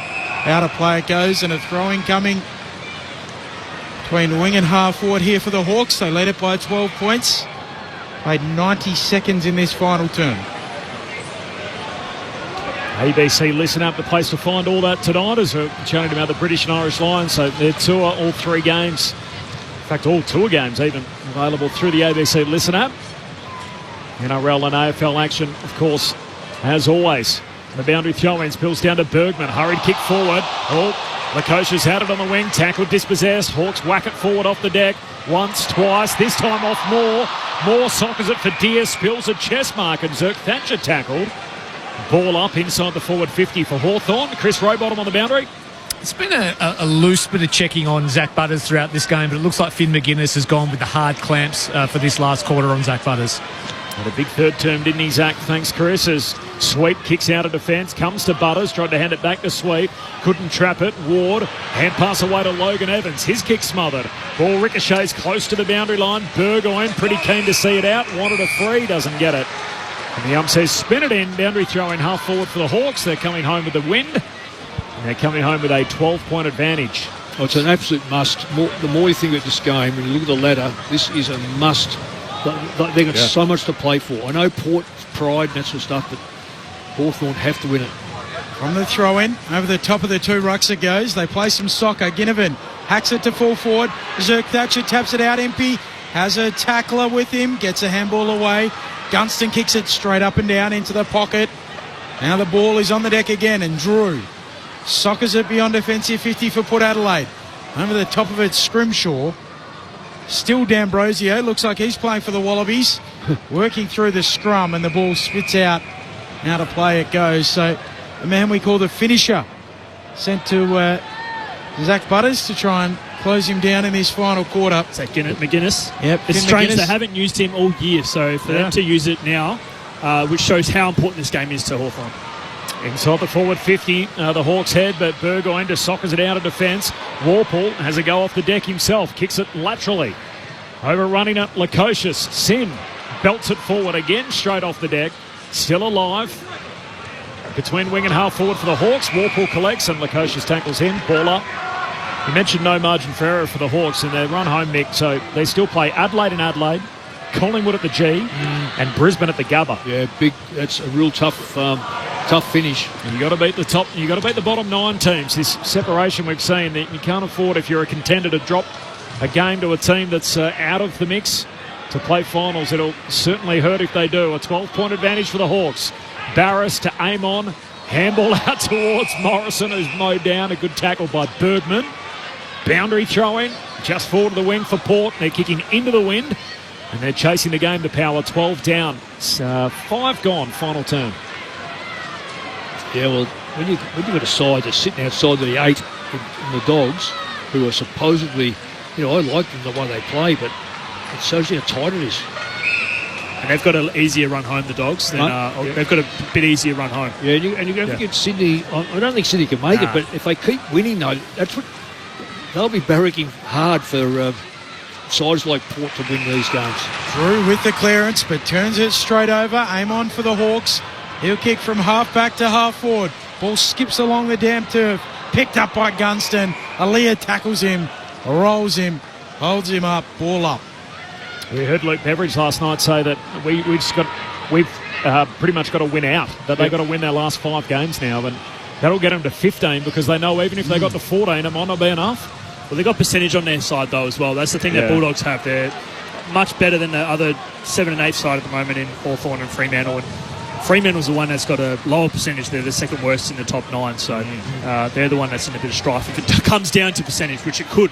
Yeah. Ball on the wing, Sicily feeding a handball away towards Ginnivan, who gets it off towards Ward. He's tackled. Nash still fighting after it. Ginnivan flicks out another handball along the boundary line. Out of play it goes. Throwing coming. So Hawthorn by 12 points. So Freo have the worst percentage in the top 9. Well, Hawthorn and GWS right now would be just about on line ball with wins and percentage, I'd say. Yeah, Gold Coast got a game behind. Yeah, that's right. They play. Yeah. Boundary throw in. Comes down towards Evans. Got a hand pass going forward. Oh, upended in all of that is Will Lorenz. Hawthorn grabbed the footy. Quick kick forward by Josh Ward. It's picked off. And the intercept mark at half-back for Sin. He goes wide to Ollie Wines. What do you make of Ollie Wines being the backup ruck, by the way? I don't mind it. Yeah, because it depends on who the other ruck is. I mean, you wouldn't want to be doing it if you say you're playing Collingwood and you've got Cox there, but you can get away with it. Because you don't need to win the ruck drill. You just need to make sure you've got good ground coverage. He's clearing kicks coming back as Ward kicks down the line. Still alive, close to the boundary line. Half forward for Hawthorn. Zerk Thatcher paddles it back straight to Nash of Hawthorn. Hand pass missed his intended target. Pack develops, ball up. Half forward for the Hawks. Richmond and Grigg. Yeah, I think it helps when it's around the ground, but when it's he got caught out before where Kelsh could just run over top and hit it forward. So centre bounces is where it hurts, but around the ground I don't mind him. Yep. Ball up, half forward for the Hawks. Socket inside 50 by Warple. Unable to gather it cleanly is Mead. And now they tackle through Zerk Thatcher and a ball up coming just inside 50 for the Hawks. Chris Rowbottom.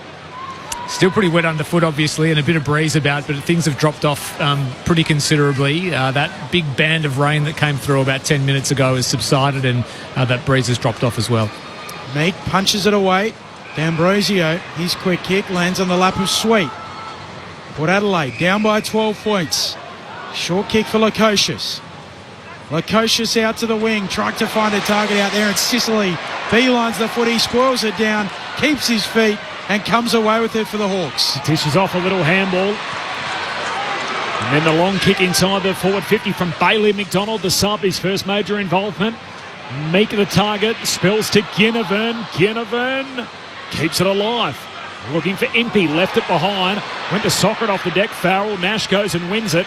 Kicks back inboard. Inside the forward 50 for the Hawks. Watson hitting up. Traps it. Caught. Dispossessed. Throw. The first thing that Watson does is puts his shoulders up, i.e. Joel Selwood, to get to draw that free kick. I just hope that we can overcome that on a, doesn't matter how tall he is. Put your shoulder up, you're out. Lorenz, the lefty, takes the free, kicks long looking for Lord. No mark, ball hits the deck. Hacking it off the deck is Barris, and it ricochets off a number of shins and out of play. Sorry, Battle, not Barris. Boundary throwing between wing and half forward for the Hawks. 12 points up and coming home with the breeze, Hawthorn. 9 minutes gone, final turn. And no score, Corby. That's the thing. Yeah. You know, what would put the cat among the pigeons here if Port snag a goal? One score game. Or Hawthorn need more than 2 points out of these games. Neutral ball as Sweet turns tackler on Warple. Still out of contract for next year. Is James Warple. Would you contract him? I think it depends who you're bringing in. You still got Will Day to come in, and Warple hasn't had his best year. I think, John, you got to find out what's your best mix, and what he's asking for, you just don't know. Ward kicks inside 50 for the Hawks. Gunston on the boundary line, pokes it on goal. A miracle. Skids it home. It was close to touched on the line. But Jack Gunston with the vet moves from the pocket, and we will check it. I think it might have just got there, or it'll be touched on the back edge of the line. It'll be a close run thing.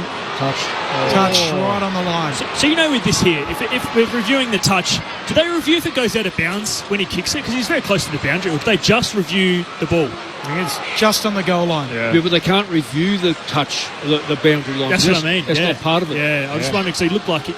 If he was in the view, you could actually see in that same angle. It's a good point, though. Like, where do you draw it back to? Because if it was touched off the boot in the time, they do review stuff like that. Right. So they focus in on the touch ball. Oh, they're having a few issues getting out of defence from the behind, as well as Lockie Jones eventually kicks it in the middle of the ground. Sicily spoils straight to Jackson. His kick smothered. Comes down the Hawks' way, and Warple's locked up middle of the ground.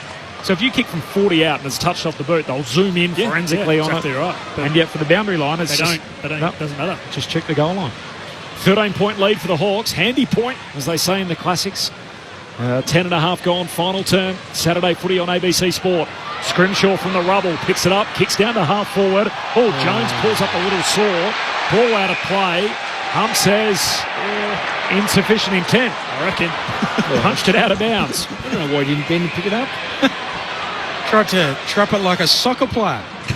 Connor McDonald kicks to full forward. Zerk Thatcher spoils instead of marking. Ricochets back to him, gives it to Aaliyah. Thumping kick towards the defensive arc. Boat drops the mark, has to go again. Bursting through. Bailey McDonald gathers the footy, snaps on goal. Super sub. Super sub time. He's not. Look at him go. They can't catch him. His first goal in AFL footy. And what a time to do it. What conditions to do it. They finally get to him to ruffle his feathers, which is the young boy mullet that they're all rolling with at the moment. And Hawthorn lead by 19 points. And you would think it's an unassailable lead at the game-high watermark. I'll tell you what, that's up there with one of the best celebrations I've seen. Natural ones, not ones that's preempted. He's taken off. I need a GPS data on how fast he's ran, because he's getting tackled by, he's dodging, he's weaving, he's don't arguing his own teammates trying to celebrate this. That is unbelievable. How good is that for your first goal? He's going to remember that forever. That's a great moment. It feels like it was a grand final goal. That's how much he celebrated. In the driving rain in Launceston, Bailey McDonald puts the Hawks up by 19. Tough work for Port from here. Bergman gets a centre clearance, though, inside the forward 50, and Barris drops in the hole, takes the intercept mark. He's had the better of Georgiades outside that first quarter. Yeah. Well, he's just been playing in front, and that's where you've got to play into the wind. Georgiades is playing too deep, too far behind him. He's kicked just the one today, Mitch Georgiades. Up to 46 for the year.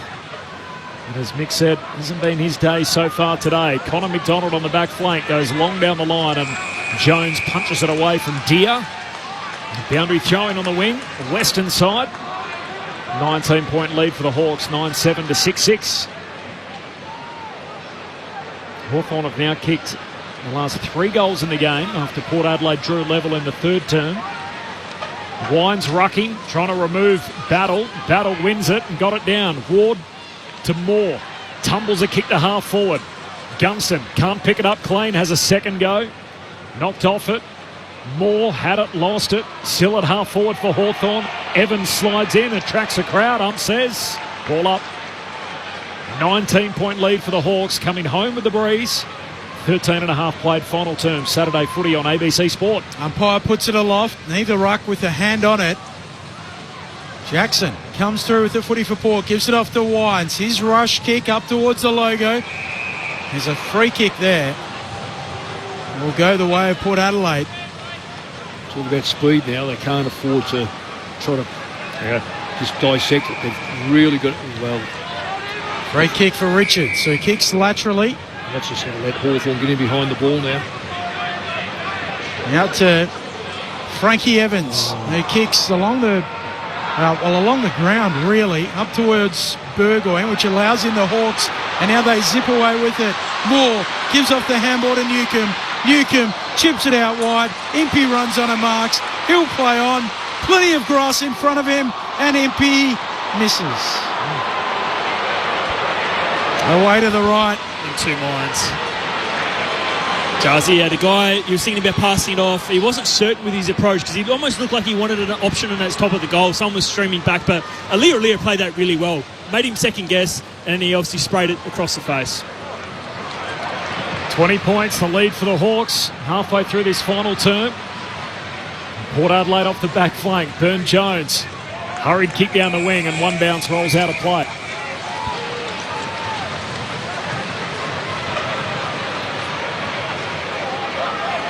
.15 played, final term, 9-8 to 6-6. Bailey McDonald, 20-year-old in his 7th game. This is his 5th game of the year. All 5 games he started as the sub. Come on, moments ago, he's kicked the only goal of his final term so far. It doubles up as his first in AFL footy. Hurried kick down to half forward. The Hawks work it out. Impey keeps his feet, swings a hand pass away. Boat sockers it straight out of bounds. And that's deliberate. It's not clean on the ground, are they? They're not comfortable with the footy. And terrible. Hawthorn are very comfortable playing this brand of footy. Yep. Watson lays it up to the hot spot through the hands of Zerk Thatcher. Gunston sockers it Colwood. Hits the base of the goalpost or behind. Hawks by 21. His game-high lead keeps growing. Port have it all to do. 16 minutes played final term. Down 21 and kicking into the teeth of a pretty stiff breeze. Burgoyne with the kick in. He shanks that. It nearly works out for Butters. Punched away. Back into the pocket for the Hawks. Coming through. Impey sockers it. Goal! And he does the Cristiano Ronaldo celebration appropriately after the soccered goal. And that will make it too much for Port. 10-9-69 plays 6-6-42. 16 and a half minutes into this final term. Mick Malthouse and Chad Wingard. Well, I think you've got to go back over that and just see how that goal was developed. Just have a look at Gunston here. It was Gunston again who took the body of the Port player to allow that ball to get in behind him. Gunston, I think, has he kicked 2 goals, Gunston? He's kicked 3. Yep. But we've just watched one get touched on the line. Yeah. One just roll into the post, and you think for a player who he's not made at all for these conditions, he's been easily the most dominant forward. Easily. 27 points, Hawthorn's lead. They've kicked the last 4 in the game. Butters at the coalface, earns a free kick. His teammate in Wines will take the advantage. Kicks inside 50. They're too far out in front of Battle. Oh, fresh air shot from Scrimshaw. Clever Lukosius leaves it behind for Lord. Handball back inboard. Wines is there to help out. Hand pass to Burn-Jones. Scrimshaw tackles him and forces a ball up inside the forward 50 for Port. We are 17, almost 18 minutes into the final term. Hawthorn by 27. Did you have the premeditated tallies ready to go, Chad, in your playing days? You get involved in that with all the young boys? Definitely not. I was never much of a celebrator. Here's Georgiades, something out of nothing, grabs it out of the restart, tumbles a kick goalward, and it bounces through. Game still on. Port Adelaide closed the gap to 21. A second for Mitch Georgiades, 10-9 to 7-6. And still a little pulse for Port. 19 gone final term. Hawthorn by 21. Saturday footy on ABC Sport. Yeah, smart play. Just it's on the right side of the pack for a start off, just behind, so you can actually run onto the. And it was a little tug outside, latched onto it. And as a true forward should be able to kick a goal like that. Yeah, and he just got away from Barris. Like he didn't line up Wrong alongside of him. Wrong side. So Barris was actually down deeper on the coasters. That's So it. it's good for him to get away from his direct opponent because sometimes some guys have just got you. You know, sometimes they're better than you or they're stronger. They just beat you in a certain day. But for him to just get away from his direct opponent to get a lick, and he made the most of his opportunity just there. So still a pulse here for Port Adelaide if they're good enough. And they've got it again on the back flank. Farrell with a long kick up towards half forward. Williams fighting after it at ground level, close to the boundary line. Wine suckers it out. And a throw in right half forward here for Port. They're still a long way back. Over half a quarter, it's difficult to see Port do it. But as long as they hang in there, Port, give themselves a chance. 21 points, the Hawks lead. Boak trying to toe poke it on. Jackson gets a handball back into the muck. Nash goes in. Loose ball on the wing. Sweep picks it up. He's dispossessed. And another ball upcoming. Virtually in line with the logo now. Saturday footy on ABC Sport. Up it goes. Warpool, first clean touch. Got it away to Meek. His hand pass finds Moore. Turns, bangs it forward. Out to the flank. Watson left it behind. Sin had it, lost it. Still at half back for Port. Zerk Thatcher collects. Handball back to Sin. Met by Nash. Ball comes out. Close to the boundary line. More clever. Keeps it alive for Hawthorn. Warpool collects and he's gang tackled. Willem Drew and Zach Butters holding up on the wing. 21-point lead for Hawthorn. Tick, tick, tick. Time running out for Port Adelaide. They need 4 goals from here. 7.5 to play and they're kicking into the breeze. There's Lockie Jones high up and under down the wing. Allowed to pitch. Paris whacks it back in the other direction. Boat clever. Sockers it back inboard. Drew goes off the deck. Turns it over. And Amon with the surge kick forward for Hawthorn. It goes towards Aaliyah though. He leaves it behind. Allows in Gunston off to Moore. Kick inside 50 for the Hawks. Trying to keep it in front. Sin can't do so. Watson picks it up. Impi's a second. Finishes. Hawks by 27. An equal game high. 11-9-75, play 7-6, 48. 21 minutes and change into the fourth. Just ball handling, Chad. Yeah. Really, Alira just couldn't get his body over the ball properly. Didn't take it, then fell over. And Gunston does. Gunston obviously is another tall timber, but first taken. Jarman Impey, he's having a stellar game. I think he's had 24 disposals. He's had 2 goals now, and I actually reckon he almost might be leading their best and fairest. He's had a stellar year. The last 6 weeks, he's been dominating, and to be able to go forward and have the impact he's had, he's probably been best on ground for me today. And like you said, I think below the knees, Port Adelaide just aren't there. They're very far away, and obviously Hawthorn, this is a game that they needed, and it's going to build some confidence, I think, going forward. And not only confidence, but the percentage. Yeah. 27 points is the margin, 75 to 48, the shorthand. Hawthorn out the middle, Moore got it to Morrison. Hand pass further wide against the boundary line. Impey, he's got 2 in the quarter. Tight angle. Oh, he's now got 3. Footy's nice guy. Puts it on ice. Jarman Impey with 3 final quarter goals. And Hawthorn are about to get out of the upper aisle with a 10th straight victory in Launceston. 12-9-81, Port Adelaide 7-6-48. 23 gone final term, Saturday footy on ABC Sport. And I told you he was going to have an impact if he went forward. He went there in third quarter and he just looked dangerous. That third quarter he had 2 shots, missed him. This quarter he's had 4 shots and he's kicked 3 goal 1. He just shows that, like you said, you asked if he's a studious of the game. He loves winning, and he's obviously been a massive impact and a massive reason why today. You think about someone who can go forward and back. Yeah. He's one of the players that hasn't had the opportunity all year, and he gets his chance, and he's definitely taken advantage of that. Good luck trying to pull him out of the forward line now. Yeah, that percentage now has sort of jumped up too. It's a couple in front of GWS. It's so important the way the season's going with those top 9 sides. It's only the 3rd time in his career, Jarman Impey, that he's kicked 3 goals or more in an AFL game. The Hawks just knocking it, surging it towards half forward. Jones picks it up, he's wrapped up and a ball up. 6 of the last 7 goals Hawthorn's way. Spiked forward by Meek. Inside 50. Zerk Thatcher has it. Dispossessed. Moore soccers it on towards full forward. Out after it, Kalshadir. Aaliyah pushes him off it. Picks it up for Port. Handball towards the pocket. Deer goes and gets it. Hawthorn ball forward pocket. Ginnivan with his centering kick. Sits at the top of the goal square. Impey impacts it. Gathers the footy. Handball is back on the deck. Morrison soccers it out. Boat goes in. Butters it was rather. He spits it out towards Zerk Thatcher, and his kick goes straight to Ginnivan, who marks left forward pocket 40 metres out. It's just a swamp now. It's ball handling, it's confidence, it's knowing the end is near. Has he got a celebration loaded, ready to go? Oh, 100%. He's probably had it in his mind the last 3 occasions, I can guarantee it. Never a better time than late in a game. You know you're going to win. Jack Ginnivan veers out to the right. His drop punt is there. And he does the aeroplane. He sends Ken off with one. Even Kenny has a chuckle. 13-9-87.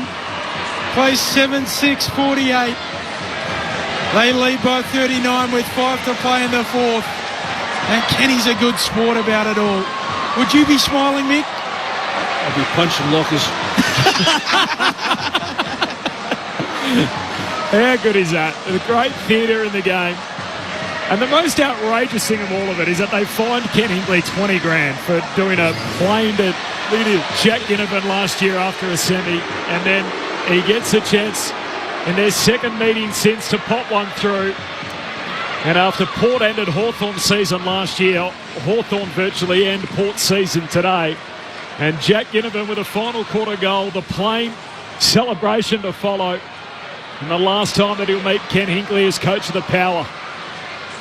Back in the middle, Hawthorn up by 39 points now. As Wines gets it out the middle, gives it to Mead, kicks inside the forward 50. Low trajectory kick, socket further afield.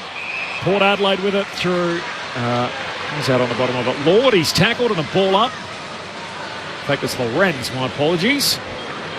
Centre half forward for Port, 39 down. Drew had it, lost it. Hardwick trying to get it out of there. Wines clean, gives it to Lorenz off his non-preferred right peg. High up and under.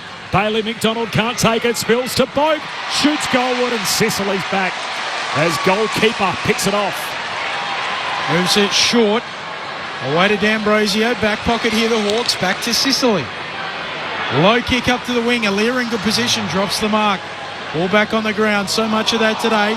Coming in, Zerk Thatcher. He coughs it up. Now the Hawks through Diaz. Soccers it on. Burgoyne does the same. Back into the middle of the ground. Fighting after it, Williams.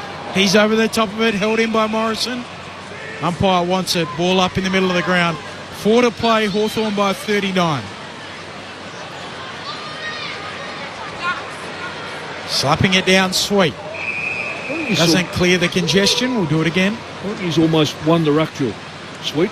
No, he definitely has. You know, he's a real plus for Port going forward. I'm not sure how old he is. He's had 21 disposal and 40 hit-outs. Meek's had 43 hit-outs, beat him by 3. But I think around the ground he's been pivotal for him. Yeah. 27, Jordan Sweet now. Meek hasn't been beaten too often this year as the kick inside the forward 50's picked off. Hawthorn running out of defence again. Scrimshaw got it from Sicily. Now Ward. Hand pass out to Hardwick. A long kick up front. Hawks trying to get out the back again. Zerk Thatcher keeps it in the front half. Knocks it down to Farrell. Hurried kick forward. Scrimshaw spills it. And then soccers it just to the advantage of Ward. He too has a fumble. Scrimshaw clean a second time. And pass to Hardwick. Hawks by 39 points. Jack Ginnivan's just kicked a goal against Kenny Hinkley and pulled out the aeroplane celebration. It'll throw back to their semi-final meeting last year and the heavy fine the AFL doled out on the back of it. And this return bout is the first time, by the way, in 5 meetings that Hawthorn will actually beat Port. And Port win it back through Burgoyne. Goes wide to Boak. Shares it with Burn-Jones. Centering kick. Broken up by Scrimshaw. Lukosius tried to balk. Almost caught. Wines hands it to Mead. Shoots goalward. High. Up and under kick. Misses to the right. They're behind, and the margin is 38 Hawthorn's way. Saturday footy on ABC Sport. Don't forget, coming up, Sydney and North Melbourne, our next stop on ABC Sport at the SCG. Hardwick to take the kick in here, just ambles to the pocket. Sets it up towards the wing. Looking for a contest there. No one can mark it. Ball skips out the back towards the logo. Farrell keeps it in front of himself. Can't gather it cleanly. Eventually does. Sweet dispossessed. And caught holding the ball, says the umpire. Free kick going the way of Connor Nash. Where's he from, Mick? Yes, he'd be used to these sort of conditions. As he kicks inside 50. Ball skips out the back again. Deer dispossessed. Ball hits the deck. McGuinness gets it on the left boot. Tumbles it towards goal. Burgoyne cleans up for Port. Rushes a snap beyond defensive 50. And the Hawks are there in number again. Warple. Little fend off. Turns and kicks inside 50. Bouncing ball and Zerk Thatcher. Just sockers it off the deck. Oh, nice little bit of candy salt there. And then the kick heads deep from Morrison. Oh, Elias slips over. Little toe poke from Deer. Farrell can clean it up. Bangs the kick up the wing. Ball slides out. Nash clever. Whacks it back to Watson. Kicks inside 50. Great kick. Meat can't quite trap it. Below his knees. Sweet pushes off the would-be tackle from Connor McDonald. Says, get off me. And the big ruckman kicks inside the centre square. Jackson soccers it further forward for Port. Race on for the loose footy, and Hardwick will collect that. Feeds it back by hand to Bailey McDonald. Kicked the first goal of this final term, and the Hawks have finished right over the top here. They've kicked 7 of the last 8 in the game. A 38-point margin for Hawthorn. Hawks through Nash on the wing. Throws it out the back to Moore, who slid out of play. Slip and slide. There's some water on the ground. That's right in front of you, Chris Rowbottom. Did a nice little spinneroonie on the way through. And I've just been tackled by Dylan Moore, so that's how I'm going on the boundary today. Meek palming it down for Ward. Ward can't pick it up first time. Goes again a second and third time, and all up. On the wing, Hawthorn, they'll move to 4th on the live ladder with this win. Meek slapping it straight to Warple. Gathers the footy. Spirals a kick towards full forward for Hawthorn. Bouncing ball. Aaliyah hacks it out of there. Works out for Port Adelaide. Momentarily, Mead gets it back to Aaliyah. Aaliyah's kick towards centre half back. Willem Drew gathers the footy. Handball out towards Jackson. Tackled.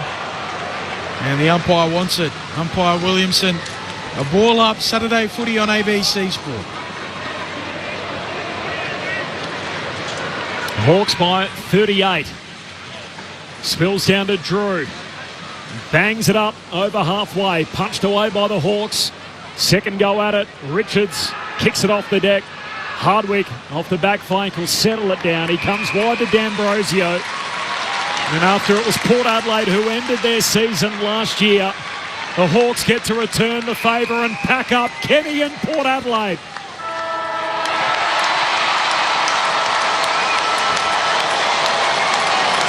The Hawks back in the top 4, and they're a happy team at Hawthorn. They'll get to sing the song in the rain.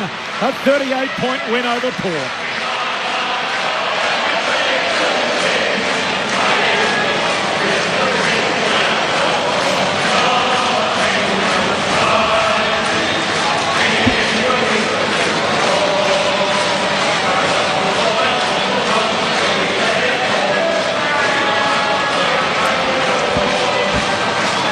We learned a fair bit at quarter time, it must be said, after Zach Butters won the toss, kicked with the aid of the breeze, and yet scores were level at that stage. It did not bode well at that particular point for Port Adelaide. At half-time, it was a 13-point advantage for the Hawks. At three-quarter time, it was Hawthorn by 12. And in the finish, it's 38 points Hawthorn's way. So the Hawks shore up their spot in the top 8, 13-9-87. Port Adelaide 7-7-49. Ken Hinkley makes his way out of York Park in Launceston. The Hawthorn fans in the crowd are doing the plane celebration to Kenny on the way out. as the theatre continues between the Hawks and the Power. And as Ken told us earlier today, who knows if that'll carry on after his time at the club ends. But at least for today, Hawthorn get the chance to have the last laugh. A 38-point win for Hawthorn, 3 goals for Gunston, 3 for Impey, all in the last quarter.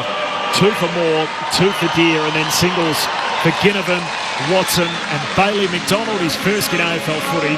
2 for Lukosius, 2 for Georgiades, and then singles for Sweet, Lord and Lorenz. The initial thoughts of Mick Moldhouse and Chad Wingard on ABC Sport. Yeah, I think Hawthorn were just a far superior side today, and I think they showed that on the ground. They were just so much cleaner.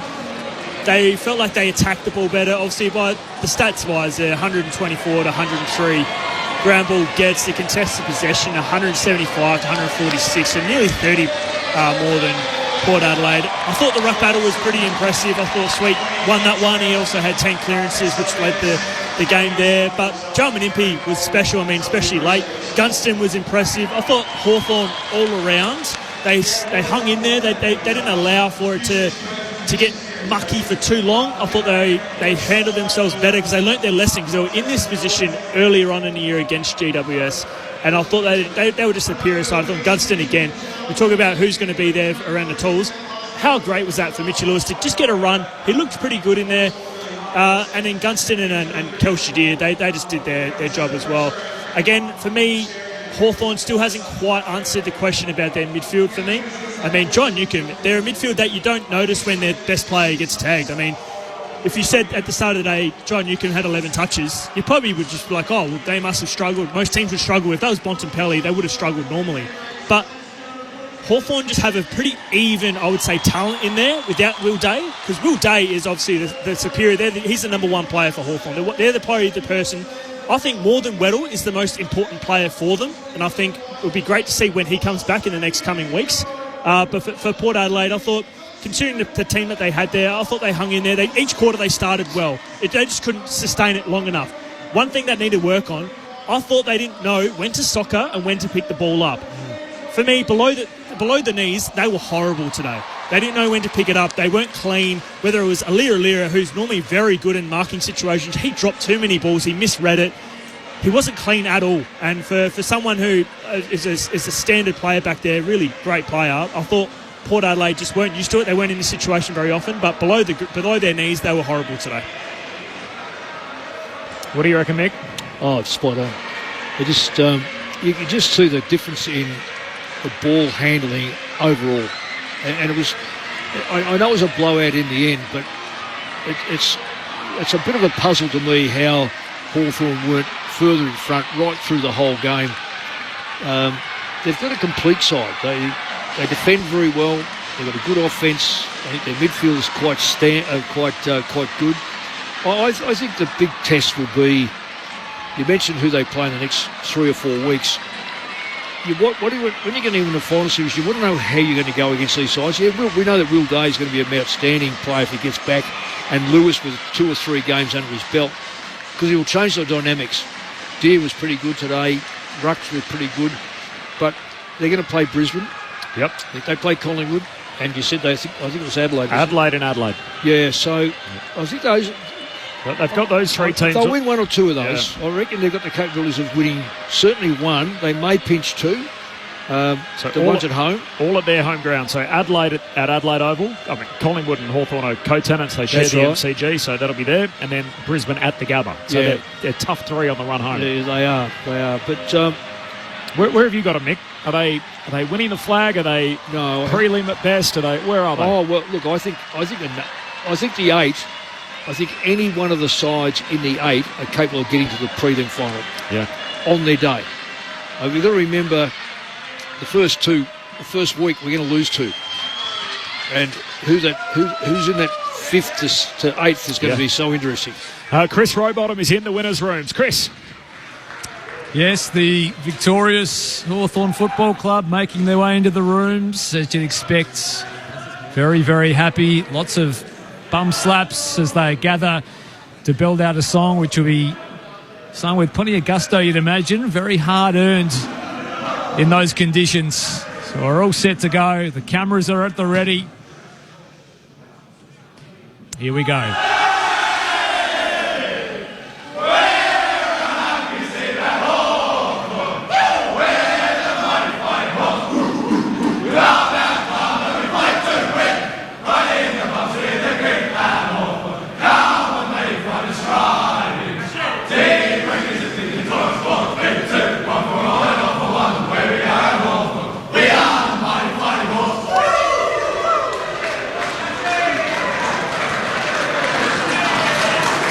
Pretty satisfied bunch, Chris?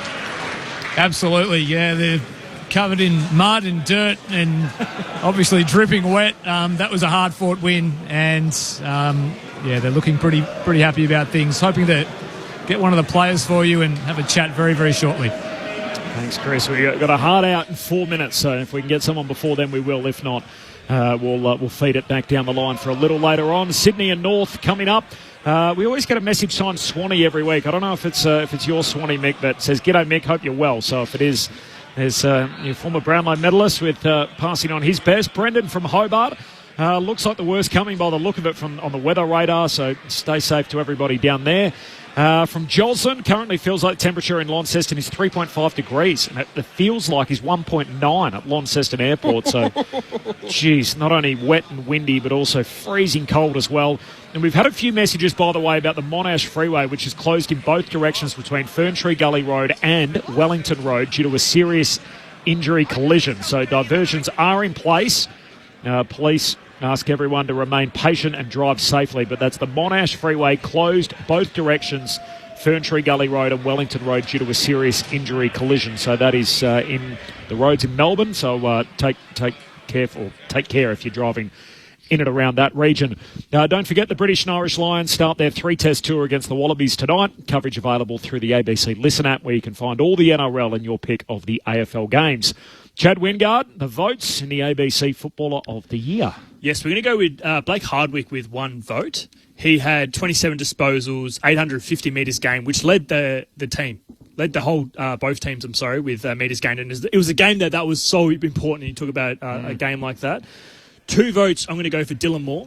He had 32 disposals, 2 goals, and he actually led the team in score involvements and inside 50. Just score involvements. So he was super impressive. I think you've been 32-2 on a day like that. It was super impressive. And number 1, we're going through the nicest man in AFL with Jarman Impey. 26 disposals, 3 goals, 2.